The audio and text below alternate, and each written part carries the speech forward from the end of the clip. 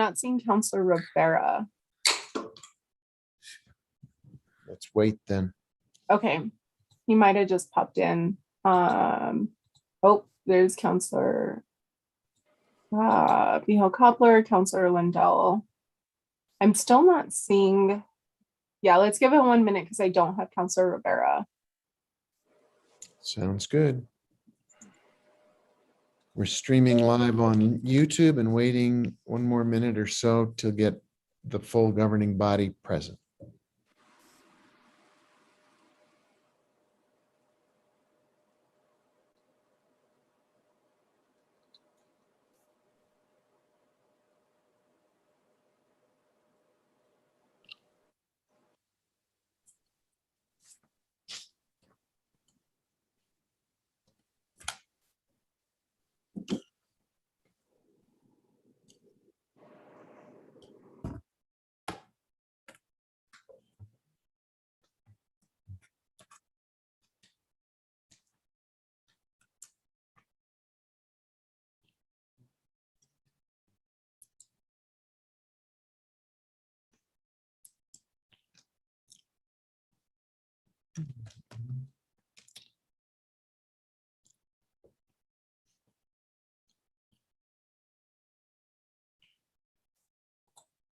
All right, Mayor, I just promoted Counselor Rivera, so he should be joining momentarily.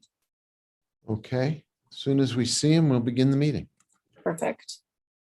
There we go.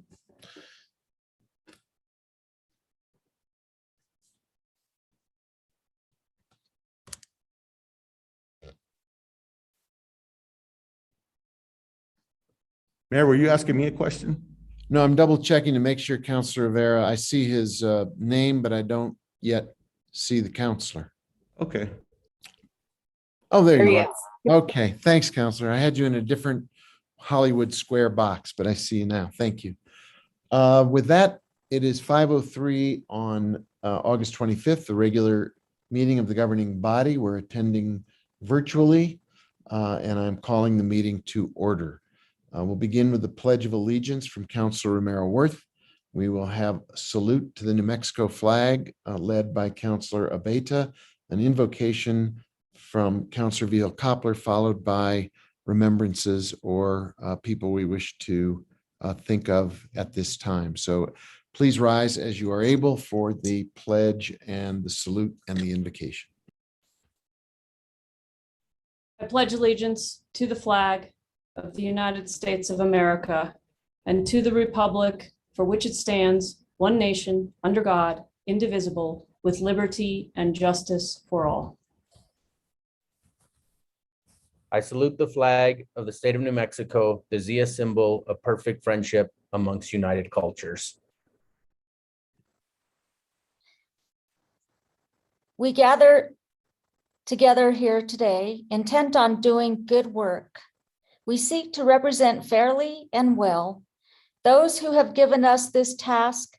May our efforts be blessed with insight, guided by understanding and wisdom. We seek to serve with respect to all. May our personal faiths give us strength to act truthfully and well in all matters before us. Mayor, I would like to begin the remembrance. Yeah, please go ahead, Counselor. As I know many of my fellow counselors will probably acknowledge, I want to express my condolences to the family of Lorraine Price and to the school board who lost a very valuable public servant. My experience with Ms. Price was as principal when she was principal of Capshaw Junior High. My son went there and I remember meeting her and working throughout the year that he attended. She always impressed me as someone who was just so, had such a great relationship with the students, encouraged them always to do their best, had such empathy for those students who were struggling, who didn't really have the wherewithal that other students had. She always paid special attention to them and gave them much support. I didn't know anybody in that school, any student who didn't love her. And, we all loved her. My son did very well in school, and boy, she's going to be missed. And again, condolences to her friends, her family, and the school board. Thank you. Thank you, Counselor. Others who, Councilwoman VRL, I see your hand first. Go ahead. Thank you, Mr. Mayor. I also want to recognize the life and contributions of Lorraine Price. She was a teacher when I was at Santa Fe High School. She wasn't my teacher, but she definitely mentored a lot of colleagues of mine and friends. And she was a fierce advocate, as we know, for social and gender justice throughout her time in education, and was a mentor to many, including me. I really valued her opinions and the way she made decisions based on her values and principles. And so I just wanted to recognize her life and the contributions to our community and to the thousands of students who she supported either directly or indirectly, or that she helped throughout the decades. And those contributions will continue to be felt and will not be forgotten. So I just wanted to say rest in power, Ms. Price. Thank you. Thank you, Councilwoman. Others? Just raise a hand. I see Councilor Cassett. Thank you so much, Mr. Mayor. I also would like to recognize the passing of Ms. Lorraine Price. She was a principal. Apparently Patches would also like to weigh in. She was a principal at Santa Fe High when I was there.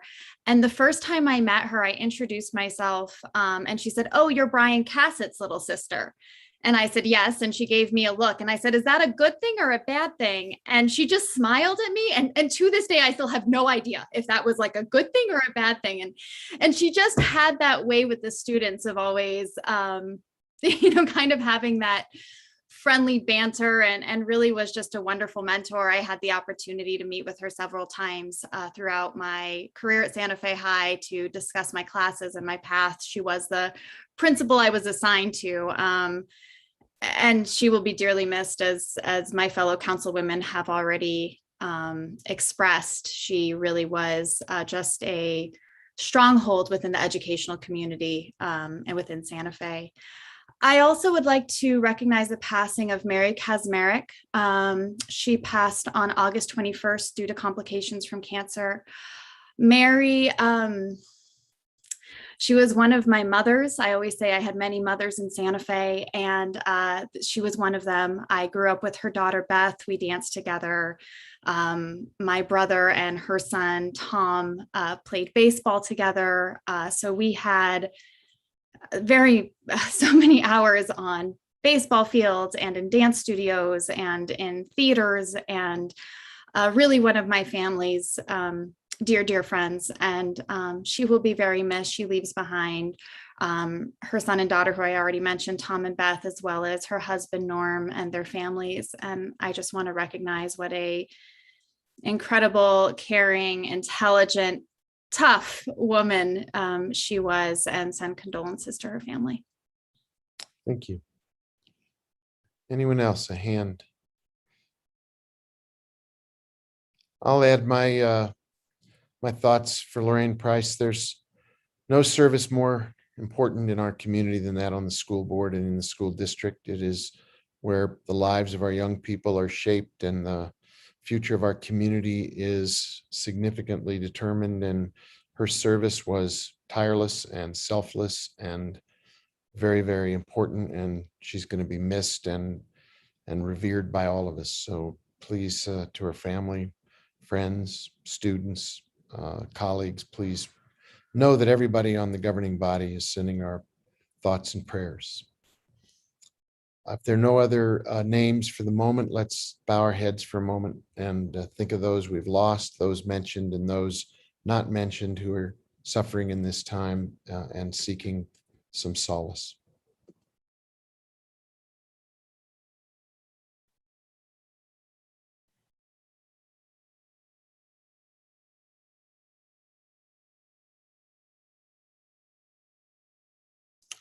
Thank you, everybody. With that, Madam Clerk, could you please call the roll? Yes. Mayor Weber, Present. Counselor Abatha, Here. oh, Counselor Cassett, Here. Counselor Garcia, Present. Counselor Lindell, I'm here. Counselor Rivera, Here. Counselor Romero Worth, Here. Counselor Vihel Coppler, Here. Councilwoman Villarreal. Present. Perfect. Mayor, you have a quorum. Thank you very much. The next item on our agenda, item number 6, is the approval of the agenda. Can I get a motion to approve the agenda? Mr. Mayor, before we approve the agenda, got a quick question for clarification. Yes, sir, Mr. Counselor Garcia. Thank you so much, Mr. Mayor. My question for clarification is, whom is the staff that is responsible for creating the agenda that's in front of us tonight? Is it, or whom is the individual?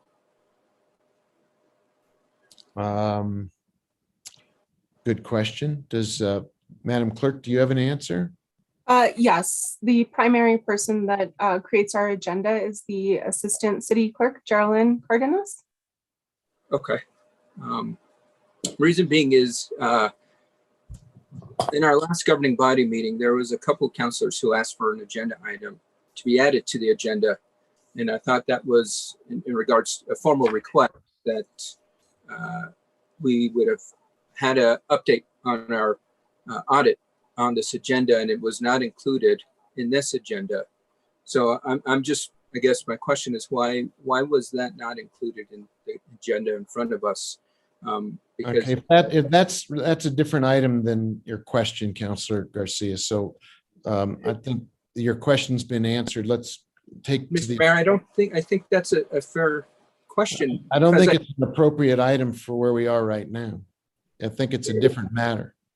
No, Mr. Mayor, I ultimately have to disagree because I think it comes back to when we request items on the agenda, whether it be this recurrent request or any future requests. I guess I'm just trying to understand how we go about adding an agenda item because, you know, I always circle back to our powers and duties. Yeah, And I if we think, start fitting- Counselor, I apologize, but I think you're out of order for where we are on this agenda.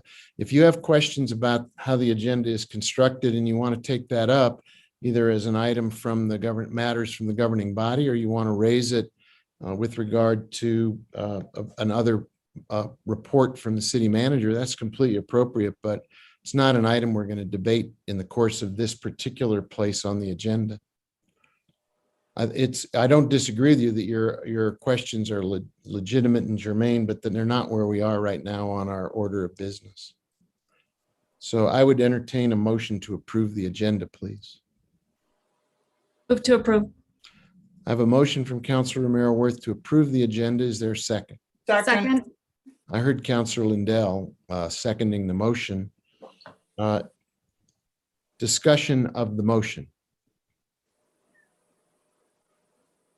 Can the clerk call the roll, please?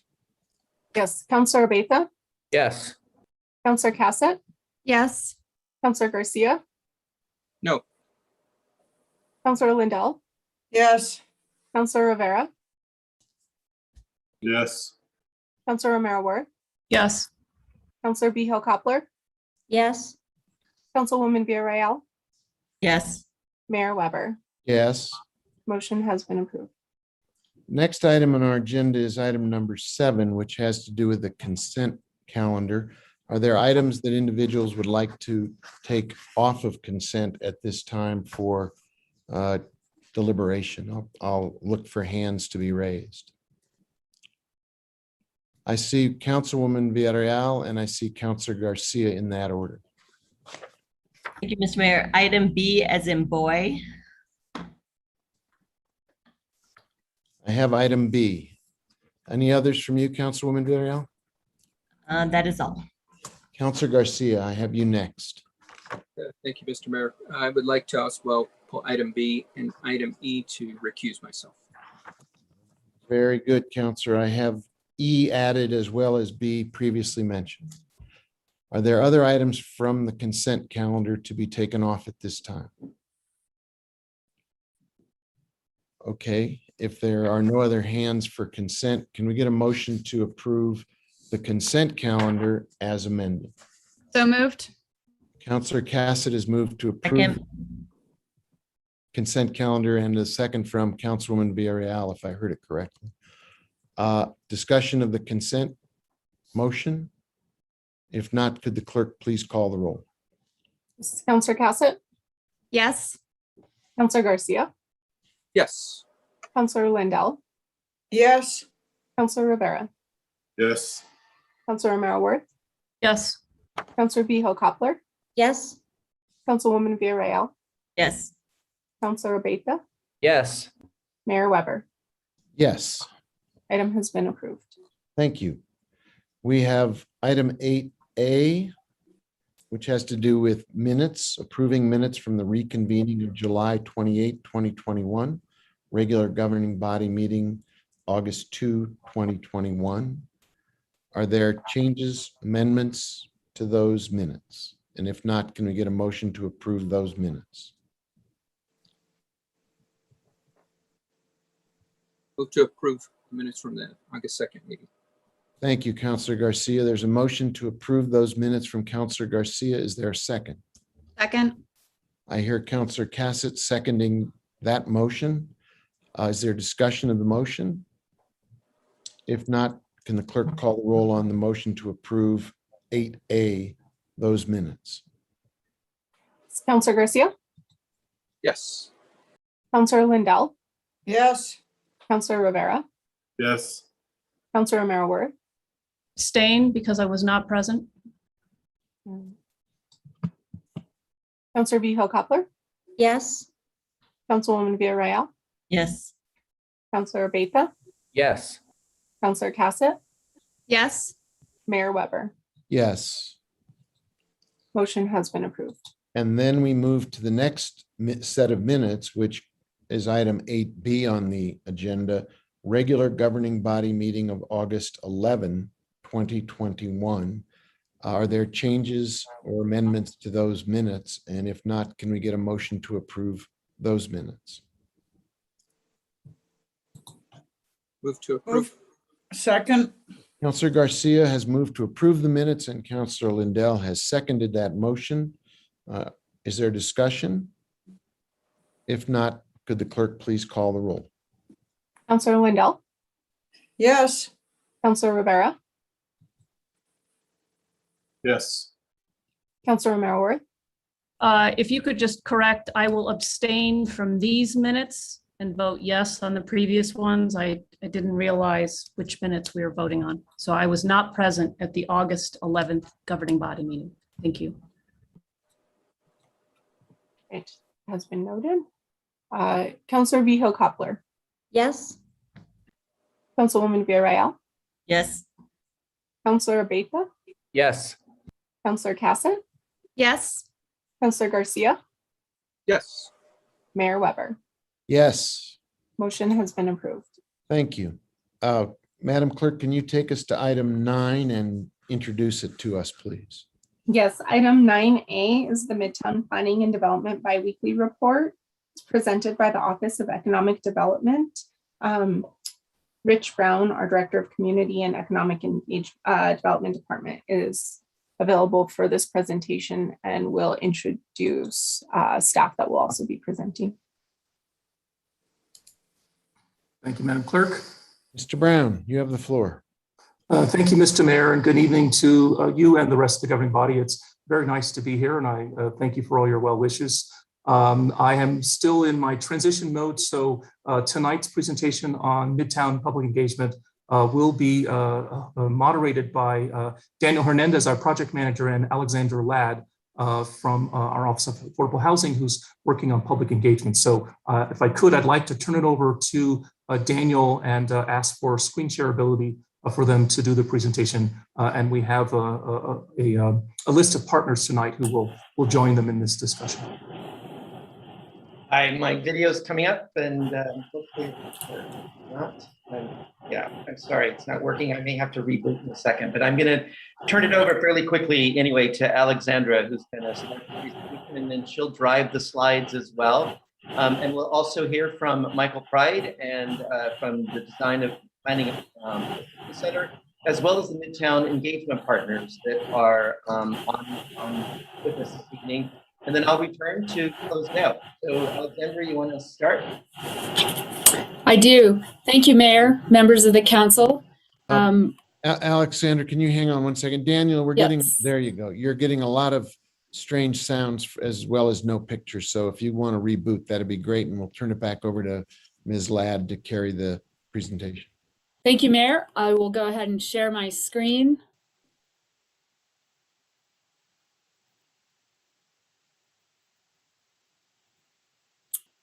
Is everyone able to see the familiar Midtown Santa Fe logo and picture? Yes. All right. I wanted to, of course, start the presentation by visiting step action plan.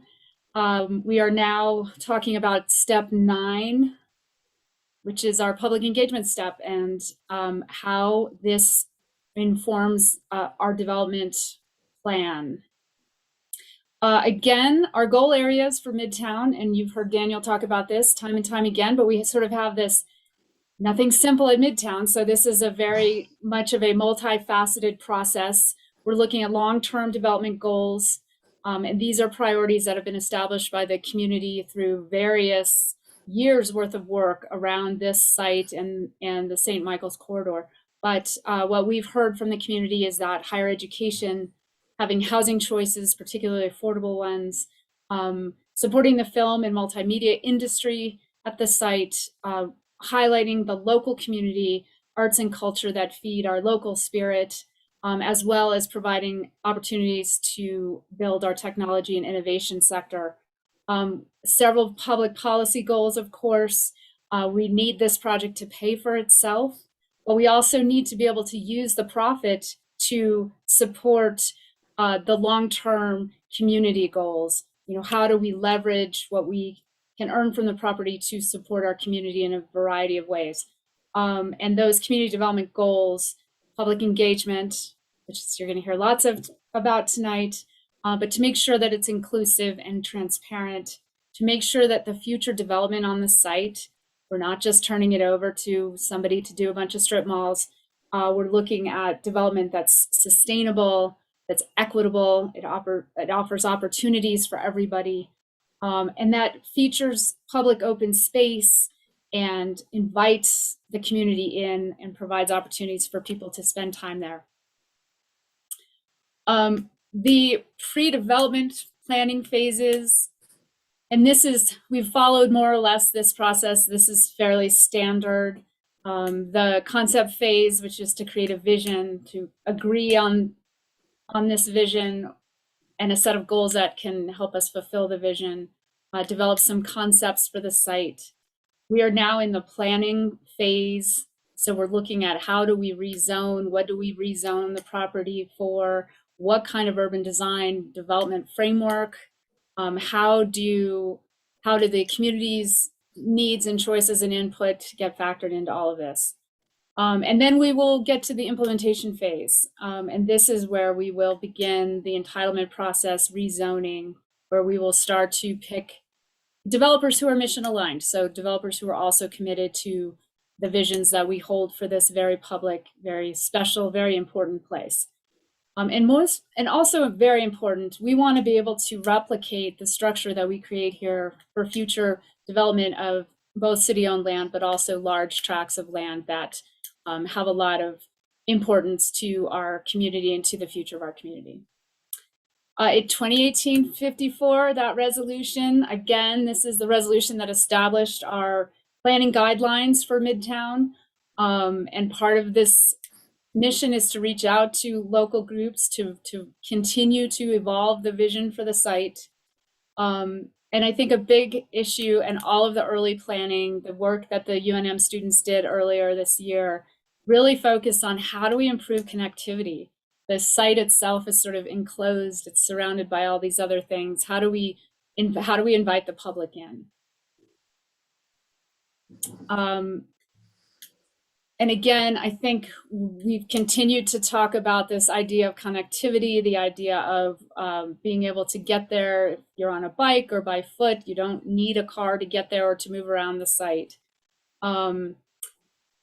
And again, the second bullet really touches on what we're going to talk about more tonight, which is how do we reach people and communities who have been underrepresented traditionally in a lot of city processes, but specifically to the Midtown site. And then how does our final planning work and implementation work reflect those views and those perspectives? And here's a quote from the Resident Bill of Rights, which is to collaborate with community organizations that represent and/or serve workers, renters, low-income homeowners, and/or people experiencing homelessness and/or displacement, as specifically related to upcoming and ongoing planning processes. So we are really trying to implement this vision from the Resident Bill of Rights with this project, and specifically with our partnership with DPAC, and you'll hear more about that. So our partnership with DPAC. We were looking for a partner who could bring both an academic and an analytical policy approach to the project, but also who was aligned with the needs of the surrounding communities, the underrepresented groups, and had a commitment to community development that was holistic and based on providing opportunities for all. We worked over several months to develop a public engagement approach that was different than anything we had ever done before. We said at the onset, we don't think the city should be in the driver's seat for this because we do certain ways of public engagement we can do well, but we can't be inclusive just because of our bureaucracy and the rules we have to follow to accomplish our process. So how do we get past that? How do we put our community groups who are representing all of the constituents who don't usually have a voice in these or easily have a voice in these processes? How do we put them in the driver's seat? So this is where this approach came from. And I do want to add that the word fun is in here because this is very serious stuff, of course, and there's lots of money at stake and lots of potential impact on surrounding neighborhoods, but really we want this whole process to also be, as well as all of these other goals, fun. You know, we want people to have fun at the site, to engage, to attend events. You know, people have been going to that area of town for a very long time to learn and to grow and to meet new people and to do all of these things that are important to us as human beings. And so we want to make sure that fun is also part of that. So how did we ensure that community groups would feel like they had a way to participate? We provided money. We opened up resources to support their work because too often the capacity of groups is not directly supported. It's sort of, well, you've shown you can do this. You've shown you have these networks. So, you know, go out and get your people to come to this event. Well, that's hard. And that's, and community groups, they need to be compensated for their work. So this was a way to really value that expertise. And I will say on the second bullet, probably goes without saying, but there's unforeseen challenges always, and especially when you're testing out a new approach. So we have had a few hiccups, some confusion, maybe a lot of confusion, but I think tonight, you know, we heard some confusion from all of you last meeting, and that's why we're so excited that the Midtown Engagement Partners are here with UNM's Design Planning and Assistance Center. So you'll be able to hear directly, you'll be able to ask direct questions, but just to really feature that this is a partnership. We've worked really hard to put it together and we're really excited. We think we're gonna start doing things really differently as a result of this work. Again, UNM, I know Councilor Villarreal is a fellow grad of mine from the UNM's planning program. I don't know if anyone else is, but this is I can't remember, I think Michael told us once how long it had been in existence, but it's quite an established process for UNM School of Architecture and Planning.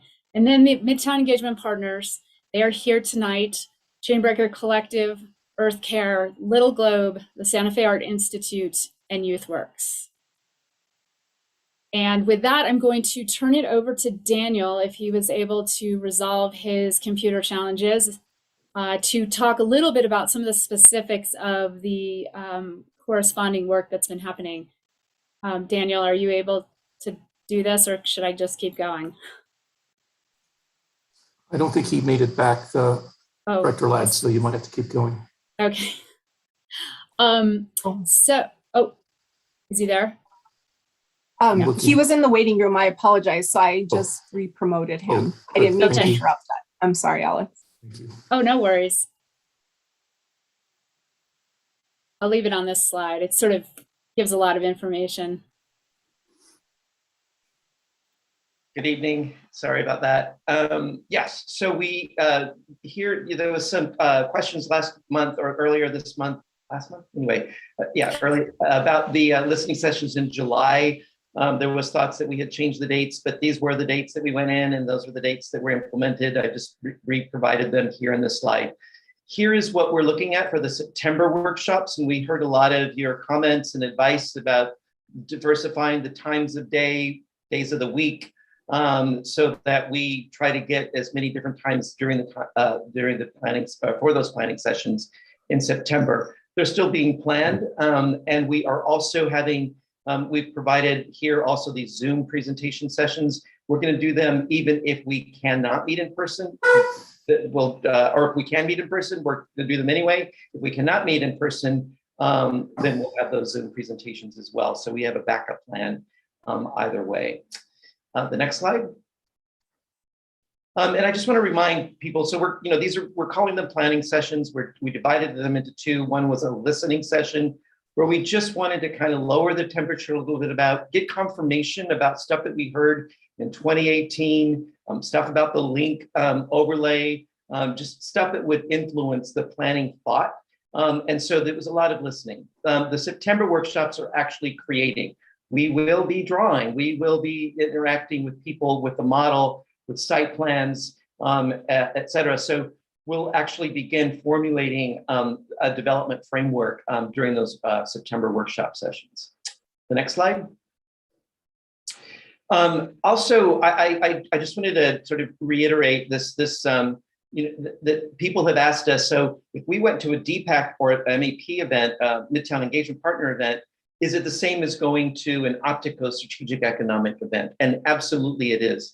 All of the events will be documented by who's ever facilitating the conversations, hosting the conversations. All of that will be documented, and it will all come to the city so that we develop so that it informs the development plans at Midtown.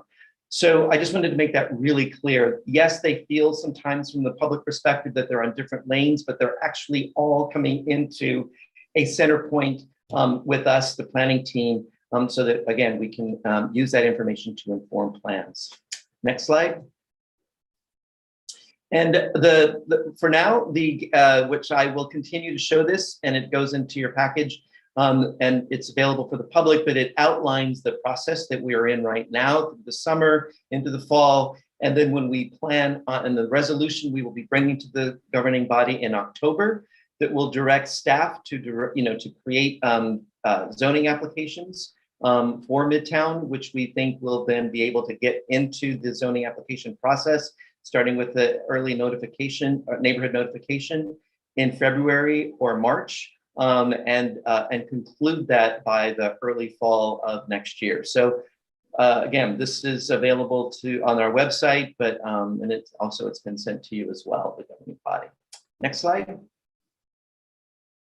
So again, these are places where people can find information about Midtown, midtowndistrictsantafe.com. And of course, the work that the Midtown Engagement Partners are doing, they're uploading various types of information on there as well. And so those are two places you can access just what's going on in and around Midtown. The next slide. So you've been introduced to who's going to speak next, Michael Pride, but she will be coming on now. So Michael, do you want to take over? Sure. Thank you, Daniel and Alex. Alexandra. Oops. We have a technical problem, I think. We have a lot of feedback for some reason. Maybe we can turn a few microphones off that are feeding back to us.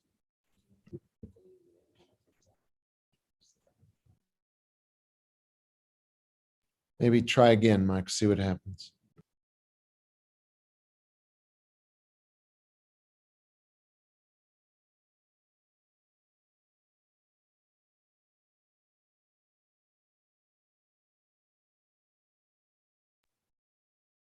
Try again. Yeah. Is that better? No. There must be this. Okay, Michael, it appears you have two accounts open. It might be that one of them, if you have two different versions on, or if you're also on YouTube, sometimes that can provide that same feedback loop. I can remove the extra account if you would like for the presentation. You want me to try that? All right, let's do that. Okay. If you want to test your How about audio, now? Yes. you're good. Yes. Oh, that's so Hey. much. Yes. We were trying an extended screen, so hello, everybody. It's great to be here again, Mr. Mayor, councilors. My name is Michael Pride, and I'm on the architecture faculty at UNM, and I'm now the co-director of the Design and Planning Assistance Center, also known as DPAC. And just before we get started, I want to introduce you to our team here. In the classic tradition of DPAC, we engage students and teams to work on projects, whether it's in the classroom or outside the classroom. So I'm just going to ask Hallie and Emily to introduce themselves. It looks like the sun is just about here, so where our eyes are masks. Hi, Council. My name is Hallie Burt, and I'm a graduate student in the Community Regional Planning Program, and I'm supporting the DPAC project this year. Hi, I'm Emily Ontiveros, and I'm a master's student in the Landscape Architecture Program, also supporting the project. Thanks, you guys. So we'll just shift. It's highly produced. And just to respond to Alexandra's previous question in a way, DPAC is now in its 53rd year. It was founded in 1969 in the very early days of the Community Design Center movement, and we're really proud to be carrying on that tradition at UNM. And also, we, as you saw the slide where the different elements of focus, the priorities, the technical components, the zoning, et cetera. And then there was the community development goals. And our focus really is to try to help shape those community development goals by reaching deep into the various communities of Santa Fe to learn what people need and want. And our second one out of Midtown, and our second major goal and task is to build a sustainable model for this kind of authentic public engagement in Santa Fe. Next slide, please. Also, as Alexandra mentioned, public engagement is a challenge in most, if not all, US cities, and Santa Fe is no exception in this case. During the 2018 concept phase, nearly 2/3 of all of the participants who responded to the surveys, the demographic surveys, had above median incomes. They were over 55. Almost none were younger than 25, that age group that will probably most significantly be impacted by what is developed at Midtown over the next 5, 10, 20 years. And just 17% identified as Hispanic, as compared with Santa Fe. Per the census, 54% of Santa Feans identify as Hispanic. In July, we also took a poll, surveyed the participants in those sessions, and you see that same kind of results. These demographics are most likely typical of public policy forums in many other cities. And what we learn from that is that the usual processes and places yield the usual results, or these kinds of results in participation. So our aim is to do better than that. Next slide, please. we applaud and are proud that the city of Santa Fe, its leadership and the staff have made a bold move toward deeper public engagement that includes and is accountable to all segments of our community. And for this, as I said, we, the Midtown Engagement Partners and all Santa Feans are really grateful. Next slide, please. So here we find ourselves at a unique point of opportunity for really inclusive public engagement in Santa Fe. To, as you saw earlier, the charge has been to really reach deeper into Santa Fe communities, to supplement and address the underrepresentation in previous processes, and to inform land use, zoning, master plan, and development plans, and make recommendations based on this feedback. We're really building upon these years of process here, including the Midtown Planning Guidelines from 2018, the link overlay from 2009, Resolution 2018-54, which Alexandra highlighted, along with building upon the Residents' Bill of Rights from 2015. And also, not on this slide, you will be getting some updated ones in your final packet. The National Endowment for the Arts Our Town Grant, which is led by SFAI and starting in 2019, and the Nuestro Corazón Assembly led by Chainbreaker in the summer of 2019. And most importantly, the ongoing commitment of the governing body and city staff to support high levels of public engagement and a similar level of commitment, experience, and expertise of local community-based organizations and community members. We recognize and are tapping into multiple forms and sources of expertise and knowledge that exist right here in our community. Next slide, please. There are many, many models that depict, describe, and interpret the spectrum of public and community engagement in everything from marketing campaigns to public decision-making and social change campaigns. And this is one coming from the International Association for Public Participation that shows essentially a spectrum of levels of engagement and agency in the decision-making process. And our intention really is to move the needle up the ladder. Most of them are built upon Sherry Arnstein's ladder of participation from back in 1969. Same year DPAC was formed. But our goal is to move toward the blue areas on the right, where we are collaborating with community members, with community organizations and community interests, and also up and at the far end of the spectrum is that empowerment, where we actually have decision-making is distributed. It includes the public, and in this case, really leading some of these activities. Next slide. So from the many models that we've looked at, this is kind of a highlight of some of the promising practices that we found, including just coming to the process with a sense of cultural humility, acknowledging these multiple sources and types of knowledge, collaboration and partnership with local expertise vis-a-vis community-based organizations in our case, locating a space and leadership structures to support authentic community engagement, that's kind of on the process side, and activities that are created or centered in local culture. And then once we build that kind of infrastructure, we can then go to where the people are, when and how they feel most welcome and supported. And through this all kind of cultivating a learning community that we learn from each other and to build these recommendations.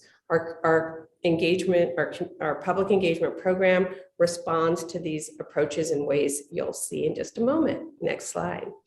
Because I'm sure you're wondering, how's it going? What have we been doing over here? on what's next. When will we see you? When will we see something? And that's what we're happy to share with you tonight. Next slide.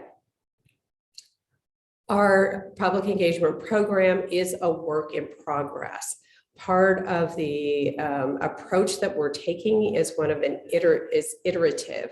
That means we try something, we learn from that experience, and we make modifications according to what we've learned. And this is where we are now. Especially 4 major components that you'll see the most. The Midtown engagement partners that you heard mentioned before, and they will introduce themselves tonight. These are community organizations that we've asked and brought onto the team to serve as advisors, collaborators, and community engagers. This is essentially the first round of the stipend program that Alexandra mentioned before and is happening now. The second phase of the stipend program, we're calling the Midtown Activation Program, and this is inviting community organizations to serve a role as community engagers. And there will be, this program will launch next week, where we'll be putting out a call, inviting organizations to submit proposals and apply for the funding that the city has set aside, $50,000, to support organizations in this, in helping us reach those pockets of community that are otherwise so hard to reach. Midtown drop-in hours, we have established kind of a base camp at SFAI. Thank you very much, Santa Fe Art Institute.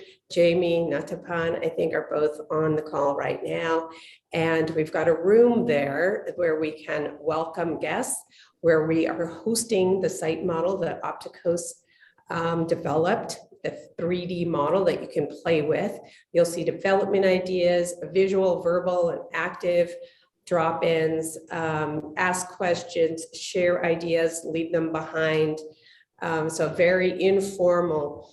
These will start next week, Thursdays in a pretty broad lunch, 2 hours, 11:30 to 1:30. And we'll be adding some Saturday times to help accommodate the various schedules of Santa Feans. Visions at Midtown is a series of local conversations, topical conversations, in focus groups and many open to the general public, Thursday evenings starting early next month. And more on this as we go. Next slide, please.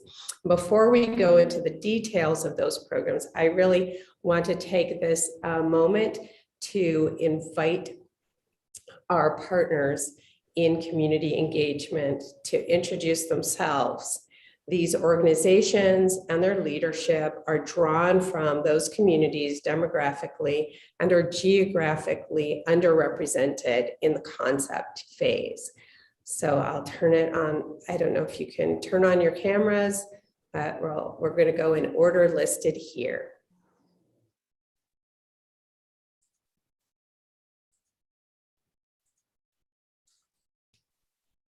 Tomas?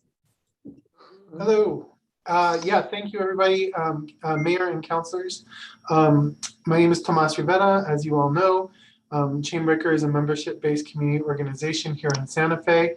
Our membership of over 800 dues-paying members is largely centered in the Hopewell Man neighborhood and largely composed of low-income people of color. We're really excited to be part of this, of the Midtown Engagement Partners. Want to also just express our gratitude to the governing body and to city staff for this process, knowing that this is really a bold step forward. It is really an important way to not only set a precedent for how community engagement and development should happen in the city, but frankly, around the country. And so we're really excited to be part of this process and to continue to do the community engagement, to do the hard work, and to see what comes next on this important piece of property. So thank you for having us be part of it.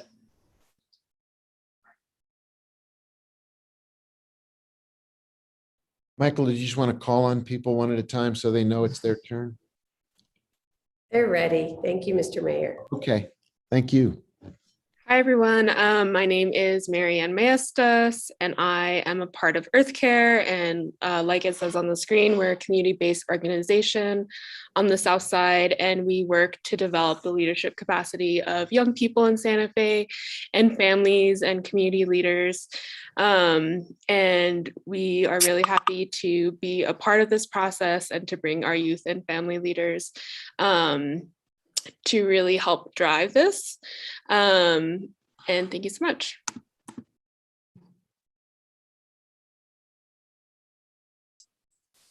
Hello, Mr. Mayor and Council. Thank you for being here. And I am Dylan Tenorio, and I'm a staff and at Little Globe. I'm a media artist, and I'm also a graduate of SFUAD. And we're excited to be participating in the engagement partners and the ongoing conversation about how to do engagement equitably in Santa Fe. And we are committed to bringing our collaborative storytelling to the table as this town addresses the future of Midtown grounded in the voices of our fellow residents. And as an alumni, I'm very happy to take part in this next step of this campus. Thank you. Mr. Mayor, councilors, I'm Jamie Blosser. I'm the executive director of the Santa Fe Art Institute. And as the Art Institute is one of the few organizations that are still operating on the campus, the future of the site is deeply entwined with our future. And as Michael noted, SFAI has been working on an NEA Art Town grant that was supported by the city. The grant's focused on creative placekeeping and really how this property can both honor our history and imagine a vibrant and just future with local voices and through a creative lens.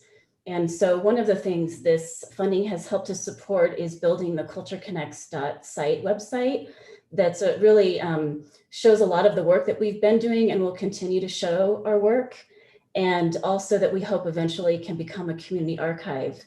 And we're currently organizing the Midtown Community Fair that's going to be held in October on the Midtown site with our partners. It'll be a weekend of activities, which I hope is very engaging. And I just also want to say how honored and grateful we are to be a part of this learning community and to be in partnership with Deepak and the Midtown engagement team.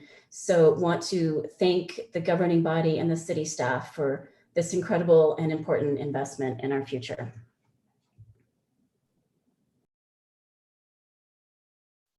Jamie, this is Malin Schuyler. I am the director of YouthWorks. YouthWorks is thrilled to be a part of the Midtown Engagement Partners.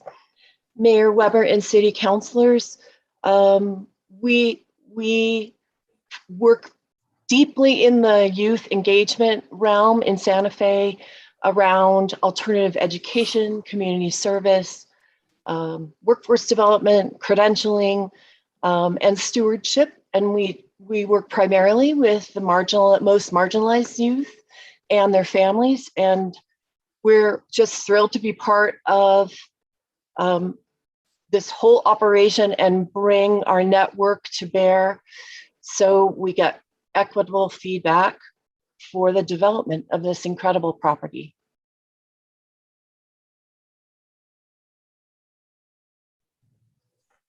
Thank you, everyone. As you can see, we've got quite a diverse range and of partners who are deeply engaged and committed to Santa Fe communities. And it's just been a real honor to be working with these community organizations. This is not a small lift. And there are lots of reasons for them maybe not to be here, but they are, we are, and we're really proud to have the opportunity to facilitate their activities and engagement in this process. So now on to some of the details as I promised. Next slide, please. So you remember there were 4 points. The first one was the Midtown Engagement Partners, whom you just met. The second was the Midtown Activation Program, which we also refer to as the MAP, or these are the activities that would be created or centered in local culture. Remember the kind of promising practices.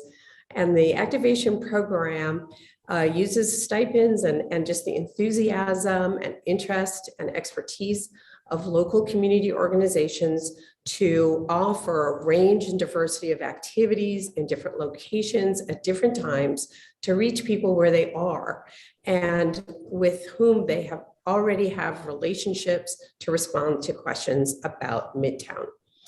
This will be an open call, as I mentioned, next week to community organizations to participate by designing and holding events for and with their constituents. And we'll be advertising this through the existing networks, digital and online channels, as well as in physical spaces with flyers, et cetera, in part of the overall communications program that we've been developing with the various partners, and also through the community organizations, especially the Midtown engagement partners themselves, and the ways that they reach out to their networks and their constituents. Again, reaching people where they are through people that they already know. Thank you. Next slide. The Voices at Midtown is a series of conversations that are would be topically based. And this is another slide that you'll get an update for in your final packet. We're going to start these community conversations. They'll be virtual, bi-weekly, approximately on Thursday evenings, starting on September 9th. And in that event on the 9th, we'll be introducing the Midtown engagement partners to that audience and introducing the opportunity to secure that stipend funding through the Midtown Activation Program Round 2. Following that, there will be a series of topical conversations around issues that relate to the Residents' Bill of Rights towards sustainable and equitable development at Midtown that cross with these 4 pillars of sustainable development that you've heard about repeatedly: the economy, environment, equity, and culture, translated in where we think cross-cut into all these topics of the Residents' Bill of Rights, when just kind of a training workshop on that and exploring what that means to people.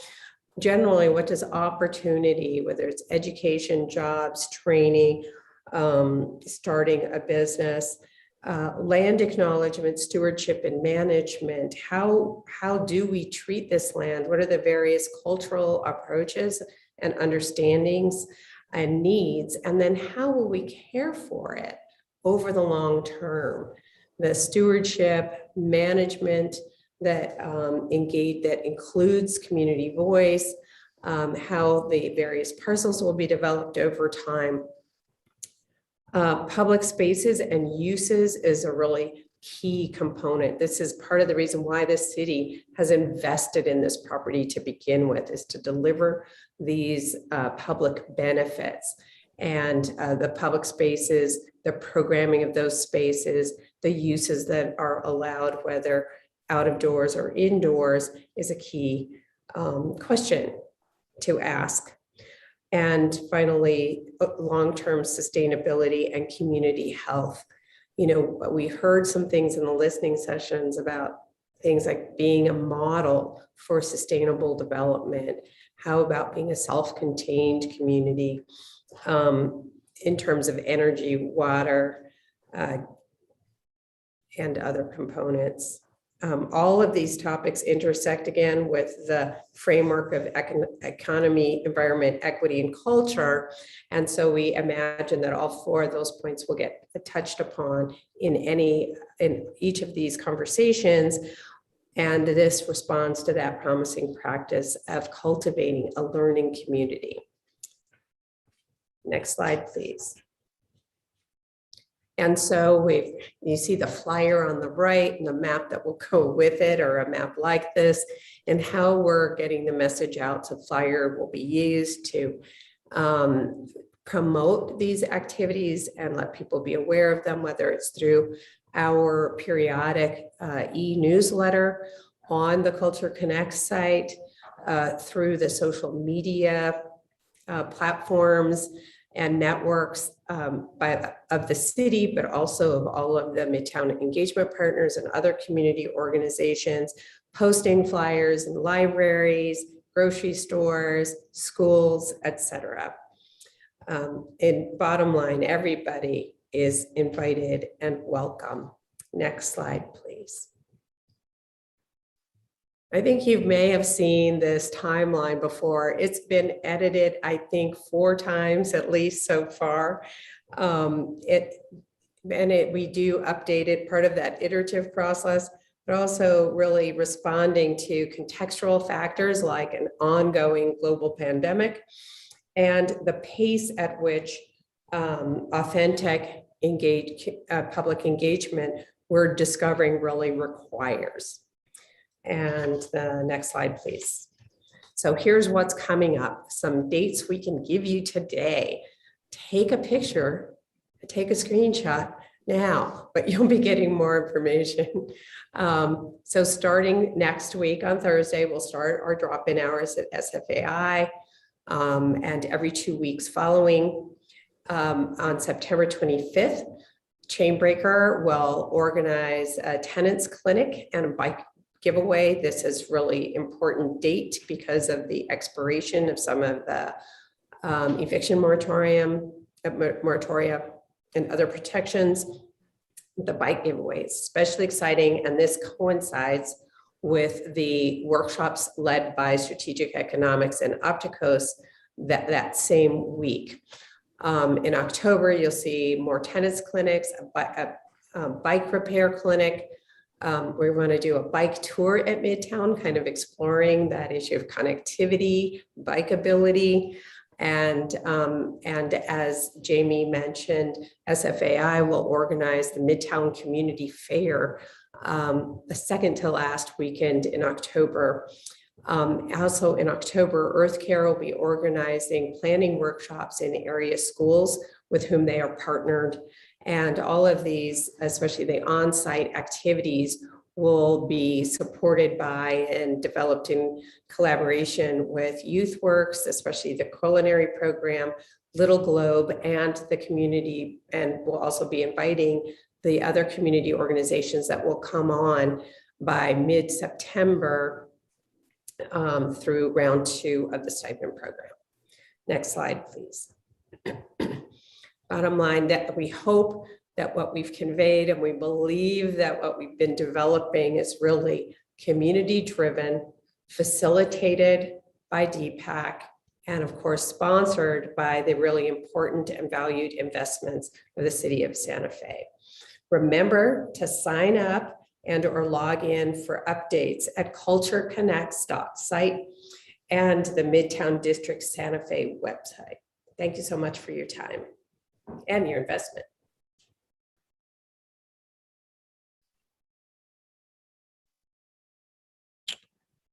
Thank you. Back to Rich, Daniel, is this now floors open for questions? Where are we? Mr. Mayor and Councilor, I will turn it over to Daniel if he has any closing comments, and then I'll be open for questions. I'm really honored to have been have worked with Michael and Alex over the past few days on preparing for this presentation, and the memo that was sent in your package last week, which this presentation mimics exactly that. But it feels really charged up, and we're ready to go and hit the ground running in September to do a lot of great work as a big team now. Yeah, I think we're just ready for comments. Thank you. With that, I will wait. We've got a couple hands up already. I expect more will come. We'll start with Councilor Cassett, and then Councilwoman Varela will get the floor after her. Councilor Cassett. Thank you very much, Mr. Mayor, and thank you everybody for your presentation and for providing us with a little bit more information on what's been going on. I know that's been a big question for us. I think that I'm struggling a little bit with the timeline, and I would like to clarify this a little bit. We have these MEPs and the MAPs. So we have our Midtown engagement partners doing these planning sessions through October. However, we start seeing the resolution that my understanding, this public engagement was supposed to inform what goes into the resolution. And this starts moving through our system, our process, as I'm seeing it on October 13th is when it gets introduced. And then the following week, we start seeing it in committees. And Councilwoman Villarreal brought this up at our last meeting of this conversation of what is important to us is not that the public engagement is just done, but that it is done and analyzed and considered, and that this is really built into what we are seeing and voting on at the end of October. And so I'm feeling a little bit nervous about that overlap, that these engagement activities are still happening throughout October. When we are voting on it on the 25th is when that final vote is scheduled. So can somebody please help alleviate my concerns or validate them, maybe, whichever way. Maybe that's, I'm not sure. Daniel, is that you? It's probably, I can start, but I'd love to hear Michael's perspective and Alexandra's perspective. Yeah, you know, what you will be, all of this information, I feel like has been, a lot of it is just confirming information that had happened ever since the link period, like we were saying earlier in the Midtown 2018 stuff. So one is just this ongoing confirmation, but also what a lot of the work that we'll be doing with DPAC is, and the MEPs is really how it gets implemented, how a plan gets implemented. We do, you know, the workshops that we're hosting in September are more physical kinds of things, but we also want to hear the policy issues about how the physical development actually occurs. So like the slide that Michael presented, how, you know, what is the future programming of the site? And so when we begin hearing these things, and we've heard a lot already, we'll make sure that the site planning can accommodate a variety of flexible uses. So just as this information comes up, we want to be able to incorporate it. I don't think that there's going to be sort of a linear time frame that just says stop and then everything happens afterwards, but it'll be, and Michael used this term a lot during our presentation, but iterative. So anyway, I think, you know, again, over the next few months, we just want to continue engaging with the Midtown engagement partners, what they're hearing on the ground, make sure that we're getting that loop closed fairly quickly. And that's one of the next conversations that we want to have with DPAC and the MEPs as well. It's closing the loop. The MEPs may have some thoughts about that too, for all I know, but yeah. And Mayor and City Councilors, if I could just also chime in, the point of the resolution is to direct staff to start the general plan amendment and rezoning process.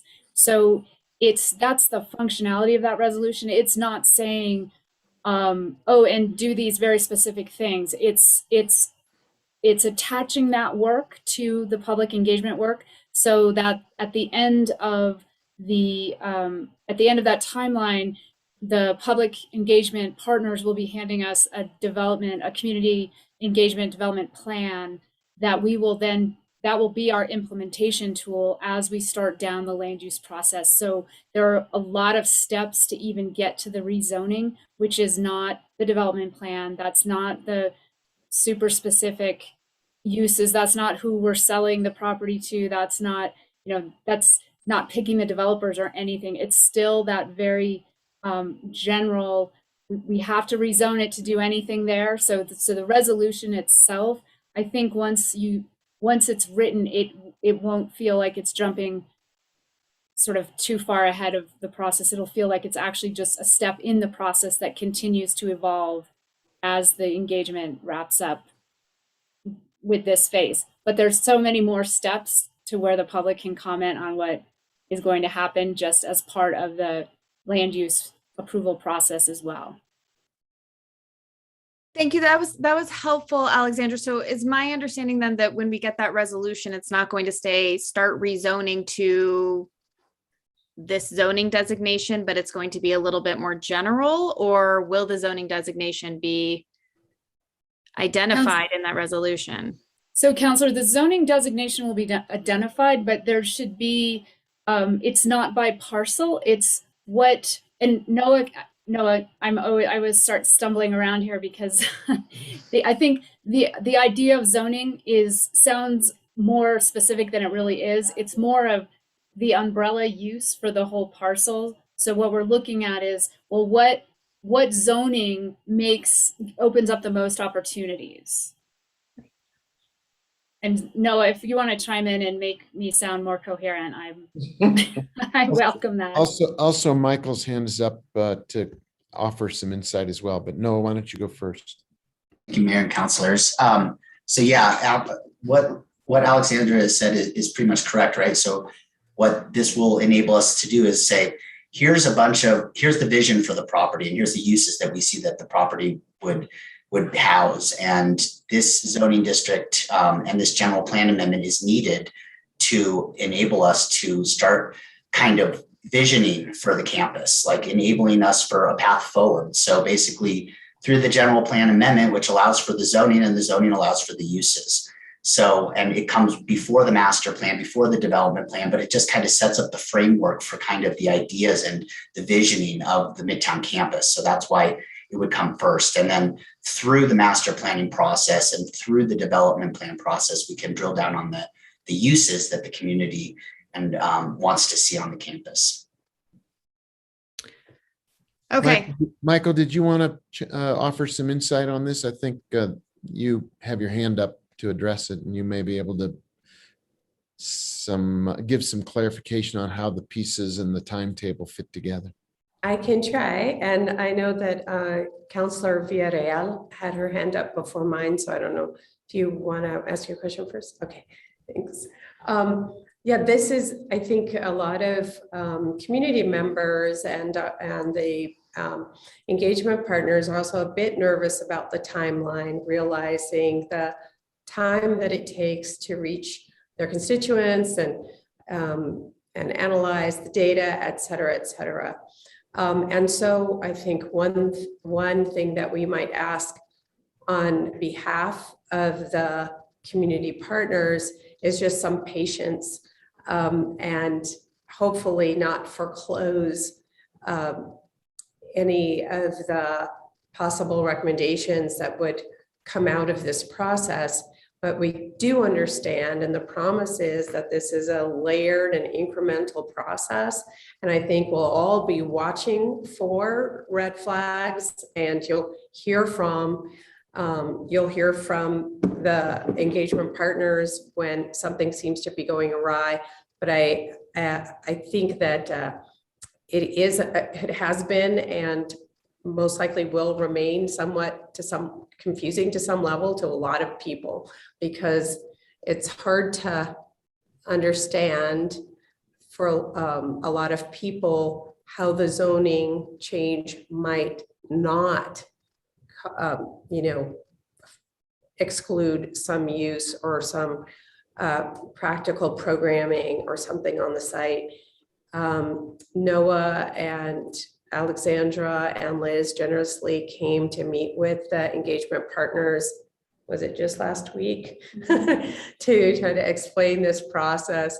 I would love to see a drawing, but we know that this first phase of the zone changes, or the zone change is needed in order for much to happen at all.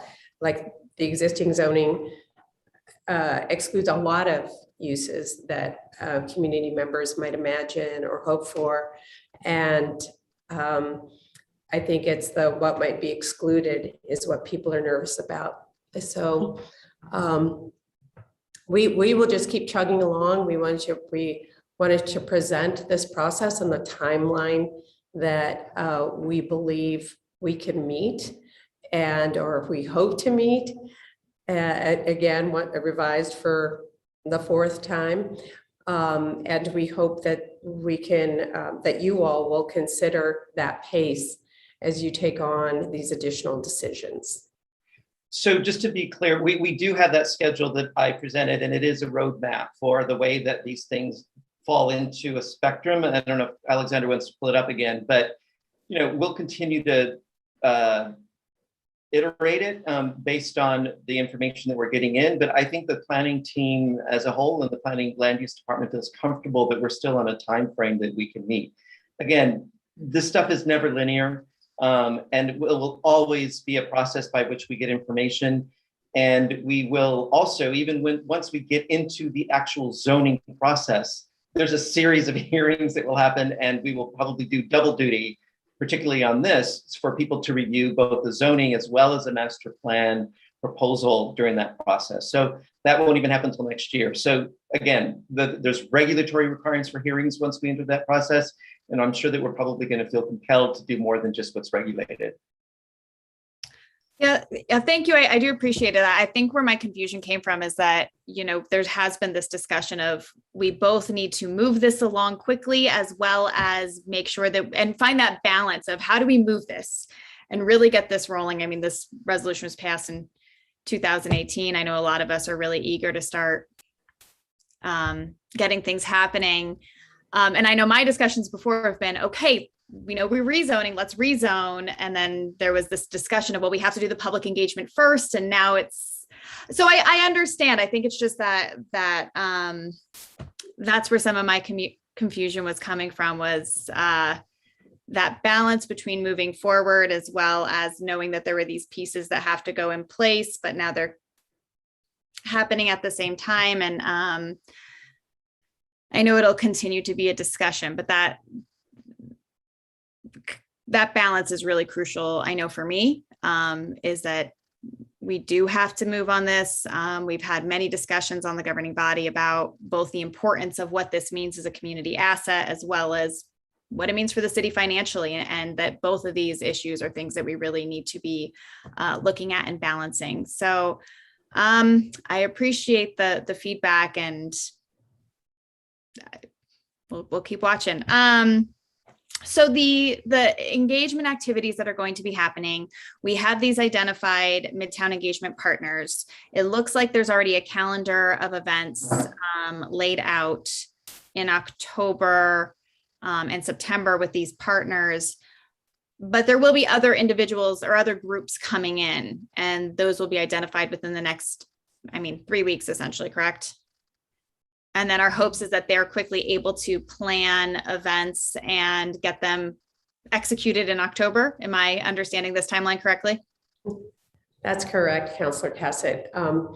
We brought this idea to a lot of community organizations already, so I think they're expecting it.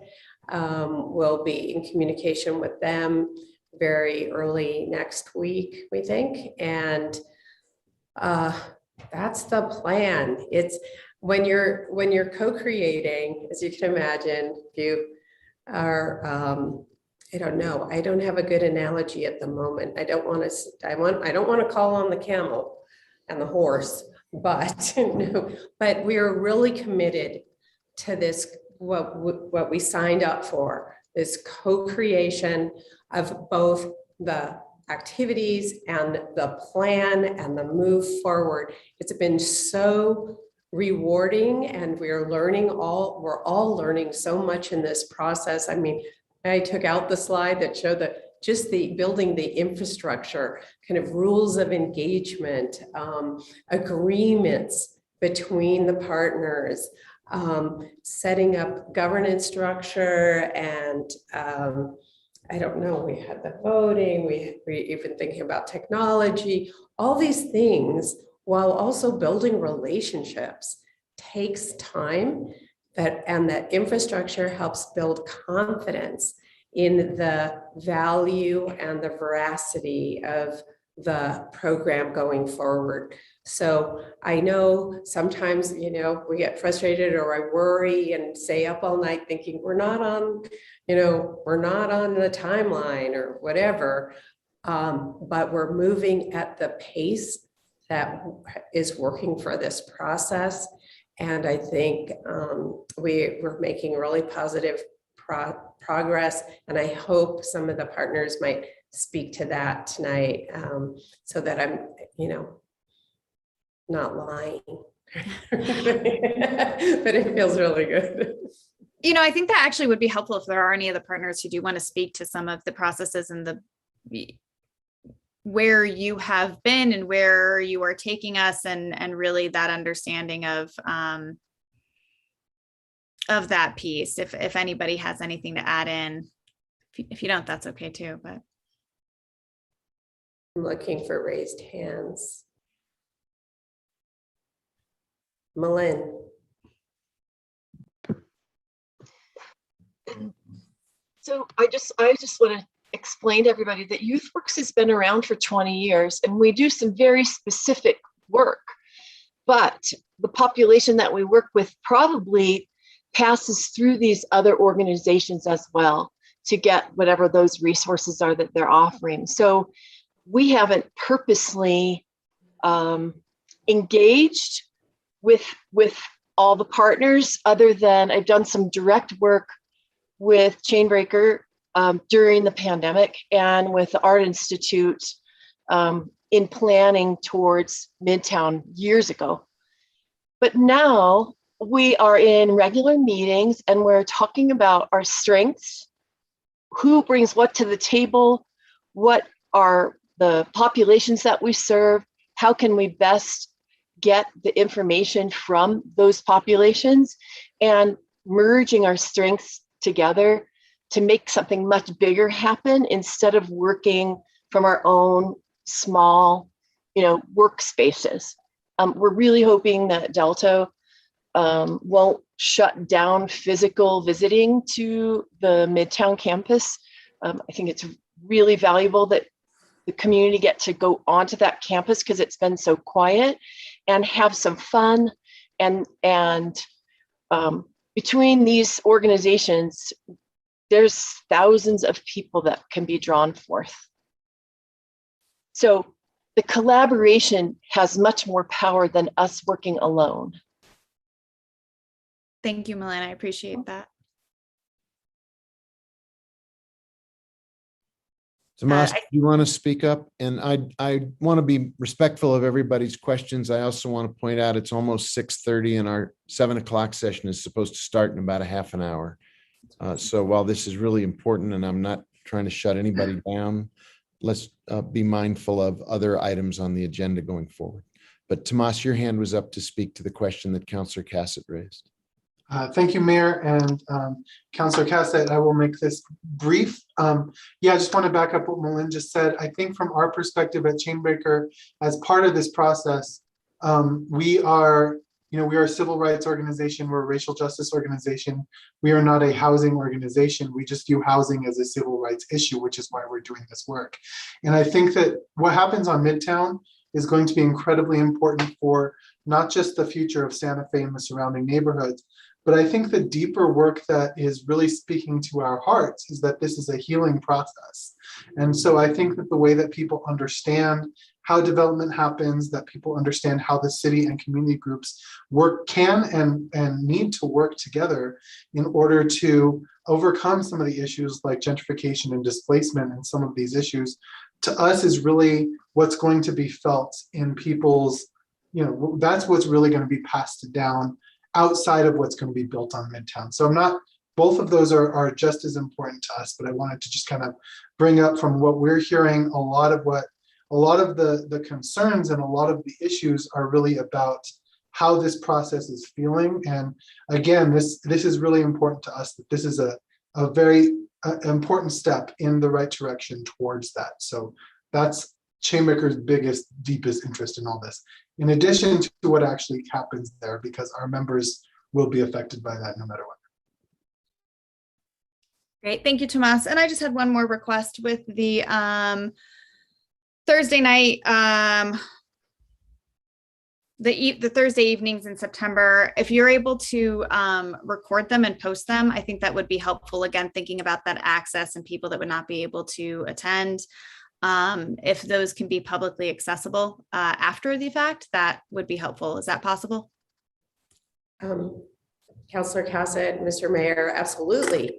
We plan these, those will all be virtual events, recorded, and as a matter of fact, we have been working on the technology to make sure that Spanish language speakers will have equal access at the same time to the content.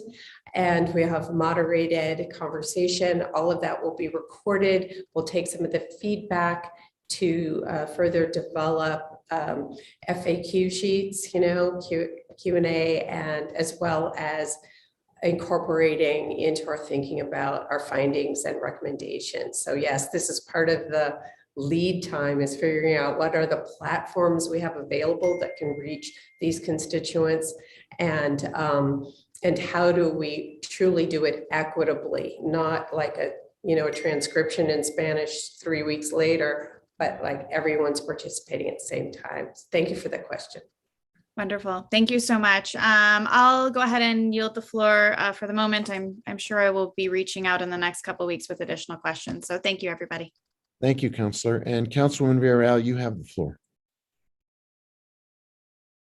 Thank you, Mr. Mayor, and thank you, everybody, for joining us. I just want to thank Director Brown for being with us. It's good to see you. I hope you're wearing comfortable sweats and that you are actually taking time to take care of yourself and not be on Zoom all the time. So thank you so much, Councillor. Also, nice. Director, yes, I hope so. And Director Ladd, thank you for the presentation, and also just great to see our community partners on our Hollywood Squares, and just being able to have you here with us. It's always great to be able to hear your voice and actually see who's being engaged as part of this community engagement process. I think all of you already know my disdain that I expressed the last meeting about the recent listening sessions. And I think Professor Pride also reiterated what I was frustrated with, is utilizing the same processes and expecting the same, utilizing the same processes, and they end up yielding the same results. And that's kind of what I've been frustrated with about community engagement and what that looks like. It does give me hope, because I have complete confidence in the DPAC team as well as the local community-based partners. And so I do want to express that. I think it's just the timeliness of it is challenging. I also want to say that, we have this urgency, but we're also in a pandemic. So things don't work the same ways that we want them to in all aspects of city government, but also for local partners and the community. So I just want to say that again, remind us it works differently when we're in a pandemic. I just have a couple of questions about process and these next plans for community engagement. And one thing, maybe Director Pride, if you could explain a little bit more. So these proposals that are due in mid-September with expected activities through October. So that doesn't really give much time to put those into action, like to be vetted. And so can you explain to me the process? Is that going to be vetted by your team, or who's going to be reviewing the process or the proposals for the Midtown engagement partners? Councilor Villarreal, thank you for the question. The Midtown engagement partners act not only, they are going to be doing direct engagement activities, but as you've heard, we meet regularly, I think weekly still. We thought, every 2 weeks or whatever. We meet at least weekly. And you would compare that gathering and this current process to a community advisory committee. And so there are advisors, they'll be reviewing the applications. We're finishing that up. We're working on that tomorrow, whether and how reviewers outside of the MAP group might be included in that review process. But we really value that. The MAPs represent, they understand where the gaps might be in our coverage or in the types of activities. So they're not just providing activities, they're really helping shape all of this.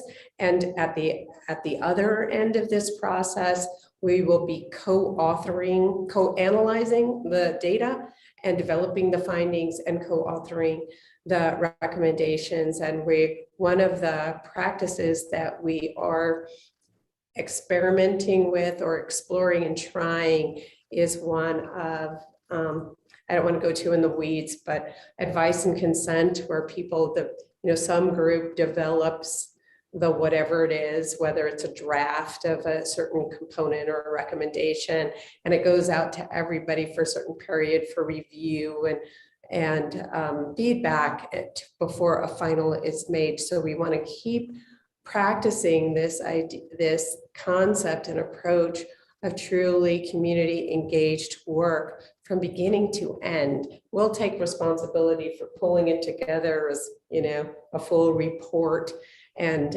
all of that. We're really playing the role of facilitator and also offering up some practices and strategies for doing so. So are those proposals coming from community-based organizations? Correct. Right? But correct. You said that the MEPs will be the ones vetting those proposals? They'll be at least part of that group to vet those proposals. Even though they may be the ones applying? They won't be applying because they're already on. So they are receiving stipends. We divided the stipend program into 2 rounds, just to relate it to what, the original design. And so the engagement partners will also be receiving stipends. And then we're using the round 2 to reach additional community organizations. Okay, thank you. I know it's been a complicated thing. One of the infrastructure pieces we had to work on was conflicts of interest, which we have converted. We don't see as conflicts, we see as productive overlapping interests. And we've come up with strategies to manage when there might be a perception or real conflict, but not to exclude people because they might appear to have a conflict or an interest. Got it. I was just making sure that it wasn't going through like a city proposal process, but it's really more led by DPAC and the engagement. Yes. Okay. Yes, the city part, I think this was a brilliant solution Alexandra came up with, was to use the city sponsorship program to get the stipends to the community organizations. And we essentially develop and manage the selection process. Great to hear. So these drop-in hours on Thursdays for lunch, and how do we let people know about these drop-ins and that they're available? And how are they, instead of just someone expressing their views and then going on their way, how are we actually being more proactive to get folks there? Great question, Counselor. We are planning to use all of those channels, all of the current engagement partners and the future other community organizations with whom we've been in contact over the last many months, have their own networks. They've all agreed to help share that information to their constituents. So there will be all of the kind of digital formats, the newsletters, direct email invitations, as well as our on the websites. We kind of built up a strategy for relationship between Culture Connects, where you'll see a public engagement tab, and that's where those things appear. And the flyers that we still have to work this out, but we hope to put in the public libraries, maybe even get into, packets of kids going home from school, and maybe at grocery stores. And finally, the social media networks that exist, the city's Facebook and Instagram accounts, plus the partner organizations each have their own. So yes, please. Yeah, sorry. Allie serves on that communication. Yeah, just to add as well, we know that the Thursday hours are going to be sort of a consistent presence for us there, but outside of that specific time, we're also inviting our partners and other folks to use both like the model and the space we have set up sort of with set up like a space for folks to workshop with paper, pens, and things like that. So workshops hosted by Earth Care or Youth Works and the constituents that they have.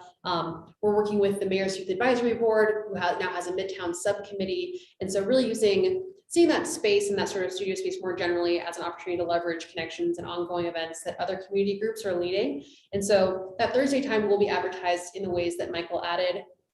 But also just generally the space will be open and available for community groups to sort of reserve their opportunity to play with the model, interact with the Midtown space, how they see fit and how it works best for their constituents. And so I think it's easy to see that, or it's best to think of that Thursday time as a consistent presence there, but the studio space tools we have as something more as a tool that can be leveraged overall. So for instance, you saw the bike giveaway and the bike repair clinic and the community fair all on weekends at Midtown, and we will offer drop-in hours coordinated with those. So you might go figure out how to fix your bike and then drop in and play with the model. So, Alexandra was talking about fun activities. These are things that people want to go to. We were meeting them where they are and at their interests, and adding on or overlapping with the specific questions about development in Midtown. Does that make sense? So we're tagging on to all of that. We wouldn't just do one thing ever, but we just want to have that, as Hallie said, that consistent offering when our whole team will be there at Midtown every other Thursday, maybe even more, and maybe more Thursdays. I think that's so if you'd like to bring some people by.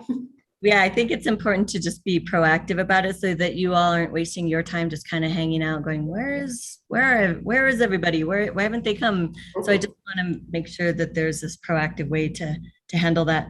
And in relation to the events, I love the idea about the community fair and the voices at Midtown.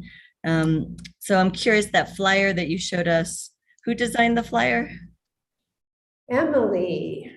Okay, Emily, I appreciate that. It's very much like what us planning students would be like, oh, that looks cool. In community spaces, that wouldn't look fun at all. I think we need to have flyers that like excite people or say, hey, you should care about Midtown or something to the fact that's less wordy. That, I mean, I am encouraging you all to talk to the partners that are you're working with, because they use flyers that engage people that are drawn to what they're trying to tell them. It's like messaging instead of just very planner based, like our planning lingo. Because I don't think it draws people. When I saw the flyer, my planning mind's like, cool. And then I look at it and go, ooh, no, I don't think people are going to really want to look at that. So I'm just telling you, making it, shifting it, or asking some of the partners to help you with that would be very helpful. I think it'll be helpful. It may change the way people see an event versus being like, yeah, that sounds boring. Sorry to say. But the other thing I want to know is on the schedule, it talks about the September 22nd and 25th about Opticos workshops at Midtown. And I want to understand their role. As I expressed before, I rather not have them do community engagement. We have all these partners that are really refined in doing community work. And so I want to understand what they're going to be doing during those days and what workshops specifically you're referring to and how they connect to the activities and events that the engagement partners are planning. The public engagement is in the Opticos contract for land use, land development, zoning and land use. So we will continue using that scope of work that's in their contract. But on another level, I think that, we've sort of, what I want to do next also with the MEP team and DPAC is to have a joint meeting about how we can make them more successful than the July ones. And so that maybe there's different roles that people can have during the course of those time periods. So anyway, that's one of the things I wanted to schedule. There's a few meetings I want to schedule with the MEP team and DPAC on some upcoming issues, but that will be one of them. Well, as you know, if we continue having the same structures, we'll get the same results. And Opticos has this expertise I told you that I feel like is very specific, and I don't see yet how they have the kind of tools they need to make the community engagement successful. And I want to see if you can explain to me then, what is their scope of work for those workshops? What are they going to be talking about that's separate from what the community partners will be doing? We've been developing it in our Tuesday. We have meetings every Tuesday. And so we've been developing a series of things that we want to ask. And we're trying to diversify the kinds of interactions that we're going to have with people who come. I can detail it more. They haven't finished it up. We haven't wrapped it up. But there's a lot of emails every day about ideas circulating. I'd like to know then, as you formulate it, how those workshops tie into the community engagement partners, and how they're different and what questions they're asking. And are the community engagement partners asking the same questions, so that we have this like, there's a connection between what they're saying and what community partners are saying. If we're having two different conversations, it doesn't make any sense. And that's what I tried to make clear in one slide, that it is one public engagement process for Midtown. There are a lot of activities hosted by lots of different groups coming up, but we want to make clear to the public that they all are part of the public engagement process. So if we begin delineating, we're going to make it confusing for the public. So again, that's why I want to have these upcoming meetings, is how we better intersect the September planning sessions with some of the questions that we know that Deepak and the MEPs are interested in as well. There's a Google document that's been circulating a little bit, and so that I want to bring that forward again with the teams to make sure that they're all contributing to it, and we can synthesize it into a series of kind of coordinated, a much more coordinated effort. So all that's underway. You're getting into the nitty-gritty of our everyday work, and I appreciate that, but it's underway right now. Well, I feel like I have to get into the nitty-gritty, because then I don't really know where Opticos fits in, and I want it to be more connected to our community partners, because that was the whole intention. So I'm just going to say that again. Got it. Important. And then last, I was about the resolution coming up in October, and I thank you for the explanation from land use. And I guess I just want to make sure that we are clear with the public what that resolution means, and to be able to state that it's not actually creating a design or developers, it's not actually putting that into play, but it's actually providing for a framework. I think what's also important, and maybe you can answer this, I don't know who from staff can answer this, but when we go through that rezoning resolution and it creates this like umbrella for use of the parcel, I just want to make sure that it doesn't prohibit any types of options that we've never considered, like a community land trust. So if we're creating this zone, will it prevent other possibilities that we've never used before? And maybe it's not even part of, I guess I just want to understand that that's not going to be preventing us from looking at other models. Maybe Noah and I can share this response, but no, it isn't. So this is the difference between the physical land elements versus the sort of more how these things get implemented. So something like ownership of land is not a zoning issue. It is part of the way that we will ensure the type of development that we want to see there. So all it does is just set the physical framework for the land. And in October, you are not voting on any of this. That's the job of the Planning Commission, and it comes back to the governing body next year. All you will be doing in October is directing the staff to put a zoning application together based on the conceptual framework that we will present in October. It will not be the final plan.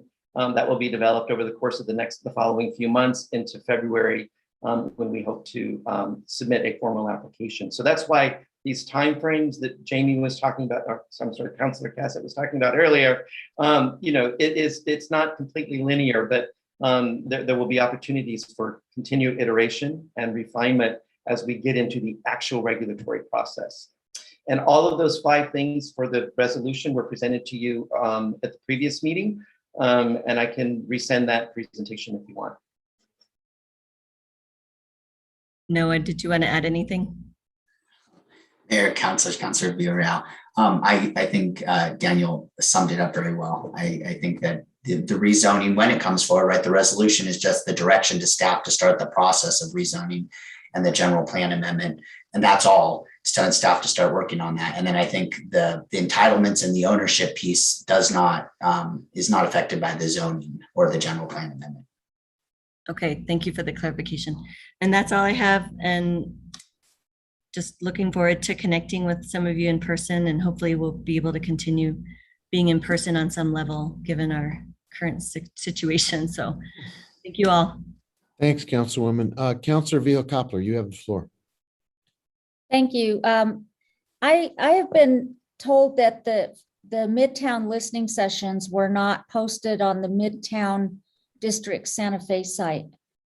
I think that's one place that we could have gotten more outreach and more communication with the public about how they can participate. And then also they weren't posted on a prominent place on the city's website.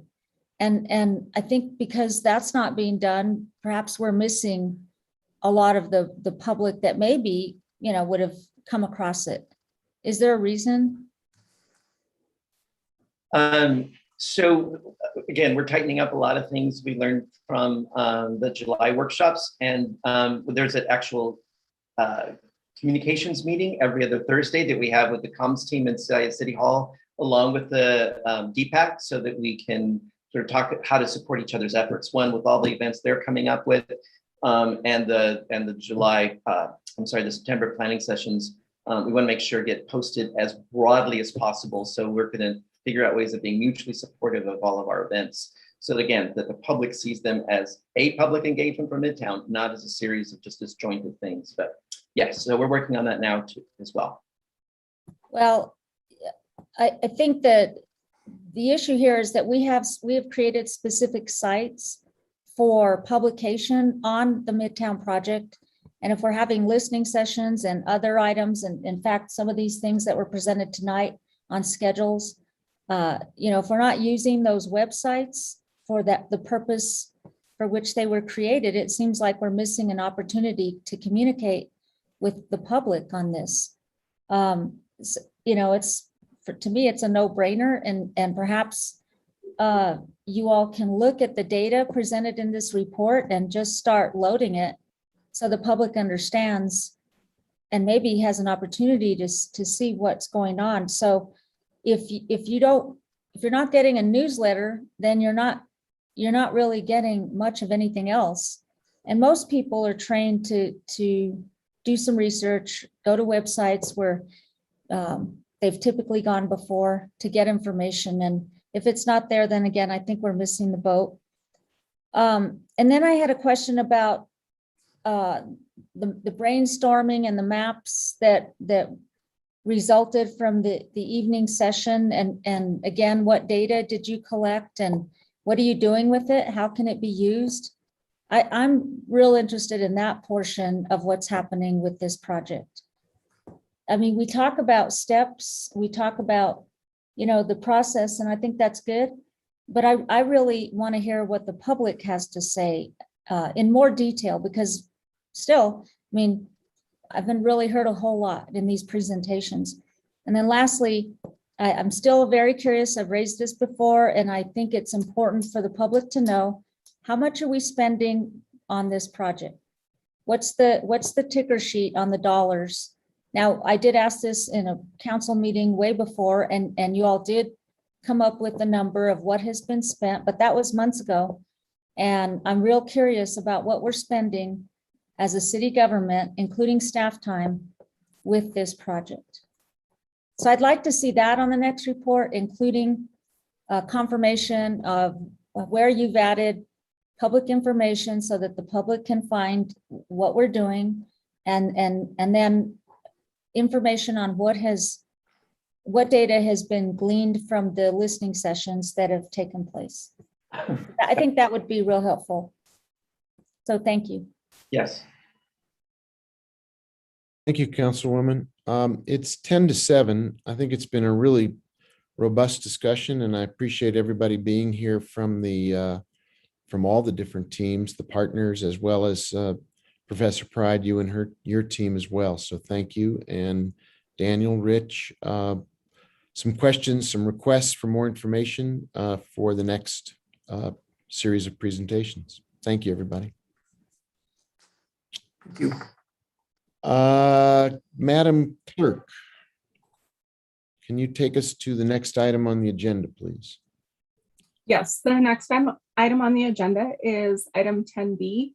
It's request for approval of liquor hearing officer's recommendation to approve the request from SF Wine and Spirits Incorporated for a transfer of location only of dispenser liquor license number 0156 from 1005 South St. Francis Drive, Suite 101, Santa Fe, to Susan's Fine Wine and Spirits, 632 Agua Fria, Santa Fe.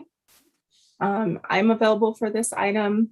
Geraldine Cardenas will also be available for this item. And I believe our attorney, Erin McSherry, will be available for this item. Okay, I think before we get into presentations and questions, let's see if we can entertain a motion, and then that'll frame our. Mayor? Yes, Councilor Lindell. Mayor, I need to disclose that I attended a meeting this summer at which the applicant was present and numerous people from the community who there are letters from some of them in our packet were also present. I do feel, however, that I can hear this in a fair and just way. So I do not plan to recuse myself. Thank you for bringing that up, Councilor, because I know there have been a lot of communications flying around. Is there anyone else who wants to speak to ex parte communications at this time?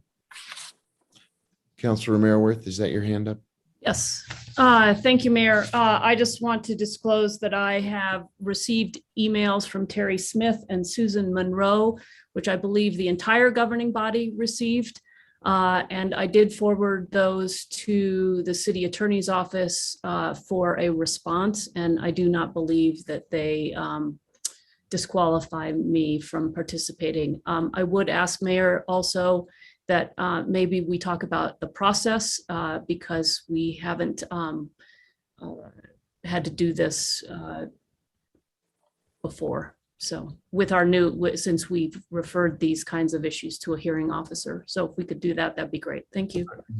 Councilor, are you suggesting before we entertain a motion or in the course of discussing before we get started here, I would like the city attorney to outline how we're going to proceed in looking at this license and. Okay. So frame the issue for from a legal consideration and how we'll proceed with the consideration. Well, no, I mean, this is a quasi judicial setting. So I think we need to talk about that for the public, what that means, what our role is. And then how are we going to do this? We're going to hear from the city attorney? Are we going to hear from the applicant? Just like we do with any other quasi judicial hearing, what are the steps that we're going to do and when? Thank you. That's very clarifying. So perhaps between the city attorney and the city clerk, we can respond to the request for a outline for a process for hearing this item. Madam City Attorney, do you want to first clarify things? I can jump in, Mayor Weber, councilors. A couple things. So I guess we've approved some of these on consent previously. I'm not sure we've pulled one off consent previously. And so the city's ordinance on this matter does delegate the responsibility of having evidentiary hearing to a hearing officer. So if the governing body leaves that recommendation on the consent calendar, which has happened previously, then the ordinance for the city states that the governing body has agreed with the hearing officer's recommendation and then directs the city clerk to alert the alcohol control division. It used to be the alcohol and gaming division when we wrote the ordinance. When you pull it off consent, you have a couple options. So basically, you are not able to hear additional evidence. So any decision has to be based off the record, which you have in your packets. Basically, if you vote to disapprove the request, you have to set forth the reasons for disapproval. Because we have to summarize those to send to the alcohol and beverage control division, and they would have to review those and determine if they were sufficient to overcome burden of proof. So the initial assumption is that if the state approves the provisional request, then there'd have to be evidence overcoming that prima facie determination that there's a one of a couple things, whether it's outside an area that alcohol is permitted, whether it would be in violation of a zoning or other ordinance of the governing body, or if the issuance and transfer would be detrimental to the public health, safety, or morals. So you'd have to identify substantial evidence on one of those, or one or more of those three areas. If you do want to recommend not to adopt the hearing officer's recommendation. Mayor and Ms. McSherry, can I just ask a question right there? Yeah, go ahead, Counselor. So if we were to cite one of those things as being the reason, we can only take evidence from the record. Can you talk about what the universe of the record is? Absolutely. So your packet is essentially the record. So it would be the hearing officer's report and all the supporting evidence that he's included in his packet. So everything that's attached to the agenda today for this matter, that would be the record.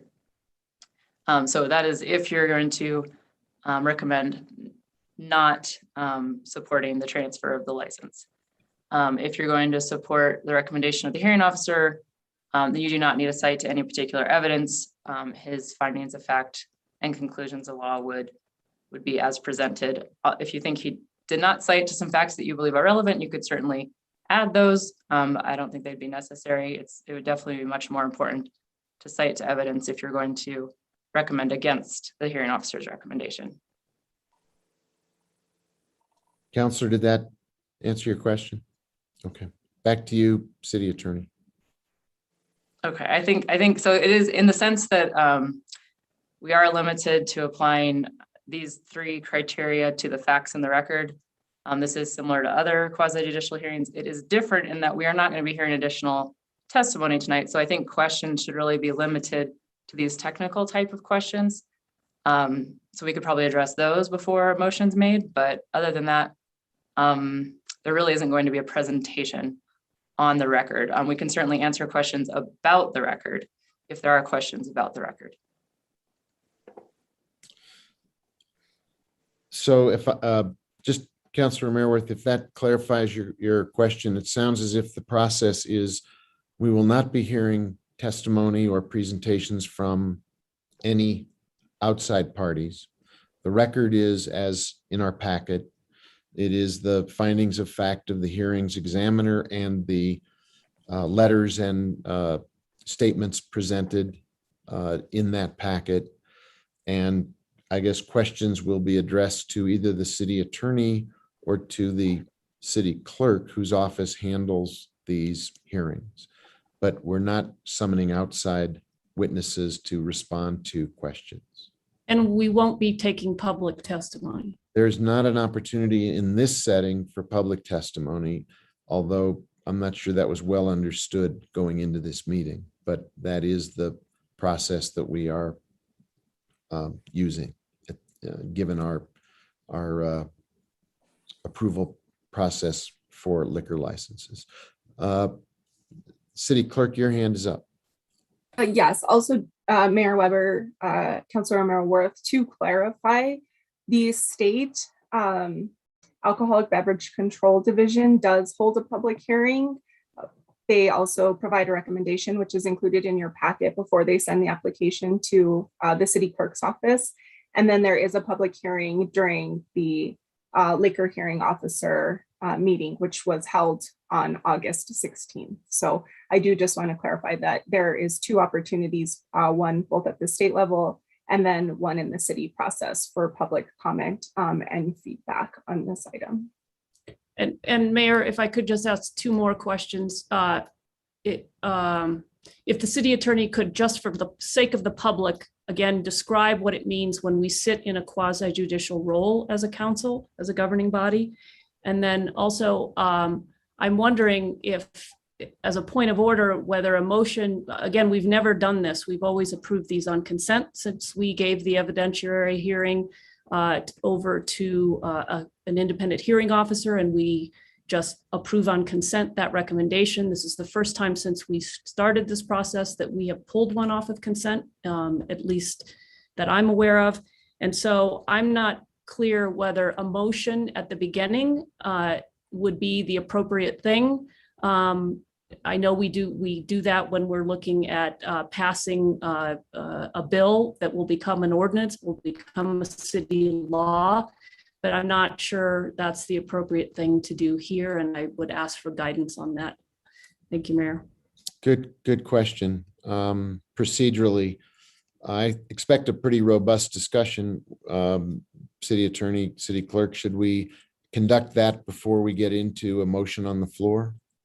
Mayor Weber, Councilor O'Meara, first, I just want to let people know that we're talking about section 4-4.3 of the city code, if anyone wants to look that up to see the process. So it's outlined there. And then there's case law that relates to the reasons that can be used to deny this type of request. And that's where the 3 reasons come from. So in terms of where we are in the process, what I would say is that we're basically, if we were to place ourselves in our typical quasi-judicial process, we're after the presentation by the applicant, we're after presentation by staff, we're after comment by the public, and now it's basically, if you have any procedural questions or questions about the record itself of staff, like where do I find X, I think that would be okay now, but then we're basically at deliberations of the governing body. So I think a motion would be appropriate at this time once any sort of procedural questions have been addressed. Okay, I think that's very clarifying. I've got 2 hands up and a question or 2 of my own. So let's go to Councilor Garcia, followed by Councilor Lindell. I pulled the item as well. I know, but we're still just discussing procedure. I think you'll get priority when it comes to discussing substance.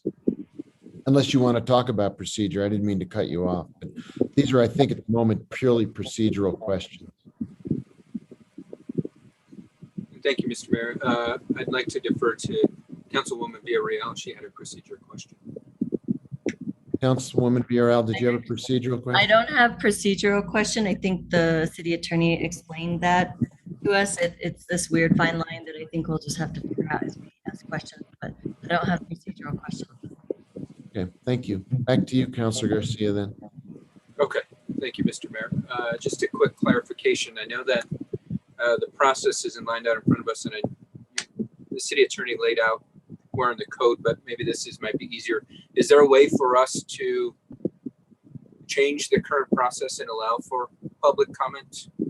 I understand that there was public comment provided during the initial hearing, and there'll be future opportunities, but there's not necessarily opportunity for the public to provide public comment to us as the governing body. So I didn't know if anywhere in the procedures might allow for that if we refer it to a different process. Mayor Weber, Councilor Garcia, the ordinance has delegated that hearing authority to the hearing officer. So the ordinance would have to be amended to change that process. And just to clarify, you mentioned something about future opportunities. There's been 2 public hearings. There's not an additional public hearing planned. So basically the state made its recommendation after that public hearing. Our hearing officer has made a recommendation to the governing body. After the governing body makes its decision, there's not an additional public hearing. And the state would have to take the governing body's either acceptance or denial and consider it in light of all the evidence and what's happened so far. And to go back, I didn't finish answering, I guess, Councilor Merriworth's question about quasi-judicial. The role is distinct in quasi-judicial because the governing body is serving in a fact-finding and legal decision-making role rather than a policy-making role. So basically, you have to look at the facts in front of you and the law that applies and apply the law to the facts. It can't be based on a personal preference or a policy-making preference. That would be more when you're in your legislative capacity, writing new laws or policies.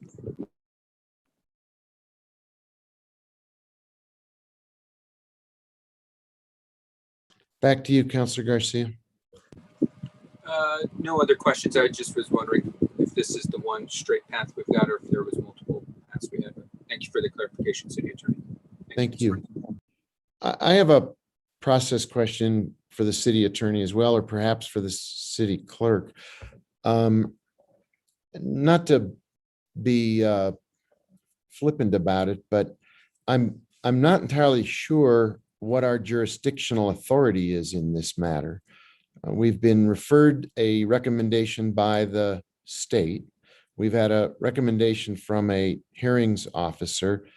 We can support or oppose or object to our own finding from our hearings officer, but then it goes back to the state. What weight does the city have, this governing body have, when our recommendation, assuming we did not agree with the state and we found we didn't want to transfer the liquor license, what exactly do we have in the way of authority in changing or overturning or modifying the state's recommendation, which has been given to us, which is to approve this license transfer?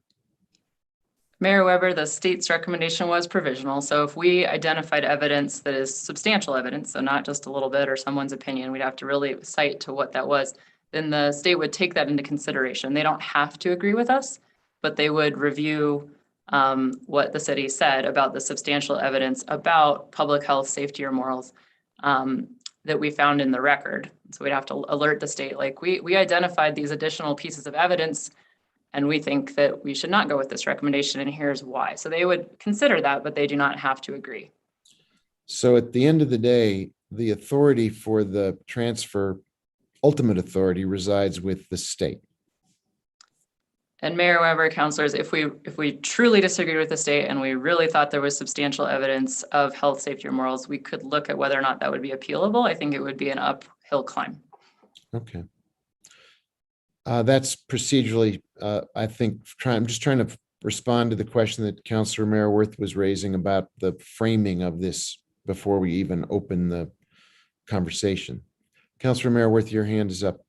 I'm sorry, is Councilor Garcia's hand up or not up, or?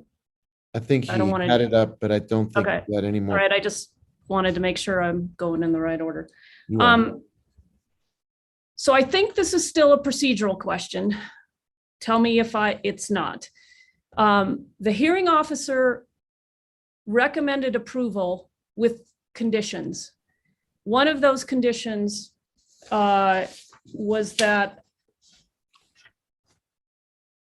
and it's on page 6 of the hearing officer's opinion, or what is it?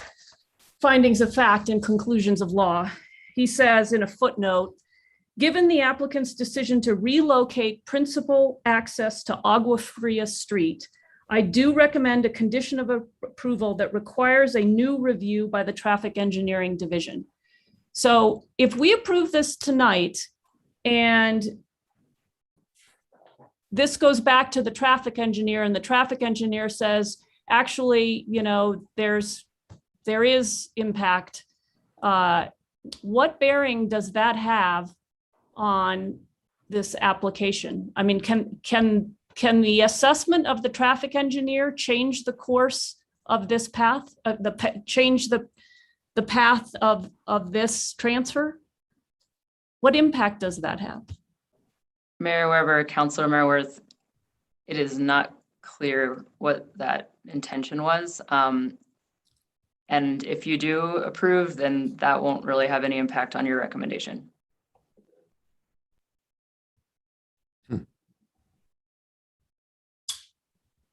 Clear as mud. All right.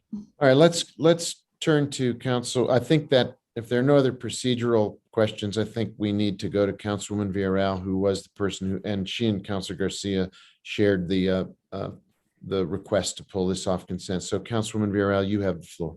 Thank you, Mr. Mayor. And actually, Councilwoman Romero-Worth brought up a point that I had that I don't quite understand in terms of process based on that condition of approval. And what Attorney McSherry said didn't make sense to me. So I don't know if there's a way to say it differently so we can understand that better.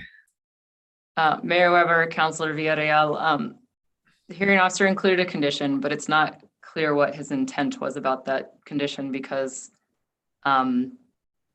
that additional information would not make it into the record and will not be part of your consideration if you make a recommendation tonight.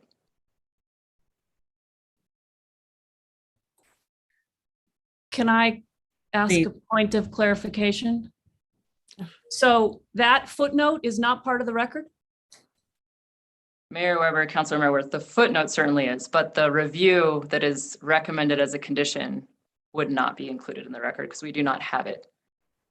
Okay, so basically, okay, so it has, whatever the traffic engineer says about this is not in consideration and will not be in consideration. This should have been done ahead of time.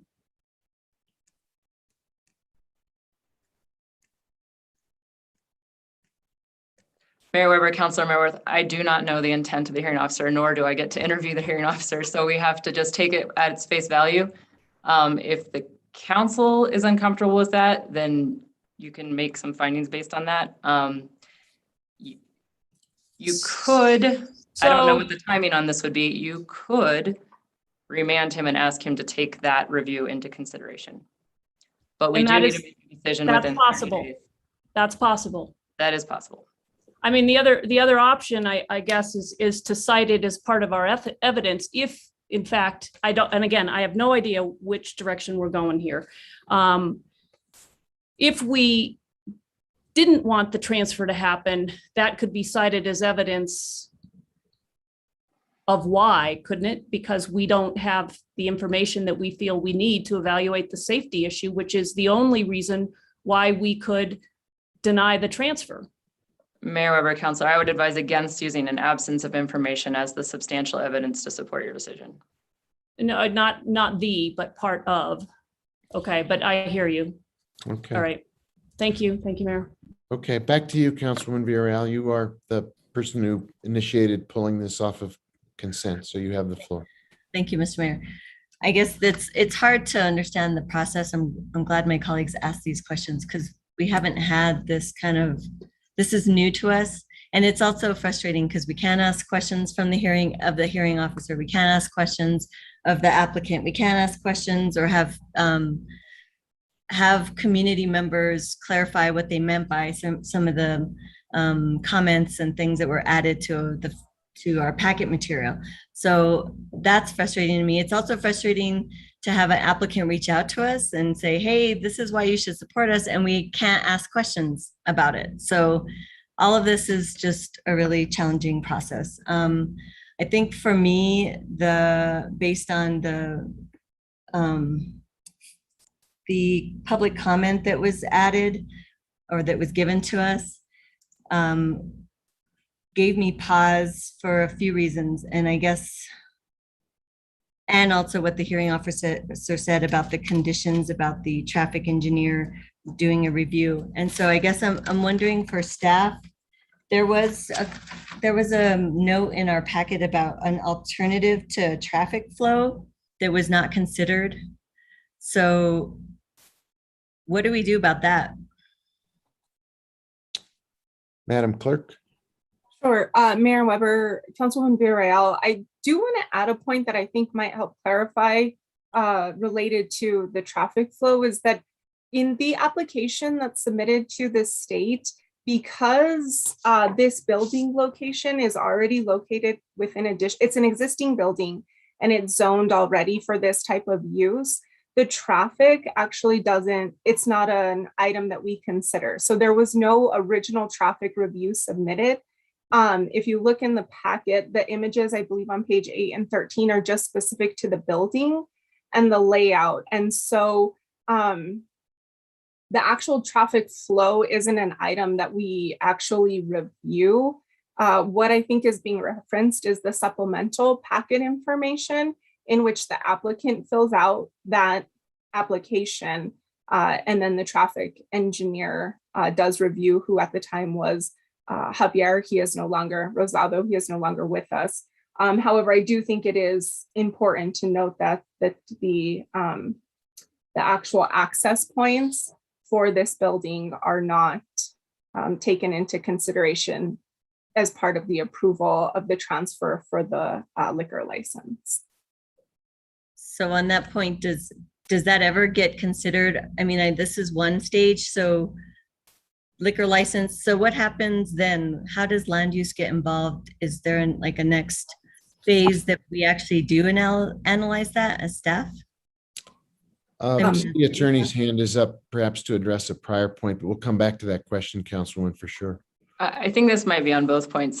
So going to what City Clerk Mihalcik just mentioned, it might be a little, I think we can talk about whether it might be a little bit of a red herring in terms of the traffic flow, because there's nothing that's going to require this applicant to use one entrance versus another. That's not really part of the application. And that's not a condition of approval. And I don't think that would be within the power of the governing body to set that as a condition of approval.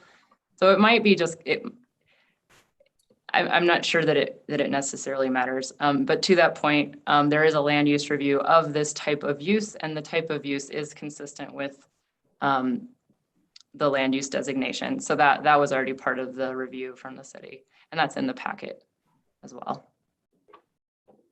So, Councilwoman. Okay, thank you.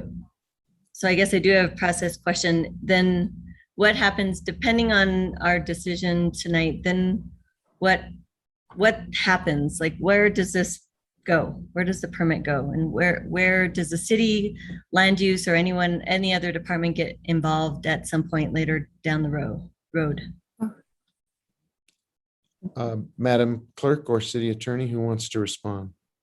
I'm happy to respond, and then if Attorney McSherry would like to add any additional information, that would be beneficial. Mayor Weber, Councilwoman Villarreal, the participation by departments is actually done prior to. So in the instance of, say, land use, that letter of zoning and approval is actually submitted when the applicant submits their application to the state for this process. And again, with this specific transfer and any specific transfer where it's location only, again, it's in this case, it's in the business capital district. And so the on-site parking and the allowable use are what our land use department reviews for. And in this case, the land use participation is specific to the business and not necessarily whether the liquor license itself creates that type of business. And I do know that there is a case law, I won't get too far into it, I'll let our attorney, that is very similar to this case for restaurants specifically on Agua Fria Street that is referenced in our hearing officer's memo that also addresses this very similar item of where land use is involved. And in this case, it's that the location is, again, in a business capital district. It is off of a public street, and this is an allowable use with on-site parking for business. Madam City Attorney, is there anything you want to add to that? Because I think that if I'm phrasing the question correctly, Councilwoman, if I get it wrong, tell me, but I think your question was, is there a follow, if the liquor license were to move to this site, is there any other City of Santa Fe land use or other follow-up that would go on after the license transfer? Mr. Mayor and Councilor Villarreal, I guess just one other thing about the process. So the clerk would send the governing body's decision to the state's alcohol control division. And then they would review it and likely issue or review our reasons for substantial evidence of not agreeing with it and decide what they thought about that. And then we would hear from them. But in terms of the land use, only if something triggers a land use review. So if there's a building permit, something like that, would our land use folks see it again? There's not an automatic additional process. Did that get at what you were asking, Councilwoman? Yes, that did. So the other question that after reading the packet, they came up and based on some comments was that the applicant was already moving into the building before the liquor license was formally approved. So how is that possible? Mayor Weber, Councilor Villarreal, I think this is something that's not in the record and I don't know anything about it. So I definitely cannot testify to that. there was I think it was an attachment that was added at the end. There was one email that stated about that in our packet material. So I'm just curious if anyone can answer why that's the case. Like, do we allow people to already move in to a building before their liquor license is approved? Mayor Weber, Council, I don't think we have any jurisdiction on that. I think they own the building and I have no idea we are not fact witnesses on that point. I know we got an email about that after the packet was posted. I don't know that there's one in the packet. Maybe Mayor Weber, Councilwoman Villarreal, if I can possibly add some clarification, is that in order to submit their application, they do have to have a signed lease agreement on this location.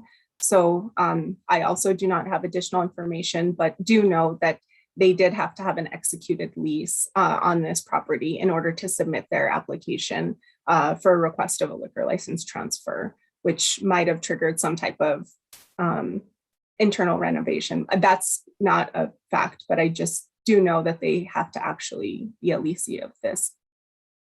Yeah, I hear you. I hear you about executing a lease, but executing a lease doesn't mean that you have free reign of deciding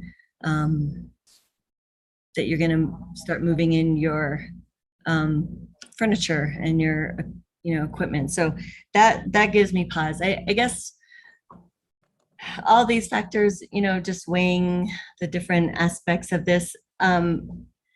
We all know, and just based on public testimony, not testimony, but the comments that we received, that we know that Susan's the business is respectable. They've done a great job where they were currently located. They didn't have any violations. They have great products. I've been there.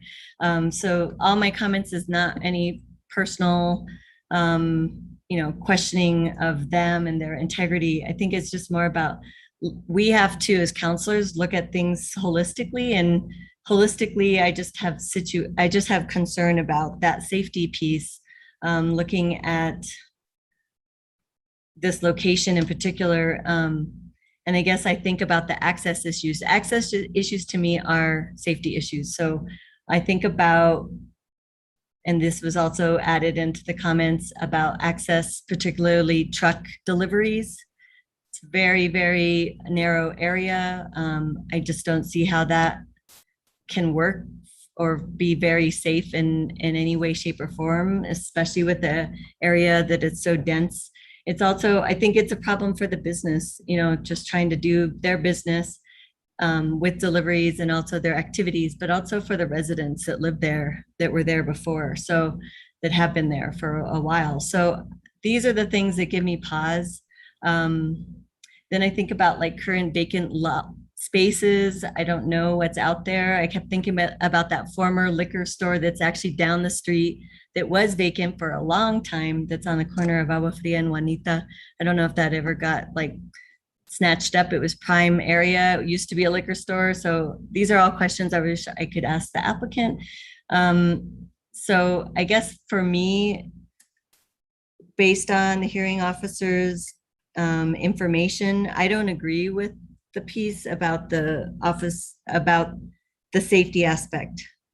And so I wish this process was different. I feel like it's somewhat flawed because we're not able to get the information we need to make a decision and also be able to address all the aspects that community members brought. And I want it to be a place for the business to be able to have a safe space to be able to do business. So all of those factors kind of weigh in for me, that I'm just not feeling supportive about this because of the safety, public safety pieces. And so I'll just make that comment. I don't really have any other questions because the questions I have, nobody can answer them. So I will yield the floor for now.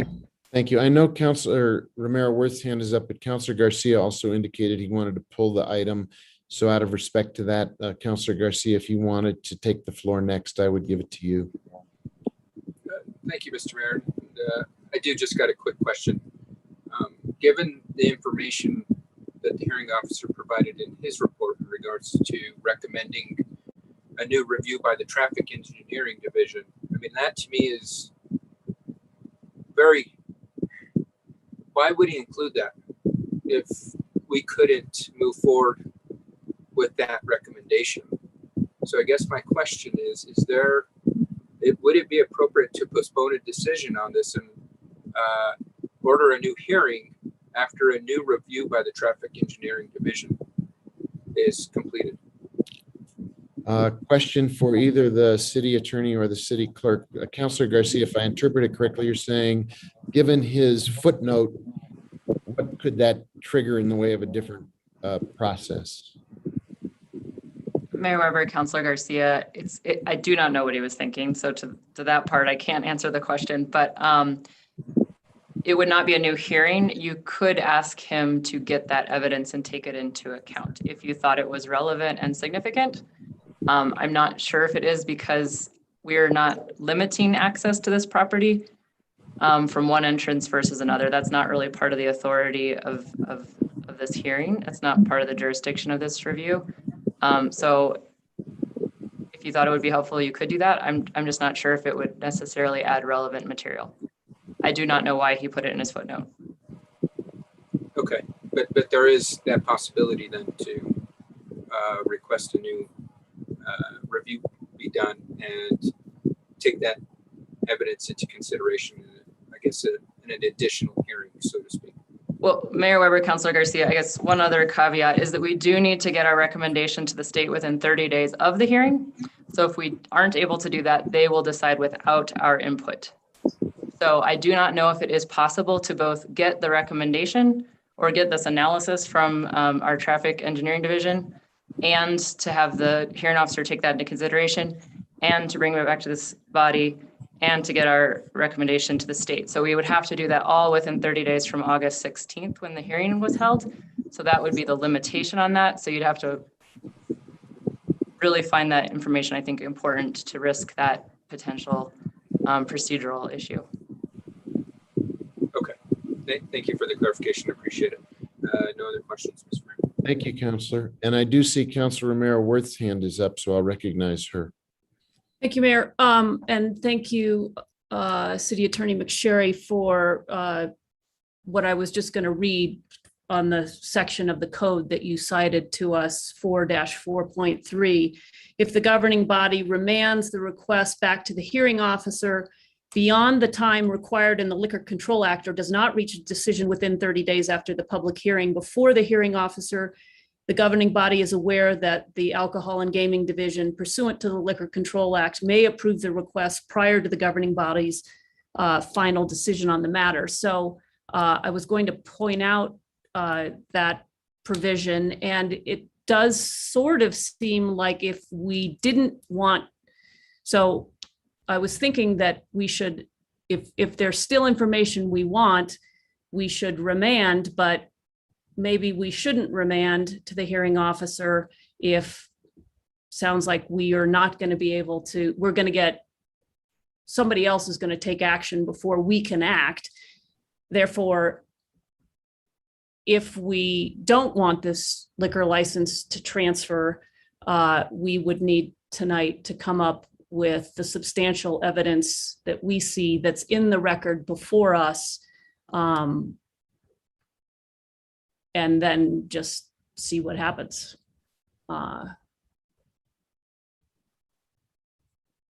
So I guess that's not really a question. So I do have questions about other pieces of this. I don't know. Again, I'm a little confused on whether we're still asking procedural questions or whether we're asking questions about the record. I think you can have, at this point, if I understood the directions or the suggestion of the city attorney, we're in the part of the procedure where you can raise issues either substantively or procedurally that you think will help guide us to a motion or of any kind, whether it's to remand it as brought up by Councilor Garcia, to recommend disapproval or recommend approval. But clarifying questions are certainly appropriate right now. Yeah, and And I guess I want to reiterate what Councilwoman Villarreal said, which is that I know this business. I have been there. I respect it. I think it provides a valuable service. I have nothing against the business itself, and I certainly want to see it thrive and find a new home. And I'm sorry that it was ousted from its old location.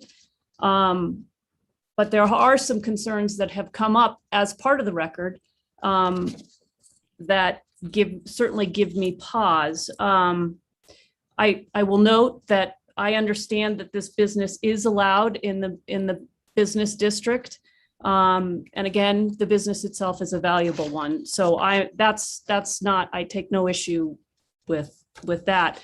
I guess I would point out again that we can only disapprove the issuance of the transfer of this license for 3 reasons.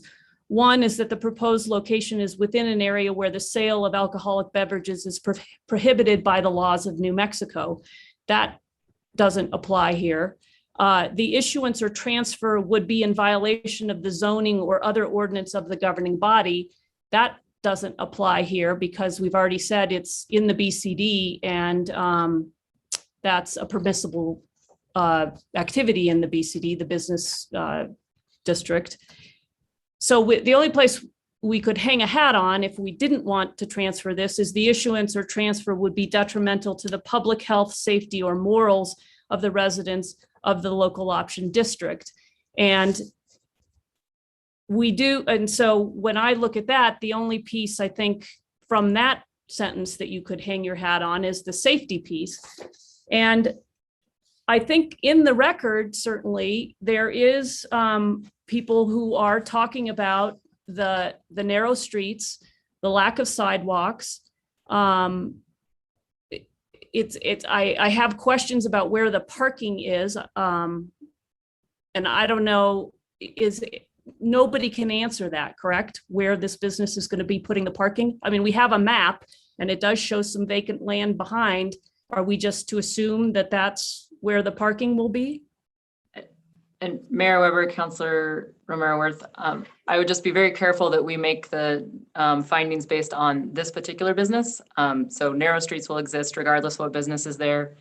Lack of sidewalks will exist regardless what business is there, and that type of thing. So it really needs to be based on having this business there, not about just having any business there. Yeah, and I was going to get to that. So according to the traffic engineer, there are going to be 40 to 60 cars coming to this business. And so all I was going to say is 40 to 60 cars with narrow streets, one driveway with only one egress and ingress. Did I say that right? Ingress and egress. That to me, that's a safety issue, isn't it? I mean, and so not unique to, I don't know. So I guess I would put that in that context is when you have 40 to 60 cars in that space, it doesn't matter who's there really. So I don't know if that cures the problem you were concerned about. But again, back to the parking question, I don't see specifically where they're going to park other than I look at the map and it looks like there's a little vacant space behind the building. Is that where they're going to park? I mean, and do we know that? Does the record say that anywhere? Can anybody answer that question?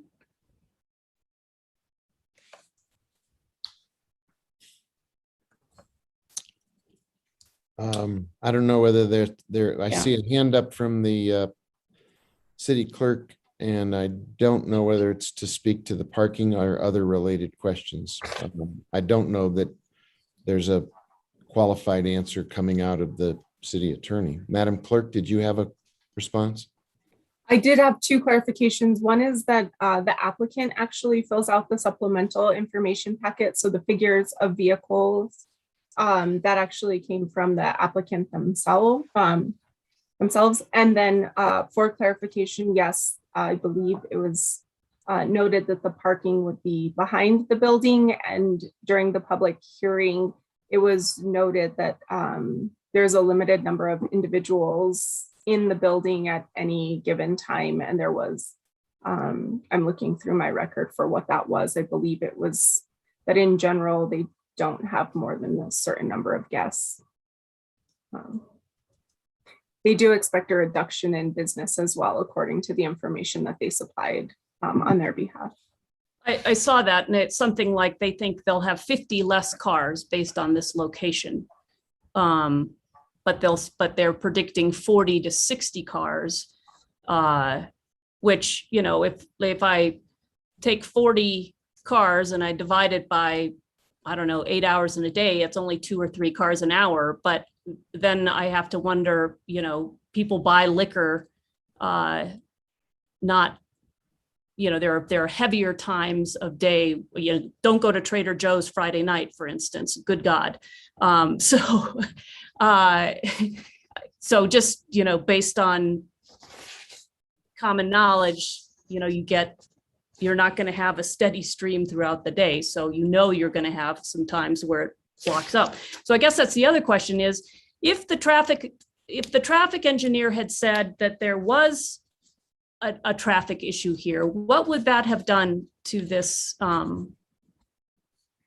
application? Or is that, you know, again, we punted that to the hearing officer, and he's the one who would have weighed that evidence and put it into his recommendation of yes or no? Mayor Weber, Councilor Merworth, you could take that information into account. So having an issue, it has to rise to that level of substantial risk. So the hearing officer's recommendation is a recommendation based on his findings from what was introduced during the hearing. So both he and the governing body has the opportunity to take that into account as evidence. Okay, so we can disagree with the traffic engineer. Mayor Weber, Councilor Merworth, you have to have something from the record to base that disagreement on. It can't be a personal opinion about the situation. 40 to 60 cars. That's a lot of cars. And that's in the record. Let's see. And so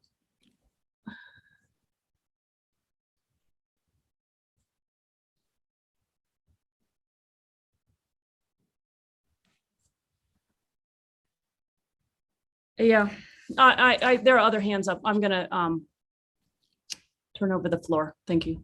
Thank you, Counselor. I do see 2 more hands up, one from Counselor Cassett, one from Counselor Lindell. So we'll go in that order. Thank you very much, Mr. Mayor. I think where I'm struggling with this part of the conversation to what City Attorney McSherry brought up is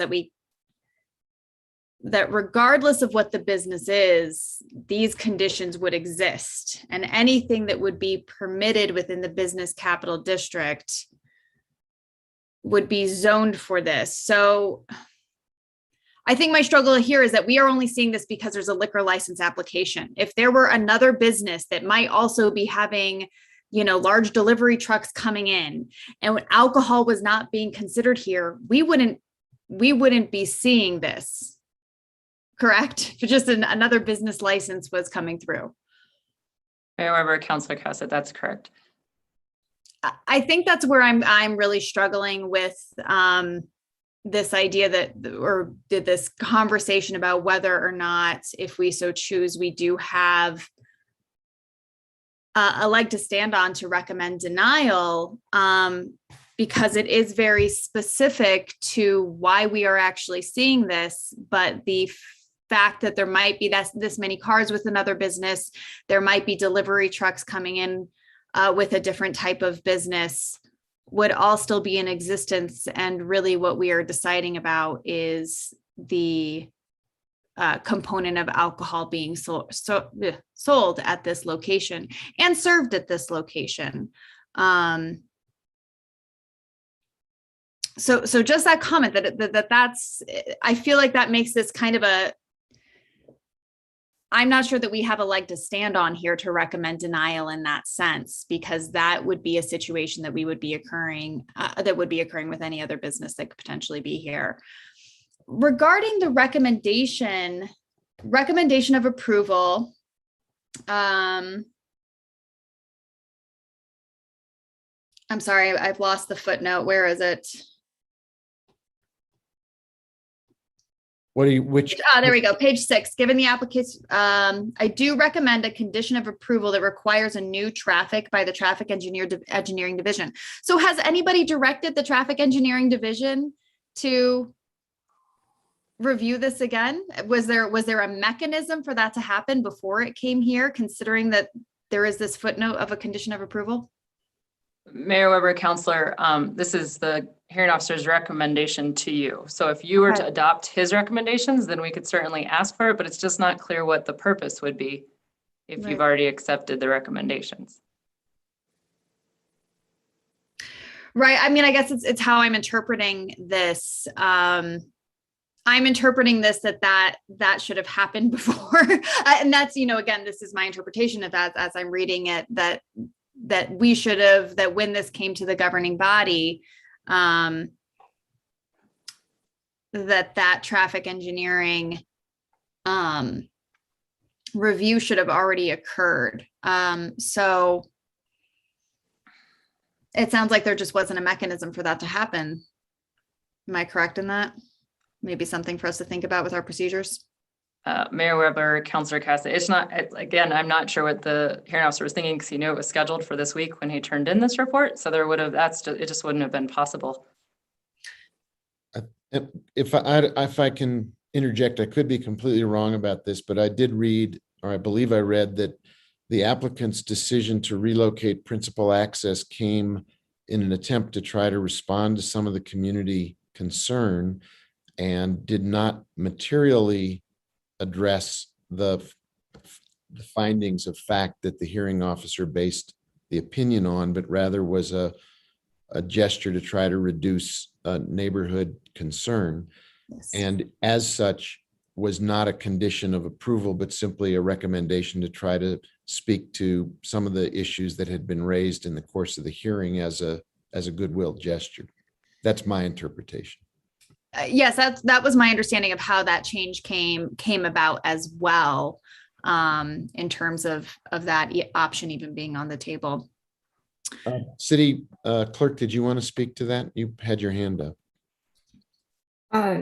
Mayor Weber, Councilor Cassidy, I believe you did provide the clarification that I was going to mention, was that, again, when the application is submitted, traffic the entry point is not identified or evaluated. It's just not part of the application process. And again, emphasize that this location is allowable for business regardless. But I did want to note that it is true there was confusion at the, not confusion, but many of the public comments were specific to access. And the applicant did note that they had taken into consideration some of the concerns that they had heard at the state hearing. And so that's why they had adjusted the access points on the property. Again, they were not conditions of approval, but rather an effort to help with traffic flow on the property. So imagine, and it was noted in the public comment and during the public hearing as well, that that was, there was never clarification on what access point would be used. It was just assumed prior to the hearing that they thought one would be used. And then again, the applicant presented a separate access point that they felt alleviated some of the concerns from the public. And that is noted in the that was noted throughout the public hearing, but is also included in the findings of fact from the public hearing officer. So that might explain the time lag problem, Counselor, that you're asking about. But okay. Back to you. You have the floor still. Great. Thank you. So I want to take the alcohol license part out of this, because again, I think that we do need to consider what happens if this is just another business that would be permitted in the BCD. So when a business is wanting to operate in a certain location, we do have land use codes, I believe, that are in place that require a certain amount of parking. Do those look at traffic impact to the area?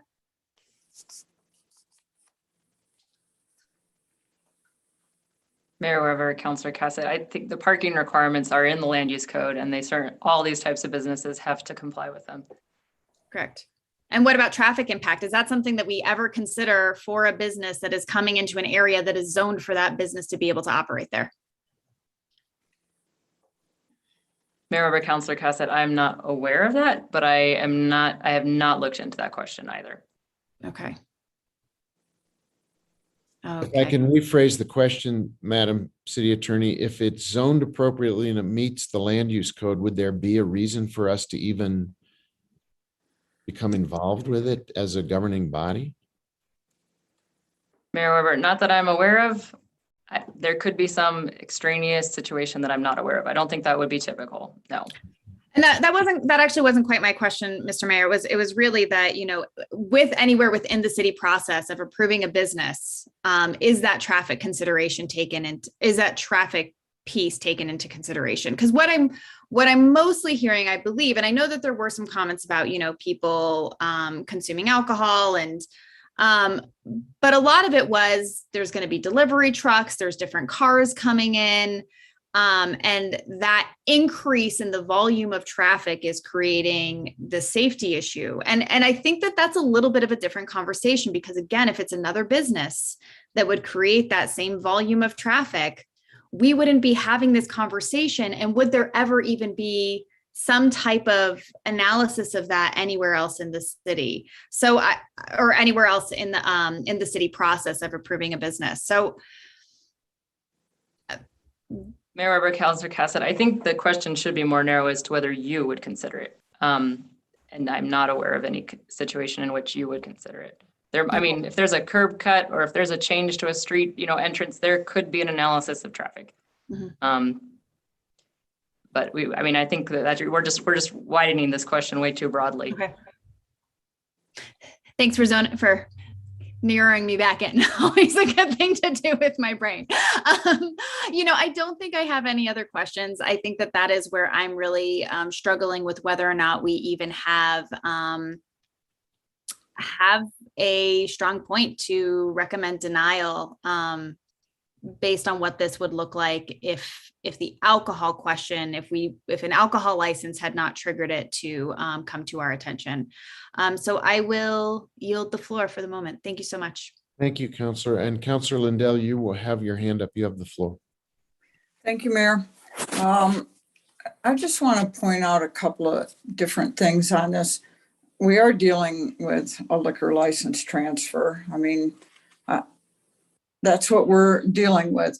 I would also just throw in from past experience. I have memory of a couple of times that the council did vote no on a liquor license, and the state voted yes. So just to let folks know that has happened before. But I want to look at the memo, the first attachment on page 16 of 271 pages. Okay. At the top of page 16, it's City of Santa Fe liquor license request, supplemental information, and it's John Romero, traffic engineer. Okay. And then if you go down to page 17, you will see that at the bottom of that page, for city use only, it's signed by, I don't know who it's signed by, but it's not signed by John Romero, because John Romero wasn't working here on July 14th. So with that in mind, let's go back to the findings of fact. And on the top of page 6,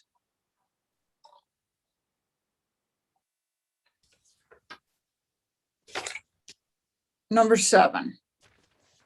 Here, as in Woodward, the city traffic engineer has opined that this application will not result in unacceptable traffic impacts. Well, I don't really know that a traffic engineer opined anything on this.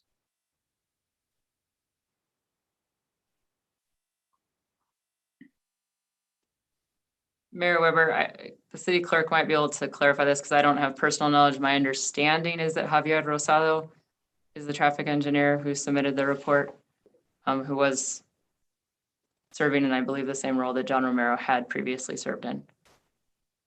But I did not witness him sign it, nor did I see him submit it. But that is my general understanding. Mayor Weber, Councilor Lindell, that's correct. Is Javier he- Rosado did sign the applicant. He is no longer with the city of Santa Fe. Is he a traffic engineer?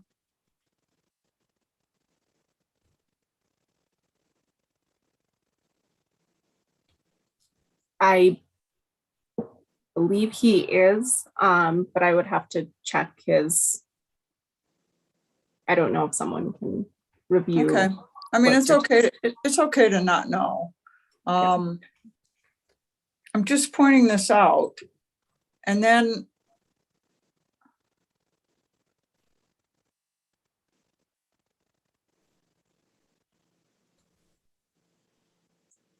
a little further down on that page, item 15.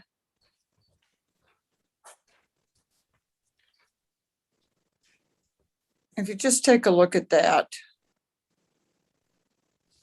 it's talking about there's really no differential impact in traffic conditions between operation of a business with a license and without one. I don't think we have a disagreement about that. And then, Counselor, where are you exactly? I'm sorry. I'm still on page These are the, six of 8 of the hearing officer's report. this is the findings of fact from the hearings officer, Yeah, page 6 of 8. that document. And she is looking at the items that are enumerated. Gotcha. Okay. Got it? Yep, thank you. Does everybody have it that's trying to find it? Yes. Okay. So the first point I was trying to make was the one at the item number 7 at the top of the page that I don't know.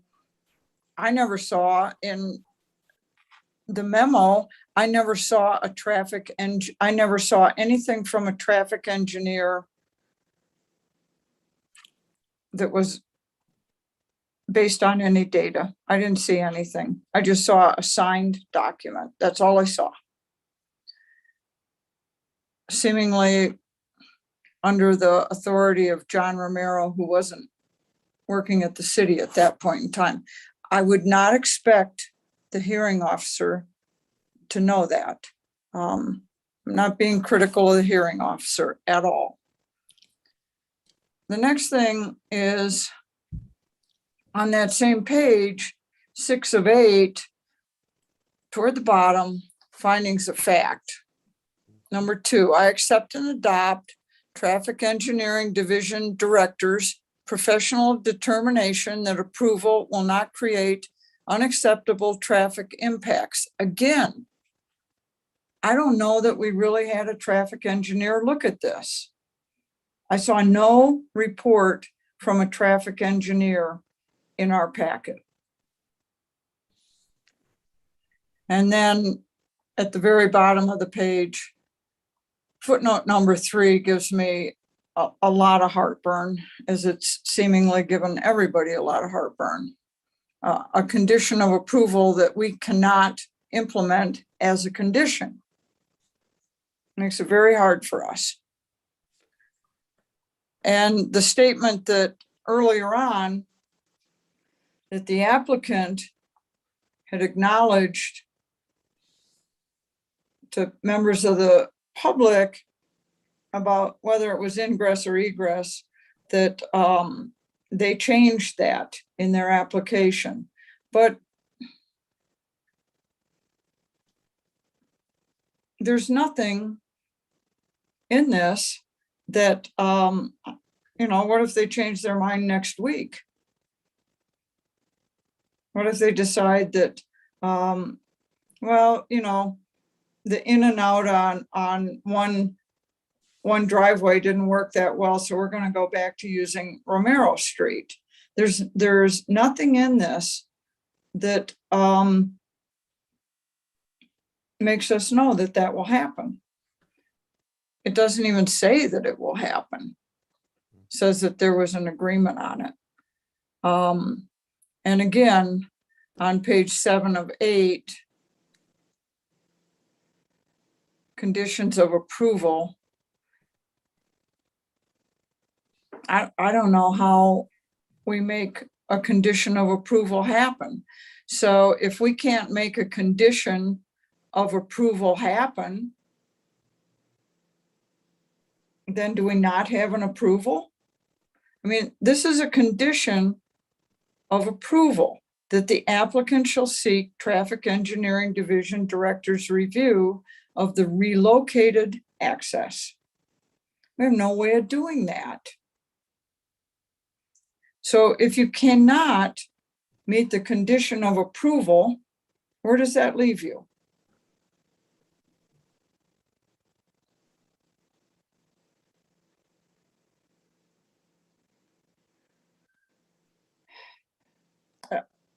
This isn't easy. But from what I can tell and from what the conversation has been, we have no ability to meet that condition of approval.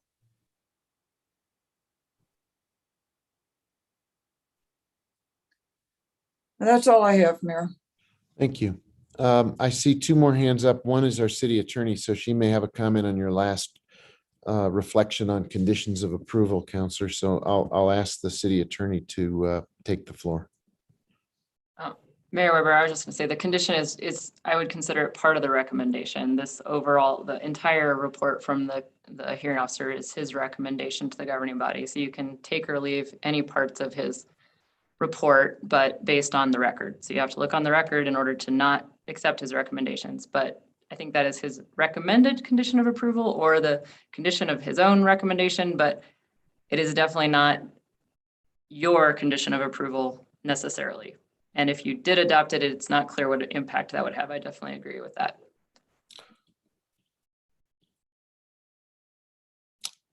Counselor Counselor Lindell, did you want to respond to that? I don't want to cut you off. No, I appreciate that, Mayor, and I appreciate Attorney McSherry, your comment on it. But I do think that we are in quite a conundrum here. Very fair. Counselor Cassett, you have the floor. Attorney McSherry did, I think, answer my question, which was essentially that if we did put that condition of approval, essentially we are making a recommendation to the state and saying, we recommend that you approve this, given this recommendation, and then they have the final say of, okay, sure, we're going to make the applicant go ahead and do this, or no, we're going to ignore it and approve it anyway, correct? Mayor Weber, Counselor Cassett, I don't anticipate the state would enforce a condition. They're going to look at what we did and decide whether to accept it. If we approve and they've already approved, there's not going to be any question. It's going to be approved. Okay. If we raise substantial evidence, then they will consider that. Okay. And then I guess if we did want to, if we're looking at this timeline, I know there was this discussion of the timeline and we did want to look at having the traffic engineer review again. We do have another governing body meeting on September 8th, which does get us underneath the deadline of that 30 days. So in terms of the timeline, technically, assuming that that traffic engineer study could be done in 2 weeks, that is a possibility. I'm just throwing that out there for the discussion of the governing body. I appreciate your checking the calendar. I think that came up with Counselor Garcia raising the issue about the capacity to do such a study and the 30-day limitation when the clock started, I believe on the, what'd you say, Madam City Attorney, on the 14th? The 16th. And just to clarify, it is a review. So it's that same report that was created. A study, I think, is considered to be a kind of a higher level document. Thank you. I appreciate that. Fair enough. Mayor Weber, Councilor Cassett, just additional clarification is under the actual conditions of approval. It does note the applicant shall seek the Traffic Engineering Division Director's review of the relocated access, but it actually doesn't require any additional report or anything. So we can send that to the Public Works Department. I did just want to note that we don't have a traffic engineer division director at this time. So that is something I just want to bring to your attention. Correct, but we do still have a contract, I believe, with We do. Wilson & Co. that's doing our traffic engineering right now, right? Yes. Okay. Yes. Correct. Thank you. Counselor Lindell, your hand is still up. Is that an old hand or a new hand? Old hand. Counselor Romero Worth, your hand is up. That's a new hand. Yes, thank you, Mayor. So I'm again on the findings of fact and conclusions of law, page 5, looking at this Woodward case that was decided by the Supreme Court and was heavily referenced by the hearing officer.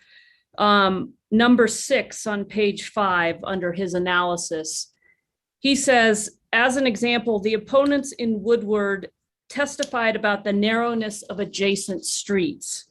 And so what I'm curious about is whether the city attorney, how familiar you are with the Woodward case, and did they have something like what we have, which is we have people who testified about the narrowness of streets, and then we have the applicant suggesting that there would be 40 to 60 cars a day.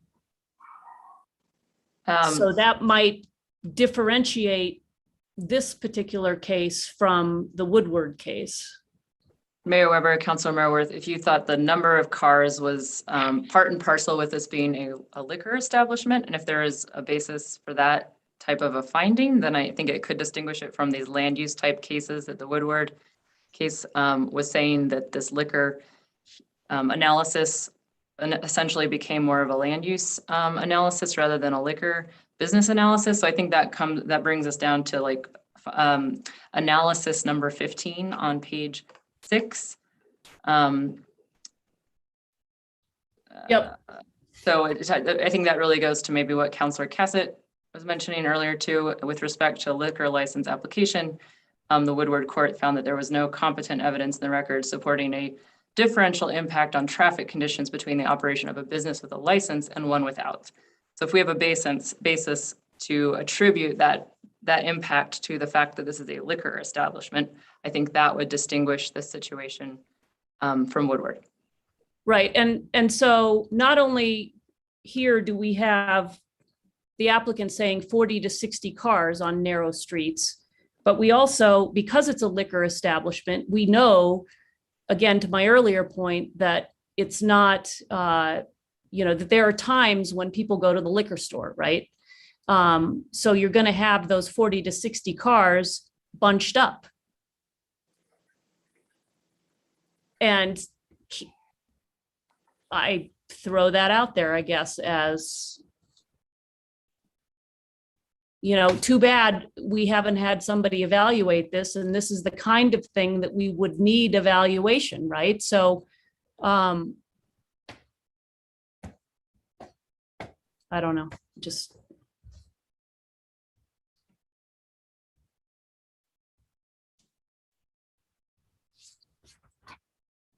I don't know where to go with that. Just throw it out there. There are no other hands up. There are members of the governing body who have not either asked a question or addressed the merits of the issue one way or the other. I wonder if anybody else wants to speak up, or if somebody wants to make a motion. I would simply observe that I think the questions are really thoughtful and apt, but the situation is enormously frustrating for a number of reasons, not the least of which is that when we ask what our actual authority in this is vis-a-vis the state, the answer is predominantly, unless we have a substantial burden of evidence that we can overcome, the state's going to stick with their recommendation one way or the other. At least that was my interpretation of the answer. Councilor Merworth, your hand's back up.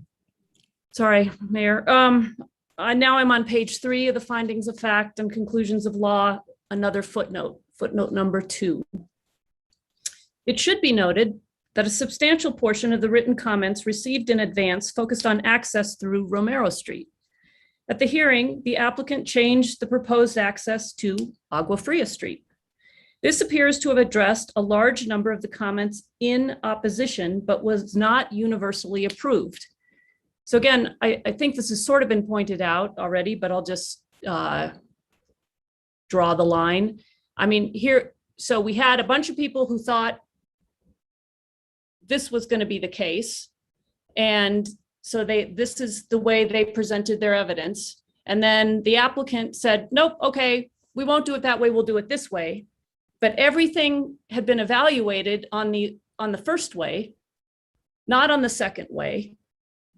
And now we're being asked to say whether it's safe. Because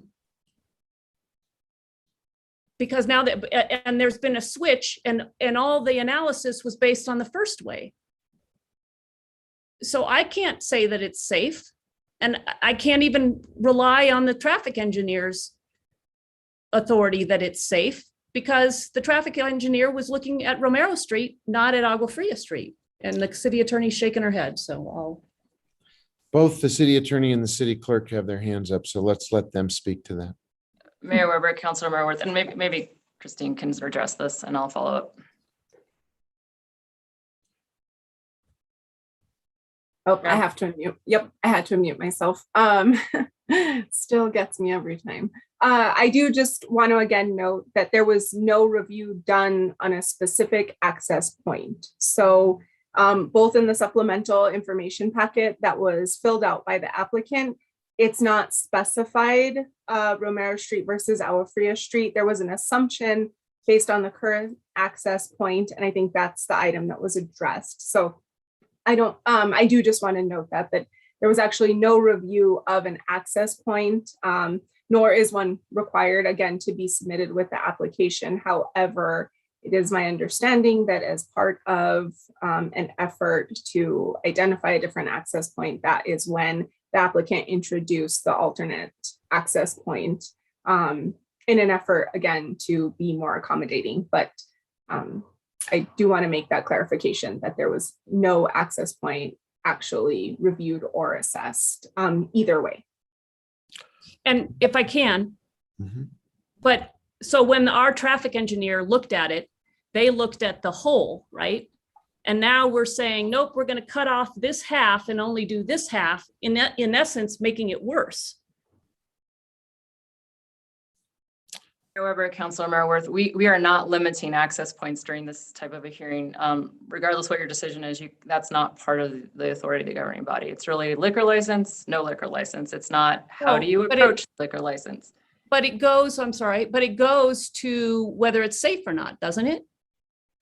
Mayor Weber, Councilor Marworth, if both access points were potentially unsafe, I think that would make part of the analysis helpful.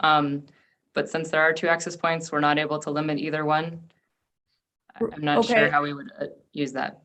But when there were two access points, arguably the 40 to 60 cars are distributed across a larger area.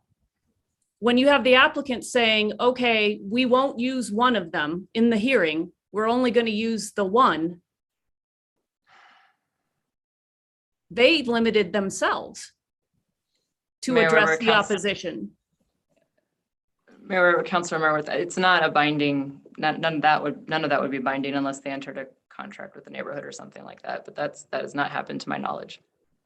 I'm not saying anything was not intended or truthful or anything like that, but it's not really part of this analysis. And I think the hearing officer mentioned it because it was a part of the testimony and part of the response, but we're not limiting access points, and those can't really be conditions of approval.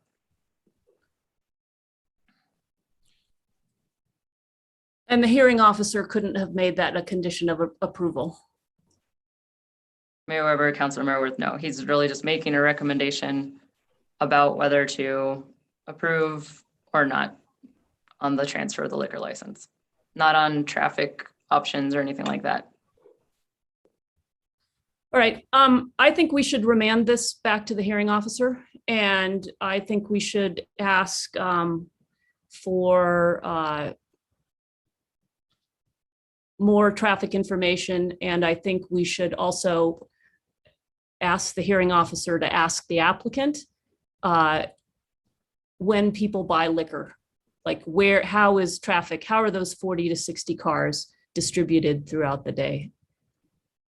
That's all I have, Mayor. Thank you, Counselor.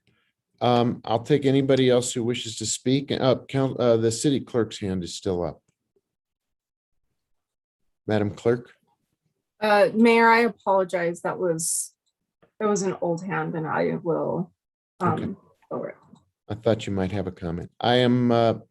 We have pretty much had a lot of questions about traffic and about the authority of and the findings of the traffic engineer and the footnote in the findings of fact. I'm open to a motion from anybody on the governing body with regard to this. Yep. The city attorney has a hand up. And Mayor Weber, I would just suggest that if we're going to make a motion on remand, that rather than say specifically from which party's evidence come, that we ask the hearing officer to develop the record on X point, something like that. To include but not be limited to perhaps getting this updated report that he wanted. Okay. And so can I ask a question? Absolutely, Counselor. I can't hit my electronic hand fast enough, sorry. It's okay, go ahead.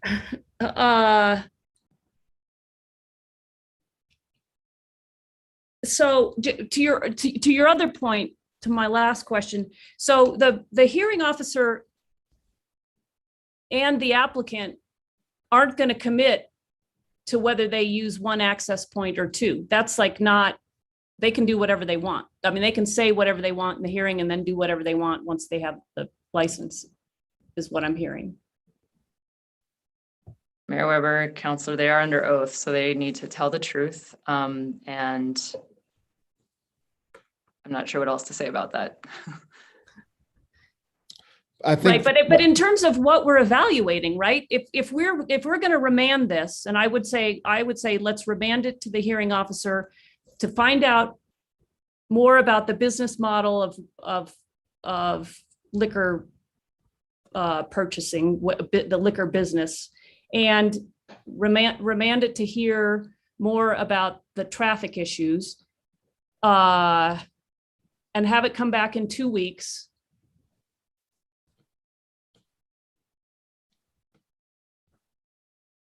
What, I mean, can you do, I mean. And Mayor Weber, Counselor, just to clarify why I was making that recommendation, I don't want us to just hear from the applicant. We'd probably need, if we're going to hear from the applicant, we probably also need to provide the public an opportunity to respond to that. Yeah, if we're just getting an updated report, which was already kind of like this very specific recommendation, I think we could just get the updated report. But if we're going to allow further testimony by the applicant, we probably also need further testimony by anyone else who might have something to say on that matter. I completely agree. Which might complicate the timeline. I don't know. It could be, if we're getting a traffic report from a professional contracted for traffic analytic outside expert, that's not going to trigger another hearing or more testimony. It would be a report.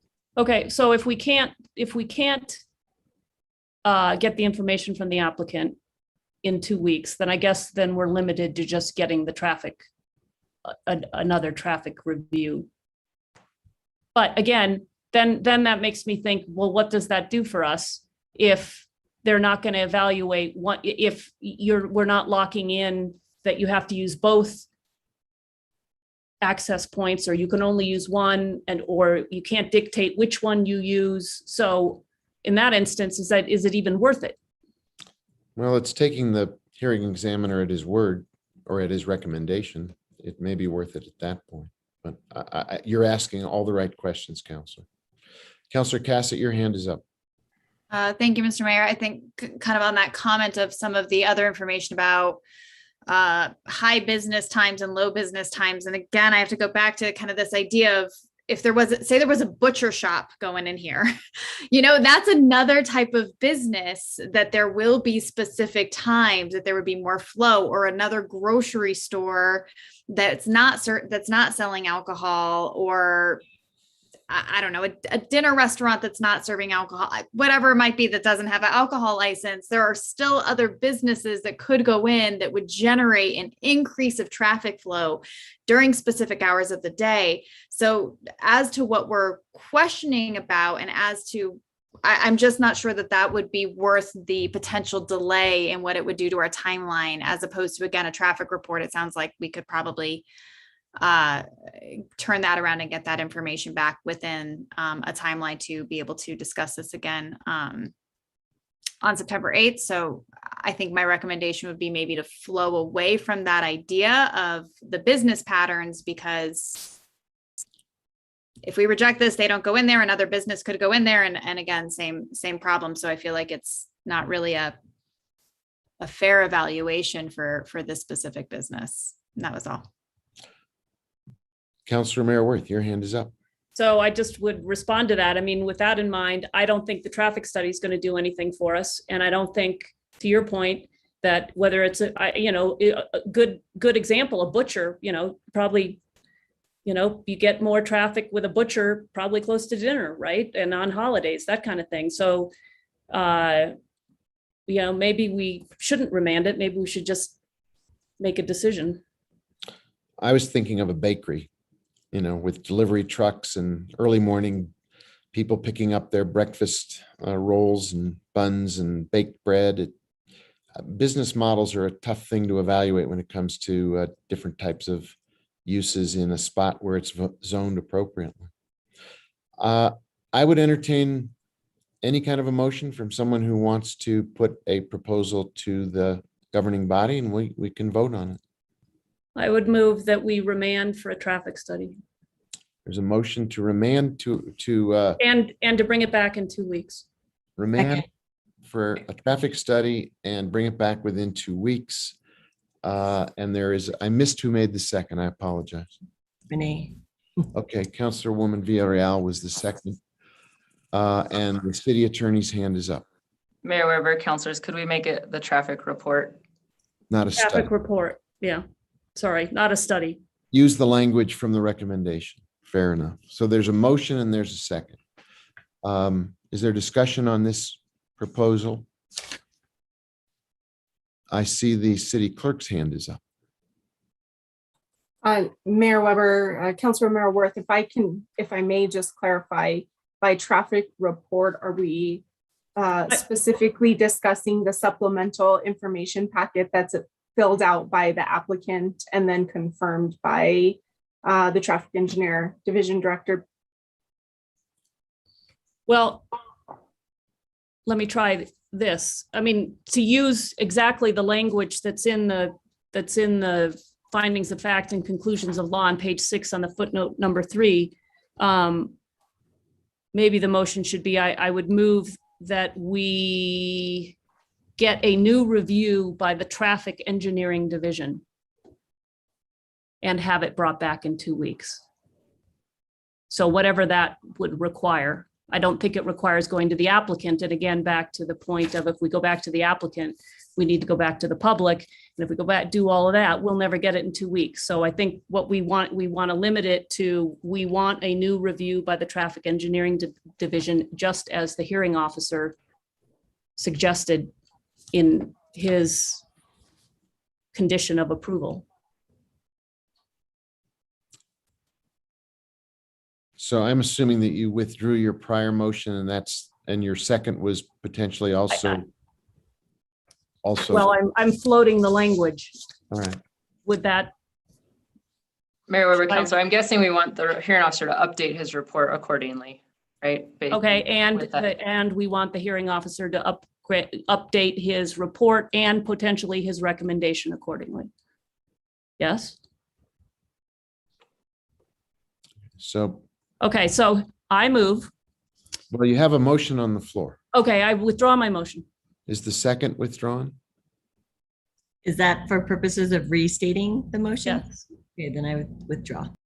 Okay, so back to you, Councilor Merwin. All right, I move that we remand this transfer back to the hearing officer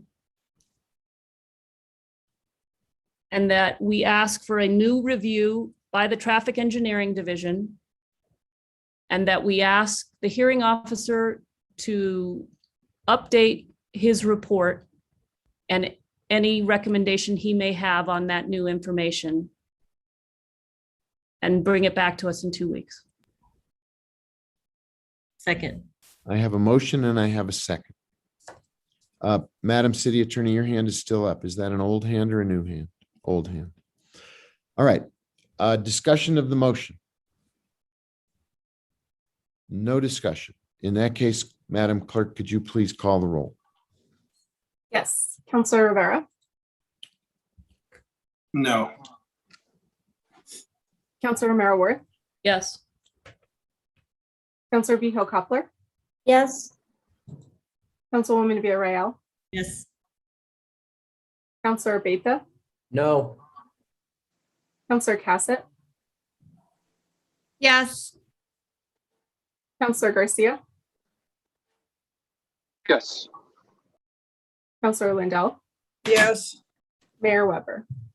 Yes. Motion has been approved. All right. So we will proceed with that plan and then bring this back within 2 weeks for our meeting in 2 weeks. I will note that it is now 8:21 and I don't know if the governing body wants to, we have one other item that was taken off of the consent calendar, but that was largely, I believe, Counselor Garcia, so you could recuse yourself. That's item E. We might want to take that up and then review our agenda for the rest of the evening, see if we want to, for example, move to matters allowing comments from the public, petitions from the floor as a next item. But let's see if we can take up take us to the item that was removed, Madam Clerk. Yes. Item E, request for approval of memorandum of agreement with Presbyterian Medical Services, no financial responsibility for a volunteer station agreement for the foster grandparent program, Santa Fe Public Schools. Anya Alred, our volunteer program manager, is available for this item if necessary. And Counselor Garcia, you have the floor. Thank you, Mr. Mayor. I'd like to recuse myself from this agenda item as I work for the federal agency that administers the foster grandparent program. Thank you. We'll let you know when we've taken action and you can come back and join us. Move So, to approve. There's a motion to approve this item from Counselor Worth. Is there a second? Second. I heard Counselor Lindell with a second. Is there discussion? Could the clerk please call the roll? Yes. Counselor Romero Worth, Yes. Counselor Vihil Coppler, Yes. Councilwoman Villarreal, Yes. Counselor Beta, Yes. Counselor Cassett, Yes.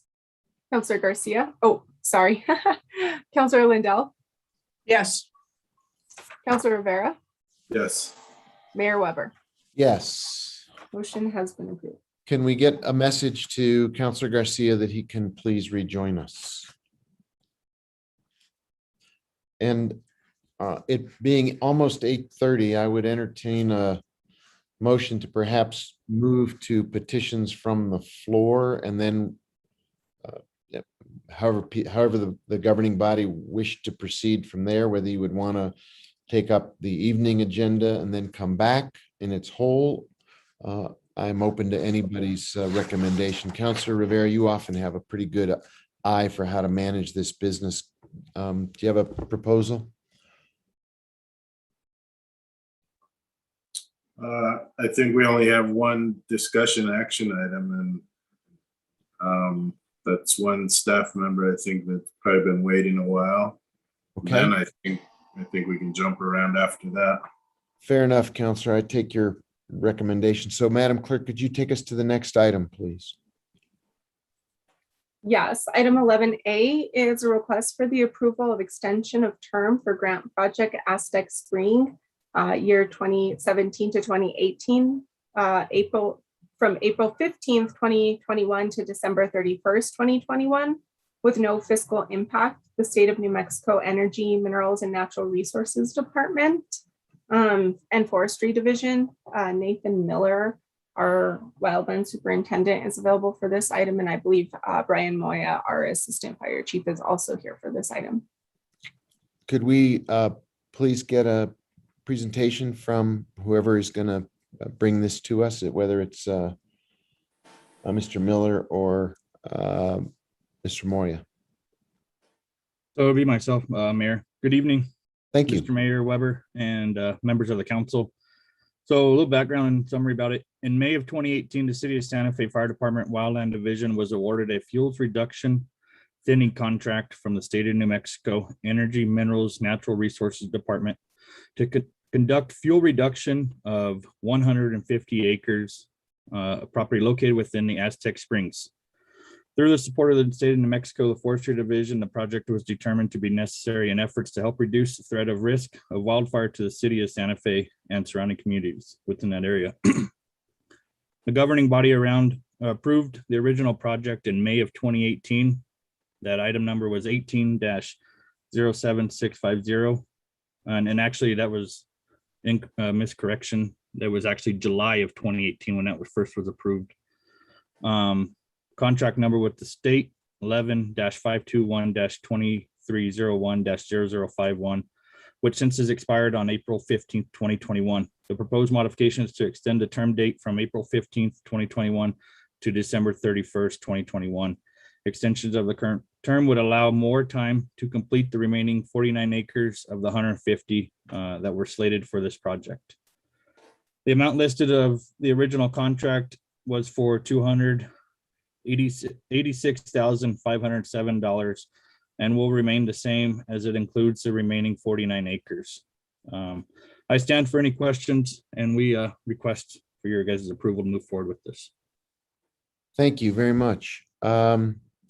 Move for approval. There's a motion Second. to approve and there's a second. I heard Councilor Abeyta make the motion. I heard Councilor Rivera second it.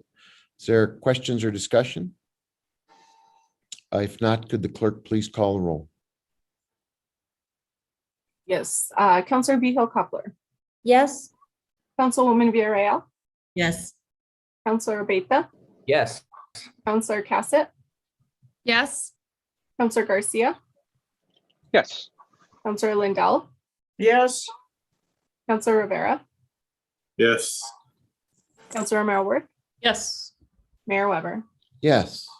Motion has been approved. Thank you to both of you for waiting and for making that presentation and bringing it to us. Appreciate you. Thank you. So with that, Councilor Rivera, as you noted, that was item 11, the only one for discussion and action.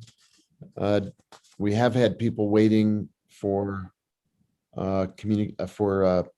petitions from the floor. We have a few items in the evening and then a few items from the 5 o'clock agenda, as well as a executive session. I'm open to suggestions on how best to manage this. I'll make a motion that we amend the agenda to jump directly into petitions from the floor, finish the rest of the evening session, and then come back to the afternoon session after that. There's a motion to jump to petitions from the floor, do our evening business, and then come back to do the rest of the afternoon. Is there a second?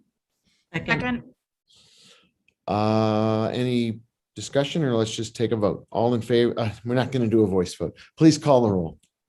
No voice vote. Also, can I just clarify who the second was? I heard two names simultaneously. I thought it was Councilwoman Villarreal. Can I think you are correct. Councilwoman Villarreal was the second. Perfect. She's also the first person up on the vote sheet. So Councilwoman Villarreal. Yes. Perfect. Councilor Abeyta. Yes.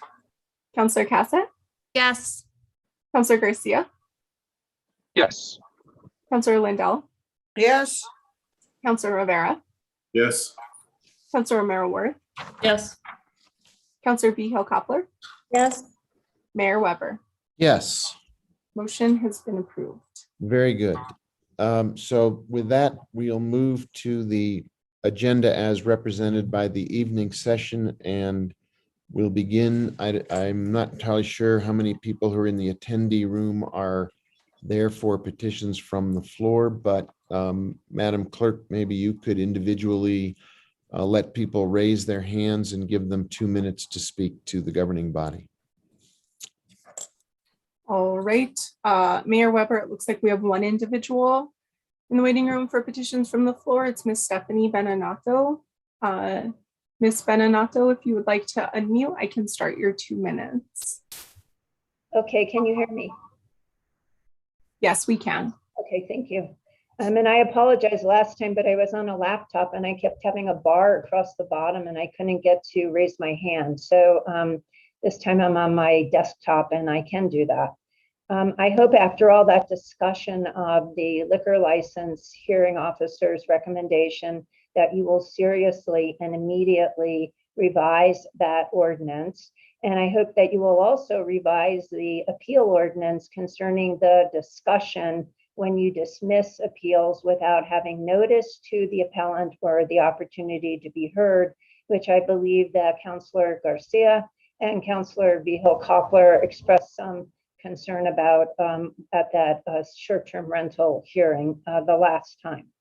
I am wondering why I'm not hearing from the city attorney about the lack of or the violation of a court order from 2004 to segregate certain administrative records having to do with me. It's clear that 60 pages of those segregated records were in Liz Royball's notebook. I'm also wondering why I'm not hearing from the city attorney about an investigation of Liz Royball and Susie Seha for perjury in front of the Human Rights Commission. And given that Ms. Seha does the books for the recreation pool, some of the pools, and I've heard recently that Ms. Royball goes AWOL, I think that there needs to be investigation. And you look puzzled, but apparently Ms. Royball would say she was going to the BC pool. People would call her there and she had never gone there. She also testified that she went once a day to Salvador Perez between 2016 and 2018. So if she says she's going, but she does errands, we should not, taxpayers should not be paying her. And this was similar to, I believe, a police officer who was doing that. And then just lastly, I'm totally against another underground tunnel, pedestrian tunnel. I think the solution is very simple and very inexpensive and not $1 million in planning, but simply to change the lights so that there is one segment where only pedestrians get to cross the street. And this way we don't have tunnels that have needles and people camping out in them and trash, and people, especially women, are not assaulted in those tunnels. Thank you. Thank you, Ms. Beninato. Is there anybody else that would like to speak? I do see one other individual. The username is JR2015. Not sure if this individual would like to speak for this item or not. If you would you please raise your hand?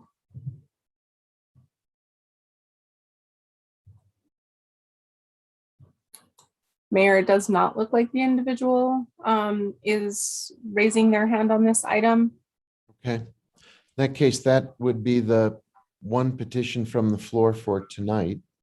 Could you, then we'll close out petitions from the floor and move to item 18, if you want to take us to that, please, A and B. Yes, Mayor, item 18 is appointments. Item 18A is appointments for the Veterans Advisory Board. We have Miss Dorothy Seaton, appointment to chair with a term ending on May of 2022. Move to approve. Second. That was from, the motion was from Councilor Cassett, I believe, and the second was from Councilwoman Villarreal. Discussion? Could the clerk please call the roll? Yes, Councilor Beta, Yes. Councilor Cassett, Yes. Councilor Garcia, Yes. Councilor Lindell, Yes. Councilor Rivera, Yes. Councilor Merrill-Worth, Yes. Councilor Vihil-Coppler, Yes. Councilwoman Villarreal, Yes. Mayor Weber. Yes, Motion has been approved. thank you. And the next item is 18B, I believe. Yes, the next item is for 18B. It's our Arts Commission. Appointments, I believe. So we have Rashad Hamad with an appointment and a term ending on 10/20/22. We have Paul Holteen with an appointment term ending 10/20/22. Ms. Ann Wrinkle with an appointment term ending 10/20/22. And then we have Masaya Mikulak with an appointment term ending 10/20/23. Jennifer Bayala, she's an appointment with a term ending on 10/20/23. Tamara Bates, it's a reappointment with a term ending on 10/20/22. We also have George Bernal, it's a reappointment with a term ending on 10/20/23, and Alma Castro with a reappointment term ending 2023. Is there a motion? Move to approve.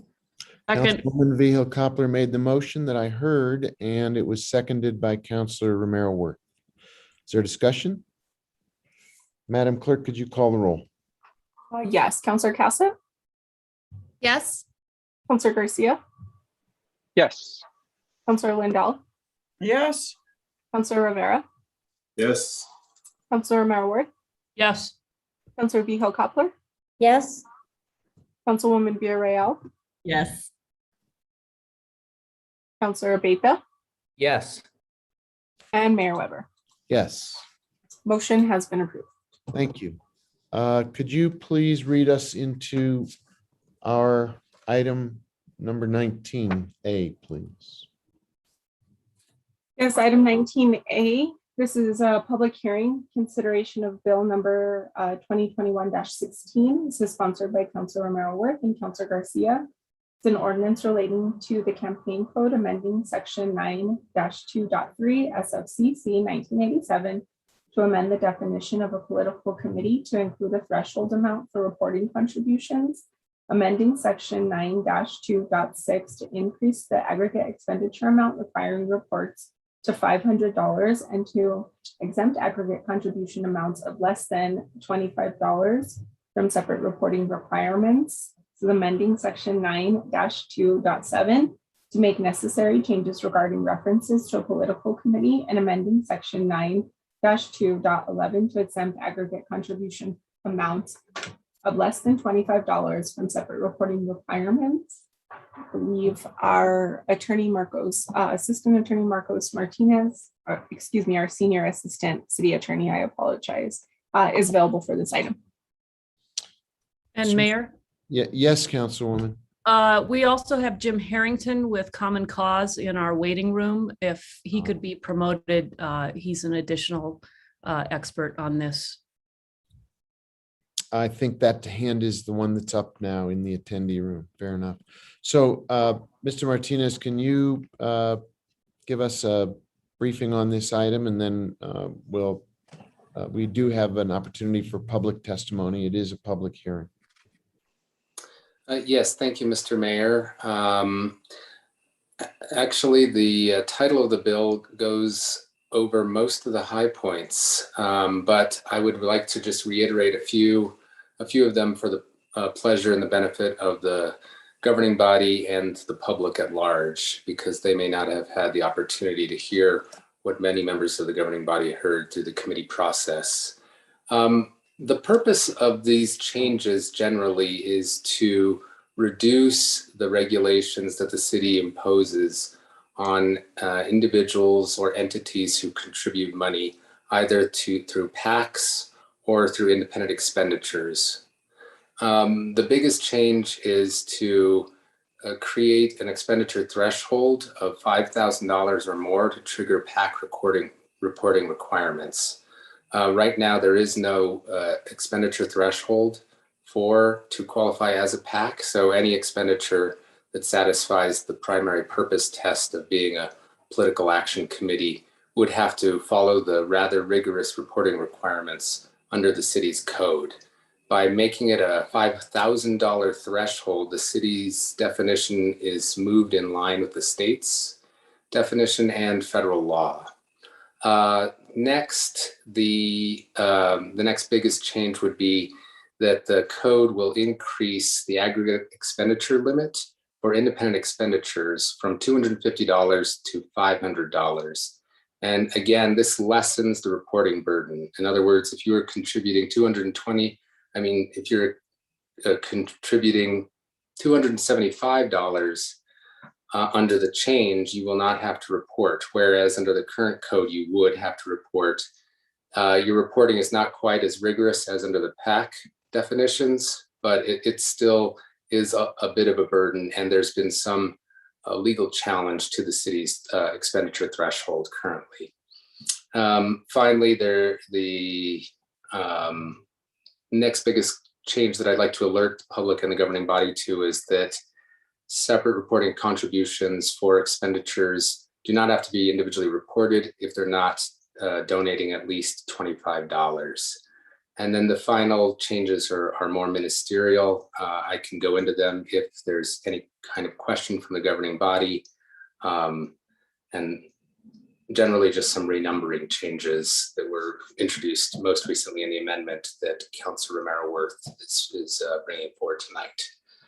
And with that, being mindful of everyone's time, I'll just stand for questions. Thank you, Mr. Mayor.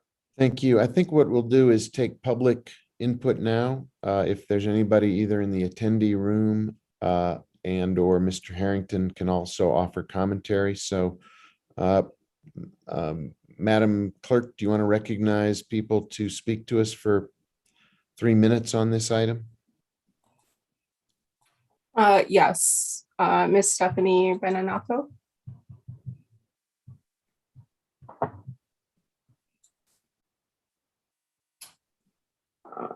Miss Benanato, you've been asked to unmute.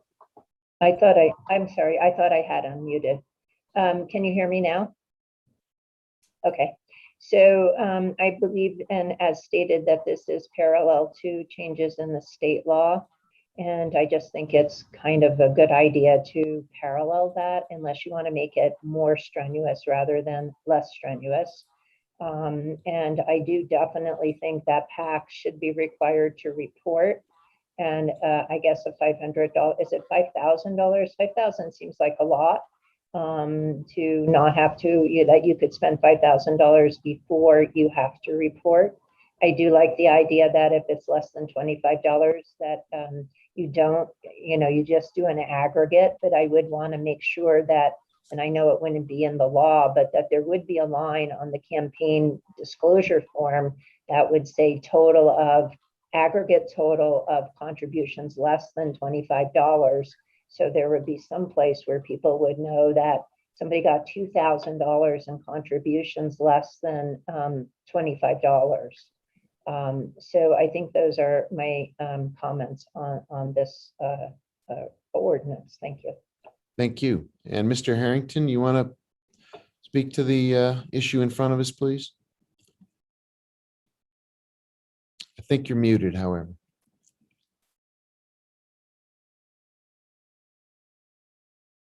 You're still muted. There you go. Okay, I'm sorry. Mr. Mayor, councilors, I'm Jim Harrington, State Chair of Common Cause New Mexico. We strongly support this bill because we think it'll make the city's law, as Marcos has explained, less vulnerable to constitutional challenges in the future.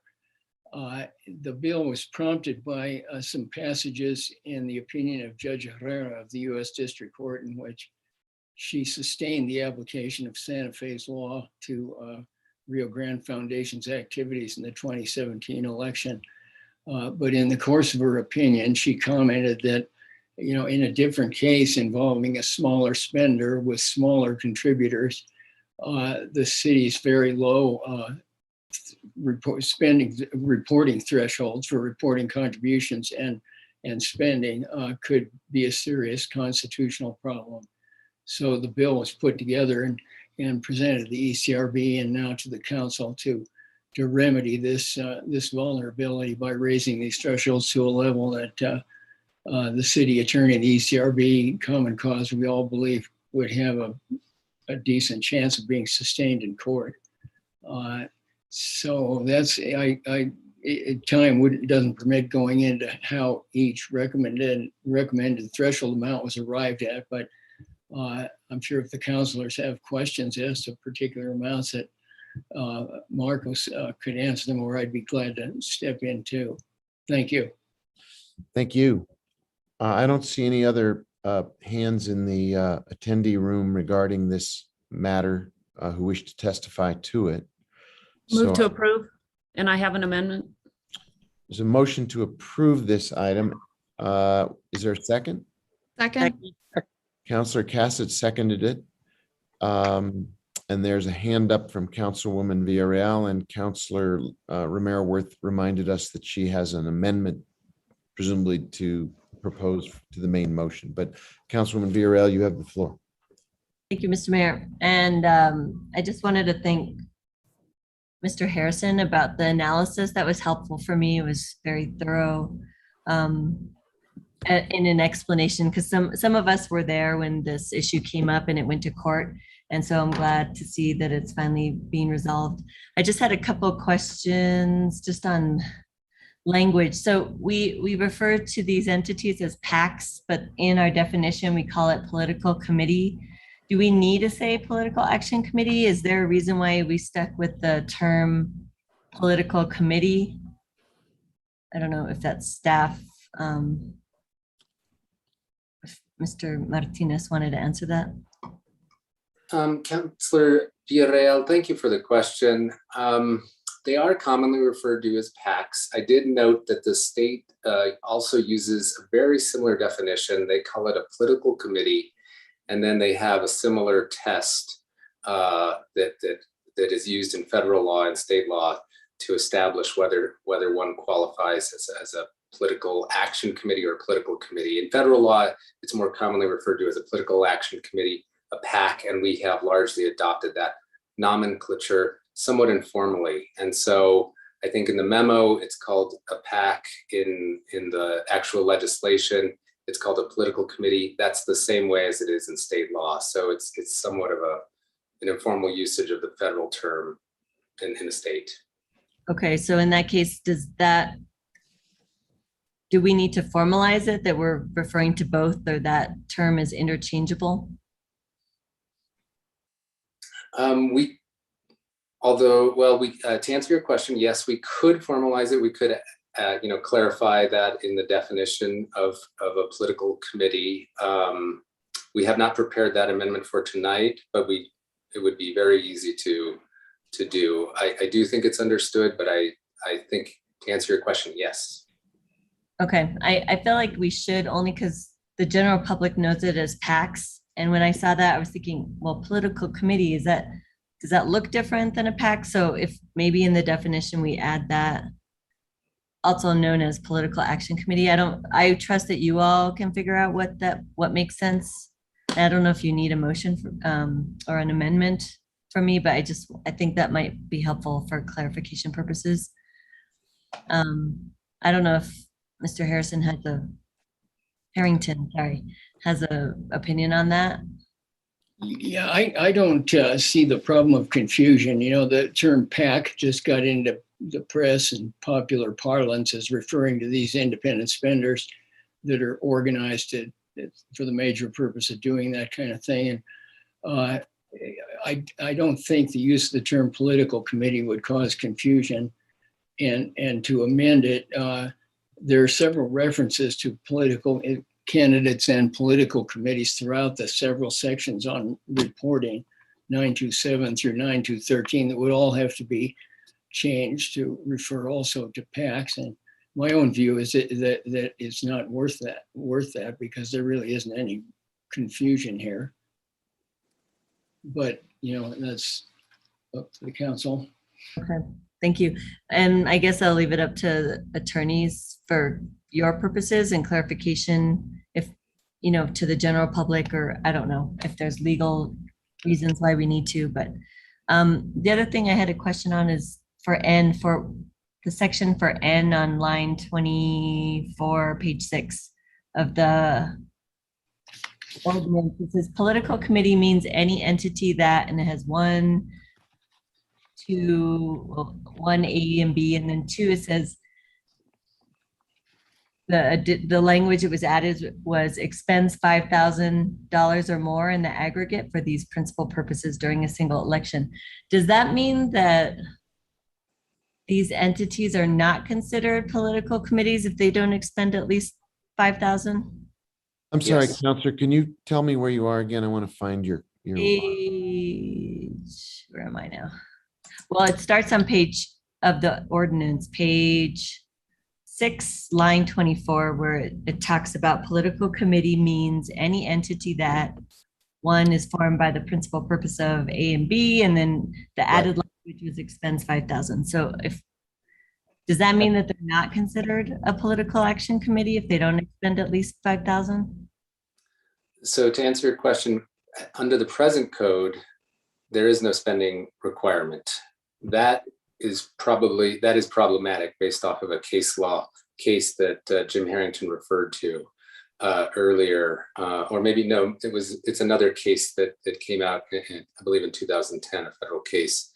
And so there does need to be a minimum expenditure. That's why we recommended the $5,000 threshold.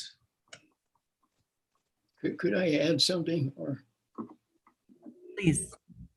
Yeah, it's important to note that the $5,000 is the trigger for the extensive reporting required by 927 through 9213, filing a statement of organization, appointing a treasurer, and so on. You can only impose that on an entity that was formed for the principal purpose of participating in and spending money in Santa Fe elections.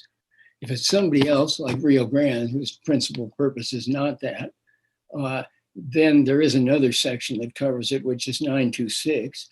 And that now has a spending threshold of 250, and the law would raise that only to 500. And that applies to any person who takes out certain specified kinds of political ads.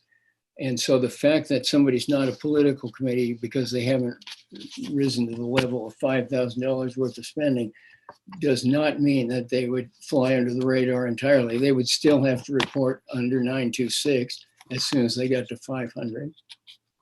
Thank you for that clarification, because that was kind of where I was caught up. I couldn't understand if they were just not considered or even looked at, but that piece was helpful. And then the section about the language we added about a contribution received from a contributor whose aggregate contributions to the reporting person or entity for the purpose of paying for the expenditures. So are we talking about, so is this a person who contributes $25 or more to a political committee? This is when they are required to be disclosed in their reporting? Did I get that? That section refers to the independent expenditure provision, which has the lower spending threshold. Right now it's set at $250. The proposed bill, the bill proposes to raise it to $500. So that $25 amount is for independent expenditures. Independent expenditures. Under the code. So that's that independently sponsored campaign communications and reporting. This is on page 7, line 11. This is the section that begins that, and that $25 threshold. This is to provide a little bit of context to where this is coming from. This is one of the complaints that the Rio Grande Foundation has continued to make in the lawsuit challenging the city's code. They repeatedly assert that a person could expend 1 penny and would also have to report do all of this reporting requirements. And so we recognize that could, in theory, impose a burden on someone who is donating a very small amount that falls under this independent communications section. And so we've raised that threshold to $25 before the contributor needs to be individually identified. Thank you. That was helpful. I think that's all I have. Those are all the questions. Thanks for your help. Thank you. If if there are no other questions from anyone, I think Councilor Romero Worth, this might be a time for you to move your amendment. Thank you, Mayor. My amendment is really, it's not substantive. It's just to redo some numbering or lettering, I guess, on the advice of the city attorney's office. And I'm pulling that up now. And I would move for its approval. It on page 12, line 11, changes subparagraph 9 to capital B and re-letter the succeeding paragraphs accordingly. Okay, there's a motion from Councilor Romero Worth on page 12, line 11, to change subparagraph 9 to the capital letter B and to re-letter succeeding paragraphs accordingly. Is there a second? Second. Councilor Lindell has seconded that motion. Is there discussion on the amendment to the main motion? Could the clerk call the roll on the amendment, the motion to amend the main motion? Yes, Councilor Lindell, Yes. Councilor Rivera, Yes. Councilor Romero Worth, Yes. Councilor Vihel Coppler, Yes. Councilwoman Villarreal, Yes. Councilor Abeta, Yes. Councilor Cassett, Yes. Councilor Garcia, Yes. Mayor Weber. Yes. The amendment has been approved. So now we have a main motion as amended. Is there further discussion of the main motion as amended? If not, could the clerk please call the roll on the main motion as amended? Yes, Councilor Garcia, Yes. Councilor Lindell, Yes. Councilor Rivera, Yep. Yes. Councilor Romero Worth, Yes. Councilor Vihel Coppler, Yes. Councilwoman Villarreal. Yes, and I'd like to co-sponsor. All right, note that. Councilor Abeta, Yes. Councilor Cassett, Yes. Mayor Weber. Yes, Motion has been approved. thank you. Thank you for your participation tonight. Jim and Marcos, much obliged. And to the help in clarifying the questions that were raised. Madam Clerk, does that complete the evening session? Mayor Weber, yes, it does. All right, let's come back at 9:15, take a 15-minute stretch for everybody. We've been at this for quite a few hours now. So let's return at 9:15, please. Okay.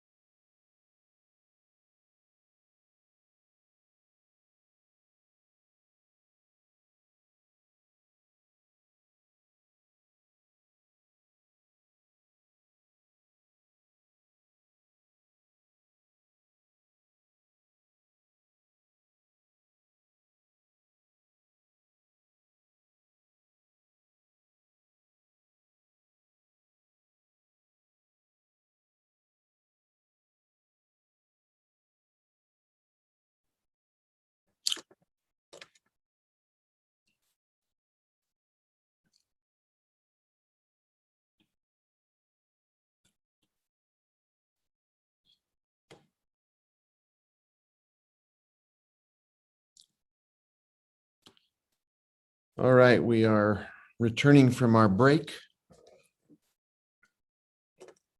We're short a couple of people still, so let's wait for everyone to rejoin with their cameras so we know everybody's here. Let's see, the city attorney is present but not on camera. The city manager, I think, is there you are. Okay, good to see you. And city clerk is present. Not sure we have a city attorney at the moment quite yet. Yes, we do. So with that, I think we should resume where we left off, which, if I'm not mistaken, Madam Clerk, why don't you resume our business? I think we're at matters from the city manager. That is correct. We are on item 12, which is matters from the city manager. Mr. Mayor, Councilor Garcia. would it be appropriate to just amend the agenda so we have matters from the city attorney and go into executive session at the end?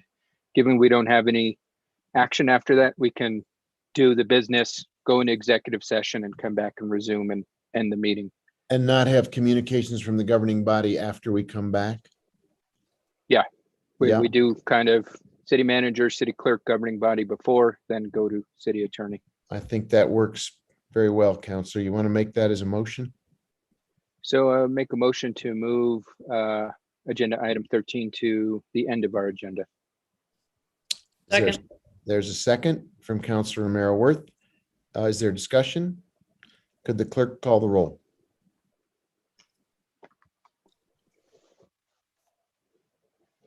Councilor Rivera, Yes. Councilor Merworth, Yes. Councilor Vihel Coppler, Yes. Councilwoman Villarreal, Yes. Councilor Abeyta, Yes. Councilor Cassett, Yes. Councilor Garcia, Yes. Councilor Lindell, Yes. Mayor Weber.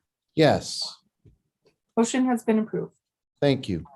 So we'll pick it up then in the order as recommended and voted. So that takes us first to matters from city manager. You have the floor, Madam City Manager.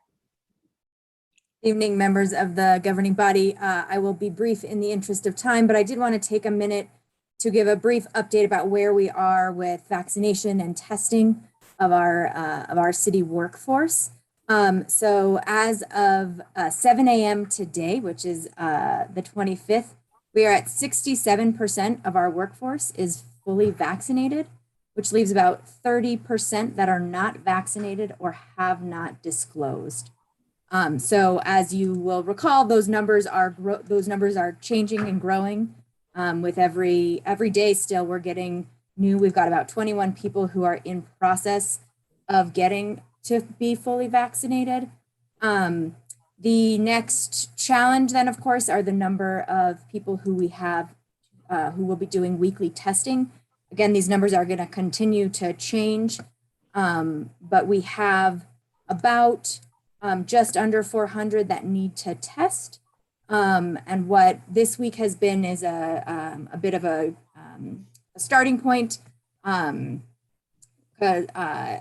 where results are required on Wednesdays. So as of next Wednesday, we're doing verbal reminders by supervisors this week.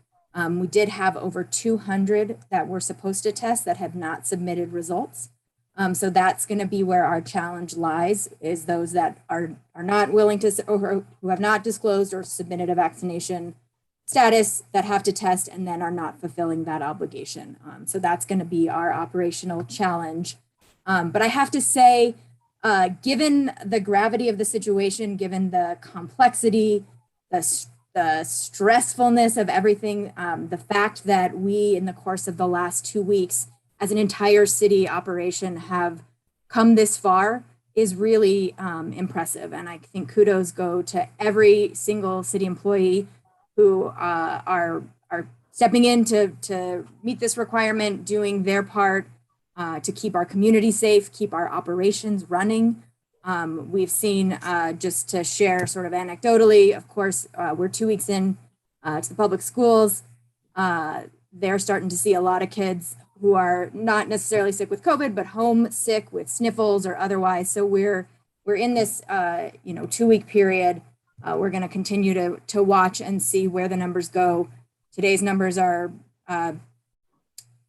trending in the direction they've been trending. There was a news report today that the hospitals are getting close to triage care.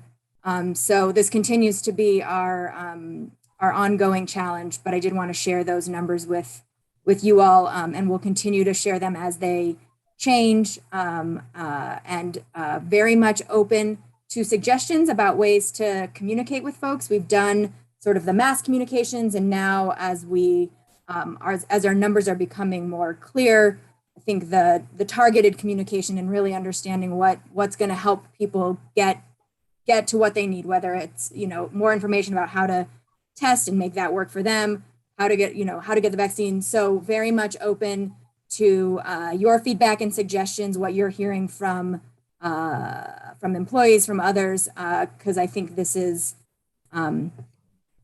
likely our reality through the fall. So I just wanted to share those updates. Thank you, Mr. Mayor.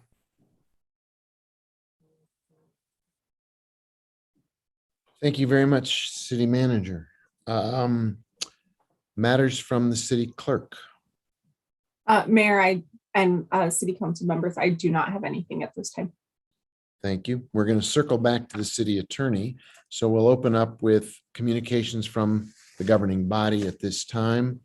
Councilwoman Villarreal, I'm just going across the Hollywood Squares boxes on my screen. Would you like to go first? Sure, thank you. Just wanted to know if the city manager can let us know when you expect staff to give us an update on the plan for the American Rescue Plan Act funds, and if they're still in the works or staff needs more time, that's fine. I would rather have us at least be told that that's the situation. I have heard that there's already a plan in the works, so I would request that we know when we expect to hear it, either through committee, via email, or a governing body presentation. Sure. Mr. Mayor, Councilor Villarreal, I have a couple of brief updates. I don't have a date for when we can, how this is going to flow out. So let me share what I can tell you and we can map it out. The update I provided last week, 2 weeks at the last governing body, we're awaiting guidance from Treasury around some of the ways in which we can spend the funds. We just received some paperwork tonight from Treasury, so we're reviewing those documents. So that piece continues to unfold. The other piece, though, is we have started the process to bring on Cerise Consulting, who worked with us a bunch during our CARES Act work, so that as we figure out what the rules are around this money, we've got a contract in place to help us around the public engagement for some of those funds. So that will be ready to go so we're like ready for we haven't taken off yet, but we're ready for takeoff. So the update I had given was that the next formal update, once we have the Treasury information, will be at a finance committee, and then it would come back to governing body. So I believe that is still the case. I cannot tell you though what date that will be at yet. We got to get that information. So the plan would come to the finance committee, or a plan for community outreach will come to finance committee? Mr. Mayor, Councilor Villarreal, basically an update on where we're at, and then a series of conversations around next steps. So what we've done is just, we know that we're going to need to do engagement around this, and so we're prepped and ready, but we don't know what that looks like, or there isn't a plan for that yet. That needs to be developed. Okay, great, thank you. And then I would like an update from, I guess it would be, I'm not sure let me just say that I want to update about the community outreach plan, also for the information sessions and any literature, or how we're going to roll out ranked choice voting information. I think our voters need a refresh. And so I'm wondering if the city clerk has information about what that's going to look like, or when you'll be able to provide us information about that. Fair enough. I don't know if you have it now, but if not, then you can let us know what that's going to look like. Mayor Weber, Councilwoman Villarreal, I do have that information now. If you'd like just a quick overview, I'm happy to provide that. If not, I'm happy to send it via email or designate time during the next meeting under matters from the city clerk. That would be helpful. I think via email is fine for now, so that we can, since we don't want this meeting to go on forever, but I would like to just know what that looks like. And then if we have questions, what's the best way to get that to you, whether it's like a presentation or if it's just via email, we can correspond with you that way. Absolutely. I will send an email with the overview. Great, thank you. And then also, I wanted to know if, I think this is under the purview of city manager, if the city will be doing absentee drop box locations for the election. And if so, are we running out of time? Because those approval locations are really spearheaded by the county clerk. And so who from the city will then need to work with the county clerk to get that MOU in place so that they can plan accordingly? Madam Clerk, you want to do that right now, or you want to take it up again in a email or a briefing subsequently? Mayor Weber, Councilman Villarreal, why don't I give a really quick briefing and then we can go from there. Basically, we did receive a request. There were 2 locations noticed for the Dropbox locations. The county clerk right now is doing an analysis of those locations, and she is getting an MOU to us. I anticipate the MOU coming to the governing body hopefully on the 8th, but she identified 3 locations, one of which we don't own the property, which is the rodeo grounds. And then she did identify a location at the Southside Library and one near the federal post office boxes. However, we have been in discussion, and she's also going to evaluate the main library as a possible Dropbox location. So we have been in discussion. The county clerk was required to notice the proposed locations. She did do so, and we are working to accommodate those drop boxes. Thank you. And just on a follow-up, why does that go through the city? Why does that go through the governing body? I thought that was really just something that the county clerk decides and you all complete the MOU. And the reason why I bring that up is because I feel like there's a time frame that they're working at, and if we wait till September, that's not going to give them enough time to prepare. I'd see our attorney popped on. I don't know. Erin, do you want to? Go ahead, city attorney.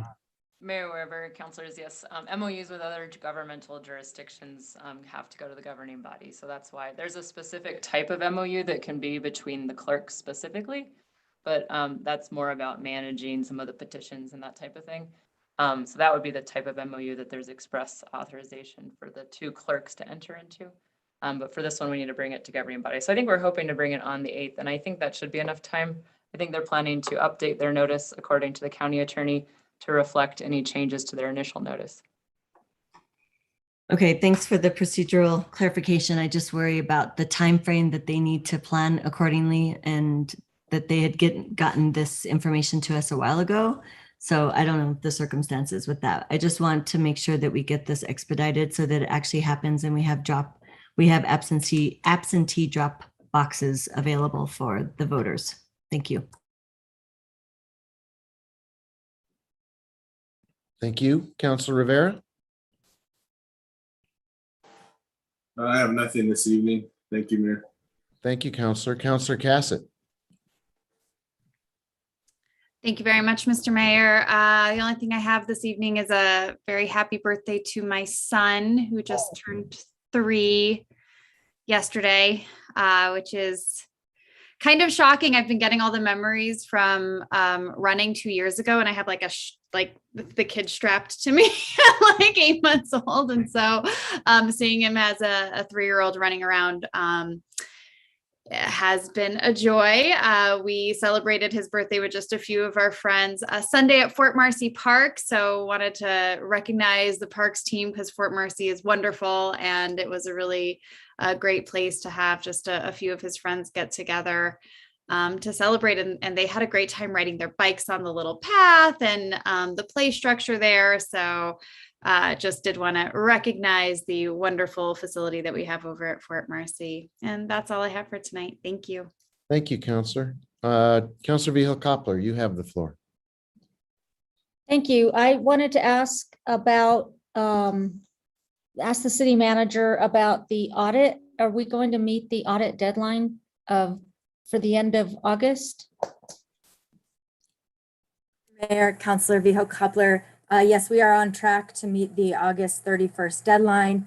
And per some comments earlier, the intention is to have a presentation to the governing body, the next governing body, once it's submitted to the OSA. So there, again, as we had shared, there was nothing, there's nothing that can be shared of substance at this point. Once we meet that deadline and it goes to OSA and it's released, we will do the presentation at governing body. So thank you. I expressed, I think it was last council meeting, that I'm interested in attending the exit conference. And so I'd like to be notified when that is.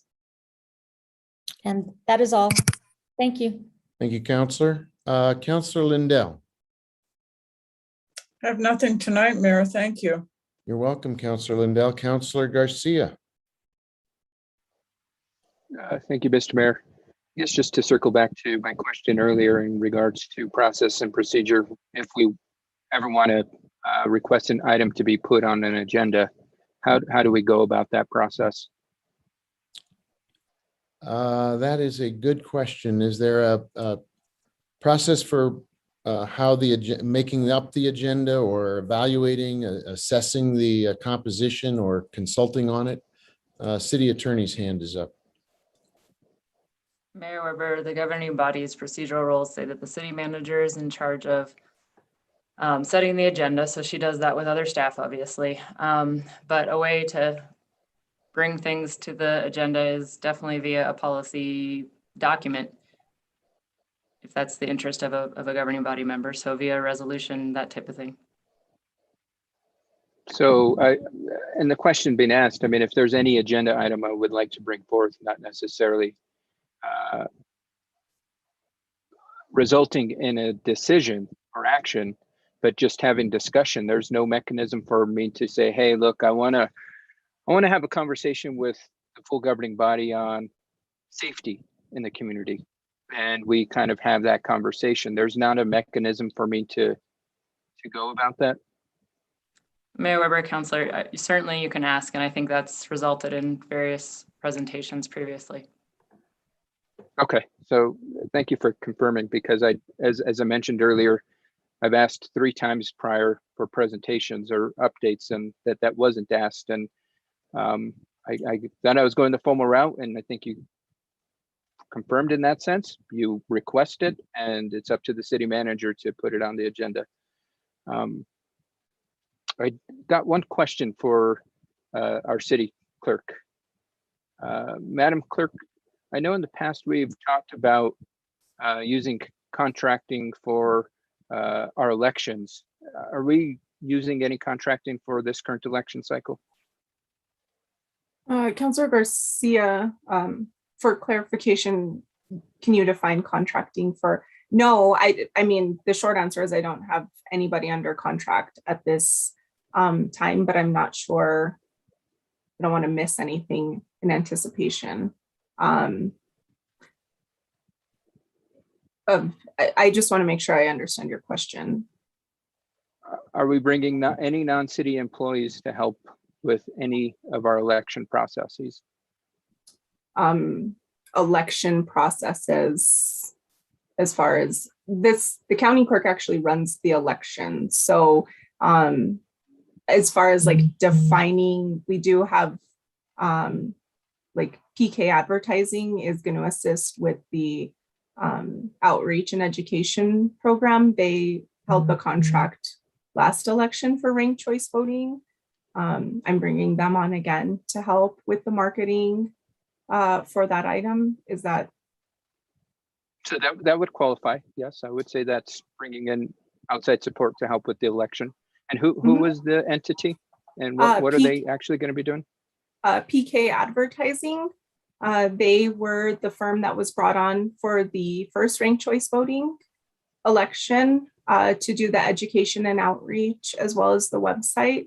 They've been brought on again to help with the outreach and education campaign.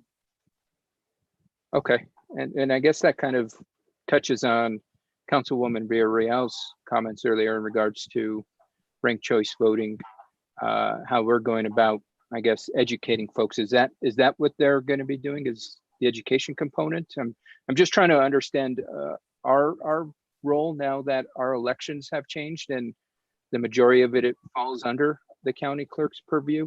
And so I like I said, I just want to try to wrap my head around this a little more. Yeah, absolutely. So in 2018, the governing body voted to adopt the Local Election Act. The first election in which the transition took place was in 2019. And so we are still working, I think, through that in a variety of ways, but there are a large number of duties that have transferred to the county clerk specific to the election and voting processes, primarily related to public campaign financing. The city clerk still oversees that, as well as campaign contribution reporting and the ECRB, all of our ethics, campaign review board matters still come through the city clerk's office. Okay, great. Thank you so much for the clarification. I just was inquiring again, given that we are now in the thick of it, so to speak, and didn't know if anything had changed in regards to contracting out for support, and I think that answer is yes to that sense. Do we know what the county clerk is doing in regards to educating the community on ranked choice voting? I'd hate for us to double up in duty, so to speak. I think we should ensure that we are making the most efficient use of our resources. Okay. No, that was a question. Do you know what the county clerk is doing, or? I'm not aware of her plan for outreach specific to ranked choice voting.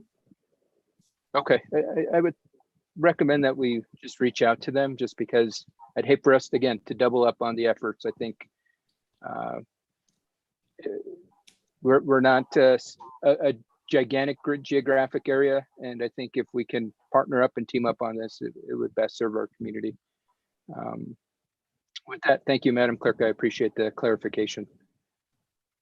No Mayor other Weber, questions. Counselor, may I add to the contract question?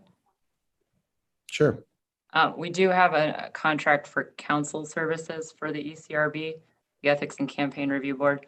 So that is one other contract related to the elections. So that's in relation to advising the ACRB for matters related to campaigns of sitting council member or sitting governing body members, so that I am not advising on those. Okay. And so it's bringing in outside attorney support to provide assistance with ECRB. That's correct, yes. Okay, thank you so much. I really appreciate that clarification. Yeah, no other questions. Just again, remind folks, please stay safe. Get vaccinated if you haven't. And then I did see the Santa Fe Demons, their football programs on the uptick. So boys, keep it going. With that, no other comments, Mr. Mayor. Thank you, Counselor. Counselor Abeyta. Thank you, Mayor. I just wanted to shout out to our parks crew. Councilor Rivera and I were given an update yesterday at our community meeting here in District 3.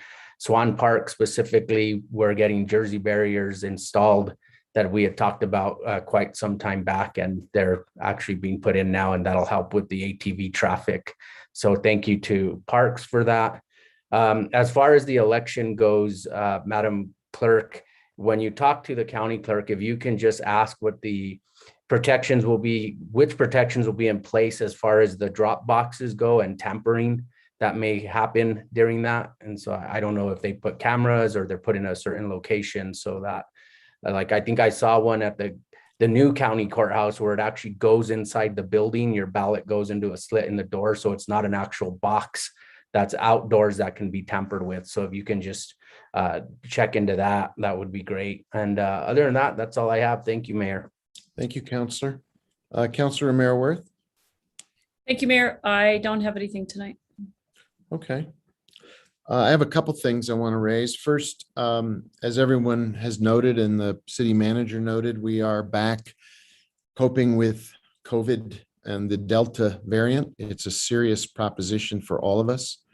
It is, as we know, easier to transmit than the original COVID-19, and there are other variants out there. So please, this admonition to get vaccinated if you haven't continues to be a very important precaution for all of us.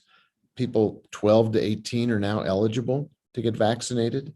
And as they're going back to school, that would be a good thing to communicate to people. I hope the Mayor's Youth Advisory Board and other groups. I see Councilor Cassett shaking her head. She's already working on it. It's important for peer-to-peer communication to go out to get that vaccination program effectuated. We're seeing more evidence, more research that masks make a difference. They add protection. They add another layer of less transmittability.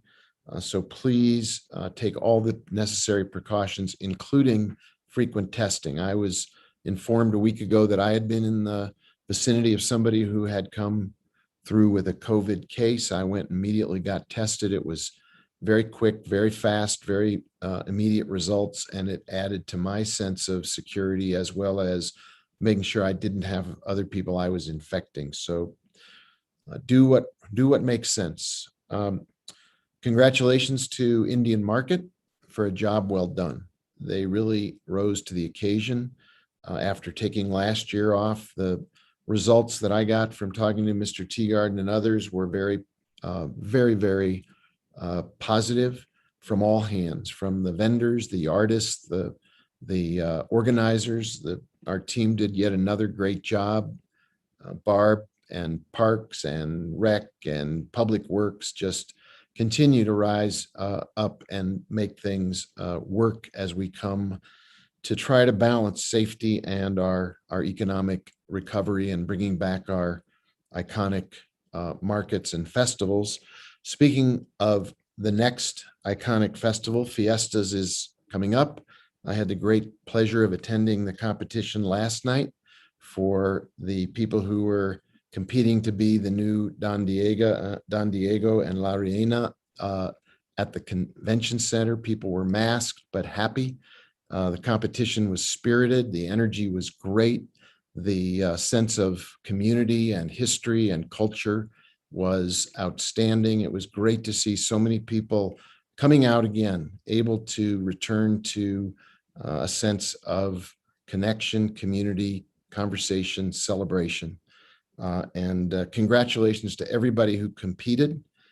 As was said by the chairman, the MC, Manuel Garcia, nobody loses. Everybody does a great job and should be recognized for stepping up and competing and carrying on this tradition. So congratulations to the entire community for coming out and to the contestants for putting themselves forward. It was a really beautiful and moving event.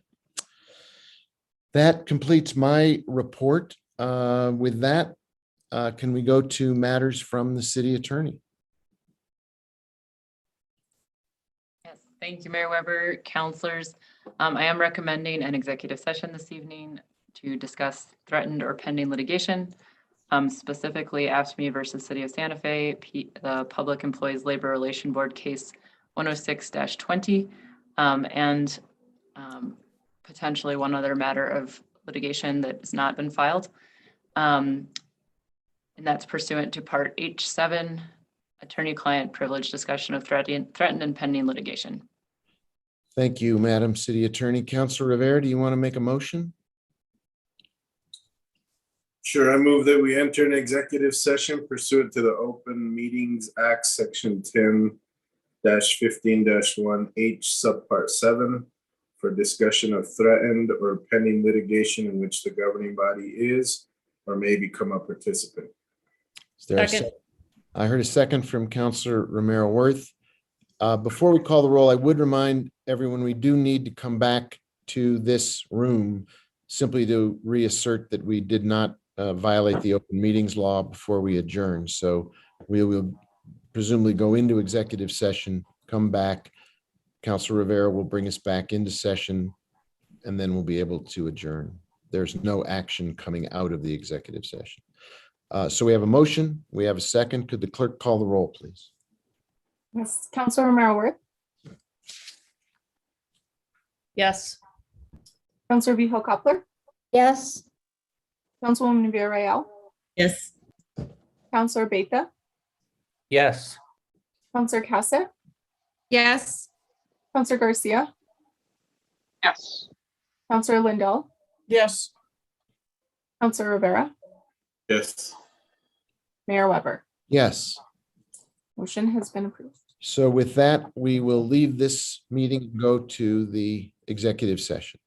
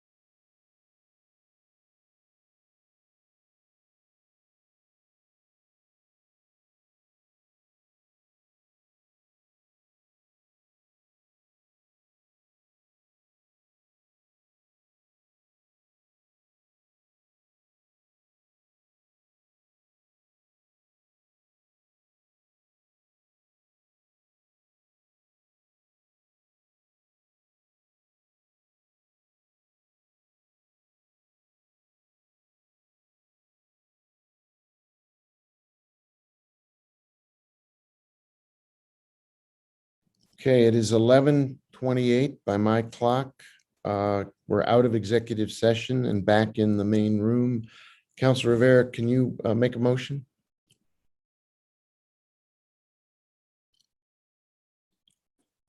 Yes.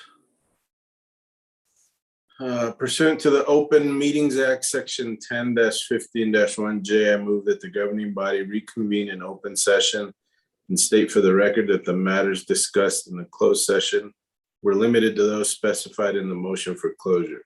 Is there a second? Second. Councilor Vihil Coppler seconded that. Could the clerk call the roll on the motion? Yes, Councilor Vihil Coppler, Yes. Councilwoman Villarreal, Yes. Councilor B. Oh, I text him, but I'm not sure he'll hop on. Councilor Cassett, Yes. Councilor Garcia, Yes. Councilor Lindell, Yes. Councilor Rivera, Yes. Councilor Romero Worth, Yes. Mayor Weber. Yes. Motion has been approved. So we have completed that. It is 11:29. Our deadline is 11:30. We have more to discuss, but not tonight, and we